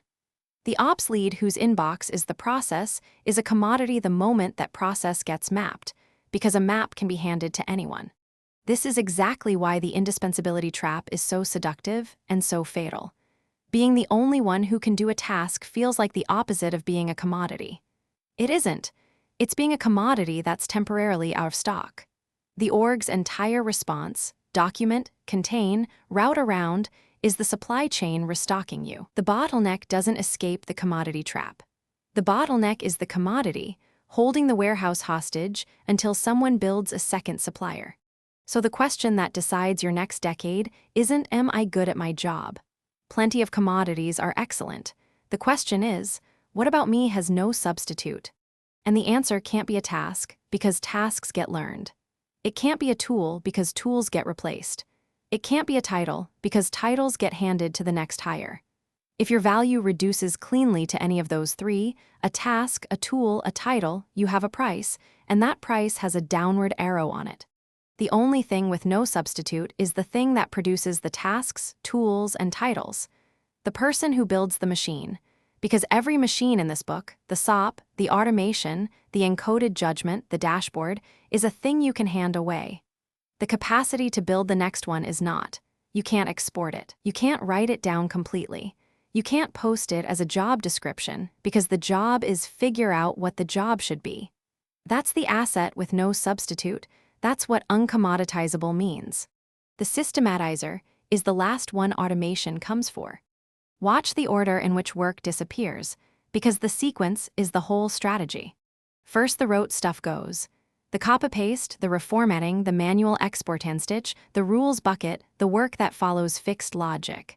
A script eats it, a tool eats it, an offshore team eats it. This is the floor of the value stack, and the floor is always the first thing automated away, because it's the easiest to specify and the cheapest to replicate.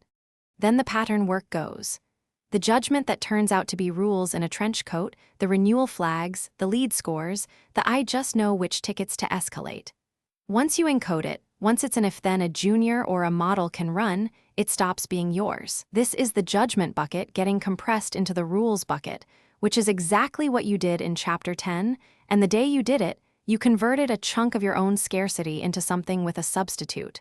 On purpose. That's not a loss. That's the move. But be honest about what it means. Anything you can fully encode, you can be replaced at. Keep following the line down and you arrive at the floor below the floor, the work that cannot be specified in advance, because specifying it is the work. Looking at a messy, undocumented, human-run process and seeing the system trapped inside it. Deciding which of the vital few outcomes actually matter and which busy work to let die. Designing the machine, choosing what to automate and what to leave to a human, and knowing the difference. Reading the org well enough to know which system to build next, the one nobody's asked for yet because nobody's noticed the bottleneck forming. That work has no specification, and a thing with no specification has no substitute because you can't shop for a thing you can't describe. You can post build the dashboard. You cannot post notice that we will need a dashboard for a thing that doesn't have a name yet, then build the right one. The first is a commodity, the second is a person. Here is the part that should change how you feel walking into work tomorrow. The systematizer is the last role automation comes for, because the systematizer is the one building it. Every tool that eats a layer of rote work below you was scoped, chosen, and pointed at the problem by someone who understood the system well enough to automate it. That someone is upstream of the automation. The tide that drowns the task doer lifts the system builder, because the system builder is the one steering the tide. You are not standing on the beach hoping the water doesn't reach you. You are the one deciding where it flows. Every wave of automation is a wave you can ride. It does your old rote work for free and frees your hands for the next, bigger build. That's the flywheel, and it runs on exactly the force that terrifies everyone else. The people losing sleep over being automated away are the people whose value was a task. The person whose value is deciding what to automate sleeps fine. Automation is their leverage, not their executioner. From I do X to I make X run anywhere. Now the part that compounds, and the reason this is the last chapter and not the first. There's a sentence buried in how you describe your own work, and it determines your ceiling more than your resume does. For most people, the sentence is I do X. I do reporting, I do renewals, I run ops, I manage the pipeline. It's an identity welded to a task, which means it's an identity with a substitute. The day the task changes, the identity has to be rebuilt from scratch, and the person who learns the new task becomes your replacement. The uncommoditizable operator has a different sentence, and the difference is everything. Not, I do X. I make X run at scale, without me anywhere. Sit with how that sentence behaves over a career, because it behaves nothing like the first one. I do reporting is bounded by the reporting job. Lose it and you start over. But I take repeatable manual work and turn it into systems that run themselves is not bounded by anything. It survives the job. It survives the company. It survives the industry. The analyst who built the self-refreshing exec dashboard didn't learn dashboards. She learned how to find a 4-hour manual ritual and replace it with a machine, and that move works on a renewals process, a billing reconciliation, an onboarding flow, a supply chain report, a thing that hasn't been invented yet. She is not a reporting analyst. She is a person who makes manual work disappear, and that person is hireable into rooms a reporting analyst will never see. This is the compounding identity. Each machine you build is not just a machine, it's a rep. It's proof, in the org's own language, on your receipts, that you can do the thing again. 10 machines isn't 10 line items on a resume. It's a track record that says give this person any tangle of manual work and they will hand you back a system. The tasks were the commodity and you gave them all away. What you kept, what compounded every single time, was the demonstrated, portable, unsubstitutable capacity to build the next one. That's why portability is power. Your skill isn't tied to this machine or this company, which is precisely why this company can't bid you down against a substitute. There isn't one. The substitute would have to be another person who builds machines, and that person has their own offers. This is also where the promote or lose stack stops being a negotiating tactic and becomes who you are. Proven results, a portable skill, a real alternative for the commodity operator, that's a posture they assemble nervously before one conversation. For the uncommoditizable one, it's just the permanent shape of their career. They don't have to manufacture leverage for the meeting. The leverage is structural, the way it was for the analyst in the last chapter who walked in to report a result instead of beg for a raise. Promote them or lose them isn't a threat they make. It's an accurate description of the org's actual options, and everyone in the room knows it without anyone saying it. So this is the whole book, collapsed to a single instruction. Stop being the X. Become the person who makes any X run without them. Give away every machine you build, because each one you hand off is proof you can build the next, and the building is the thing with no substitute. Document yourself out of every job you've ever held, on purpose, and walk into the next one holding the only skill the market can't price down, because there's nothing to price it against. They can replace what you did. They can never replace the fact that you're the one who figures out what to do next. That's uncommoditizable. That's the end game. Now go name it. Field exercise. Write your one-sentence positioning, the sentence that makes a recruiter or a rival team reach out to you. Not a job title, not a task list. A capability stated as a result you reliably produce in language that survives leaving your current company. Use this frame and fill the blanks with your own proof. I take and turn it into that runs without me, and I've done it times. The first blank is the kind of mess you're drawn to: manual reporting, chaotic renewals, undocumented ops. The second is what you leave behind: self-refreshing pipelines, playbooks anyone can run, machines that don't break when someone's out. The third is the rep count, the receipts that make it a track record instead of a claim. Write 5 versions. They'll be clumsy. Cut the adjectives, cut the buzzwords, cut anything that names a specific tool you happen to use today, because tools are substitutes and you are not. Keep cutting until what's left would still be true if you changed industries tomorrow. Then say it out loud and listen for the test. Does it describe a task or a person who makes tasks disappear? If it's a task, you've written a commodity. Rewrite it until it's a person. This matters because positioning is the difference between being found and being shopped. A commodity gets compared on price. A category of one gets called. What this exercise produces is the exact sentence to put at the top of your profile, lead within the room, and quietly build the rest of your career around. The one that makes the market come to you, because it can't find a substitute for you anywhere else. Closing, the last job you'll ever do by hand. The Monday morning dashboard is gone, not the report, the rebuilding of it. The numbers still land in your inbox at 8 a.m., but you didn't touch them. You built the thing that builds them, and now it runs on its own every week without you watching. That is what this whole book was for. Not to make you busy, not to make you needed, to make you the kind of operator who looks at a repeatable task and sees, underneath it, a machine waiting to be built. The work you do once. Here is the quiet arithmetic almost no one runs.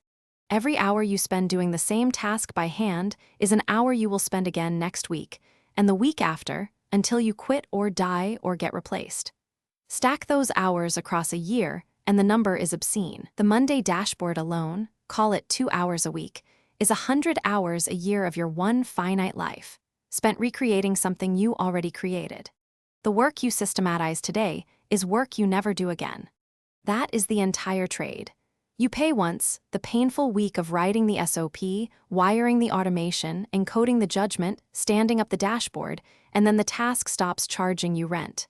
It runs, you move on. The 100 hours come back to you, and they come back every year forever with interest. Most people never make this trade. They stay heads down in the doing, mistaking motion for value, mistaking being needed for being safe. They become the bottleneck and call it job security. You know better now. You ran the disappear test and saw which of your tasks were really machines in disguise. You found the vital few and refused to drown in the trivial many.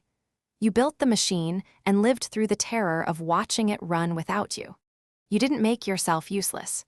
You made yourself the only person in the building who knows how to build the next one. Every machine stacks two things. Watch what happens each time you finish one. You get a piece of your week back, real, recurring, yours to spend on the next build instead of the last one. That is the obvious half. The half people miss, you also stack a piece of leverage. Each machine is a receipt. Each receipt is proof that you don't just do the work, you redesign how the work gets done. That proof is portable. It walks out the door with you if you ever choose to walk. It is the difference between an employee who can be contained and an operator who has to be answered. This is the flywheel, and it is not a metaphor for motivation. It is a mechanism. Freed time funds the next, bigger build. The next build frees more time and produces a bigger receipt. The receipts compound into the promote or lose stack, proven results, portable skill, and a real alternative, until your manager is standing in front of a choice they did not used to have to make. Do this once, and you've automated a task. Do it 3 times, and you've changed what you are. You're no longer the analyst who runs the dashboard, the CSM who knows the renewal dance, the ops lead whose inbox is the process. You're the person who builds the systems those roles used to depend on a human to be. The question changes. There's a moment that arrives, and you'll feel it when it does. For most of your career, the governing question was theirs to answer. Will they promote me? Will they notice? Will they finally see what I'm worth? You waited on it. You performed for it. You let someone else hold the pen. Build enough machines, and that question quietly dies. Because now the leverage sits on your side of the table. You have proof they can read in their own language. You have a skill that any competitor would pay to import. You have a real alternative, which means, per portability is power, you have a BATNA, and a person with a BATNA never has to beg. So the question flips. It stops being will they promote me, and becomes something else entirely. What do I want to build next, and who gets the privilege of paying for it? Maybe the answer is here. You stay, you climb, you take the bigger machine and the title that comes with it.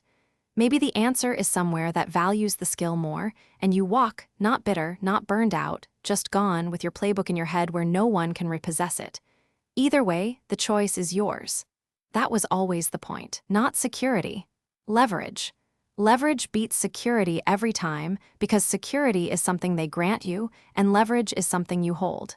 You came into this book drowning in repeatable work, sensing your real skill wasn't doing the thing, it was designing how the thing gets done.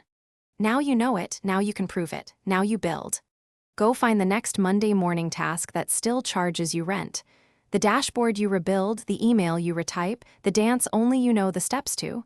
Run the test. Find the vital few. Build the machine. Hand it off. Take the time back. Bank the receipt. Then do it again, somewhere bigger, for someone who will pay more for the privilege of watching you work yourself out of one more job. You didn't work yourself out of a job. You worked yourself into a position where the job answers to you.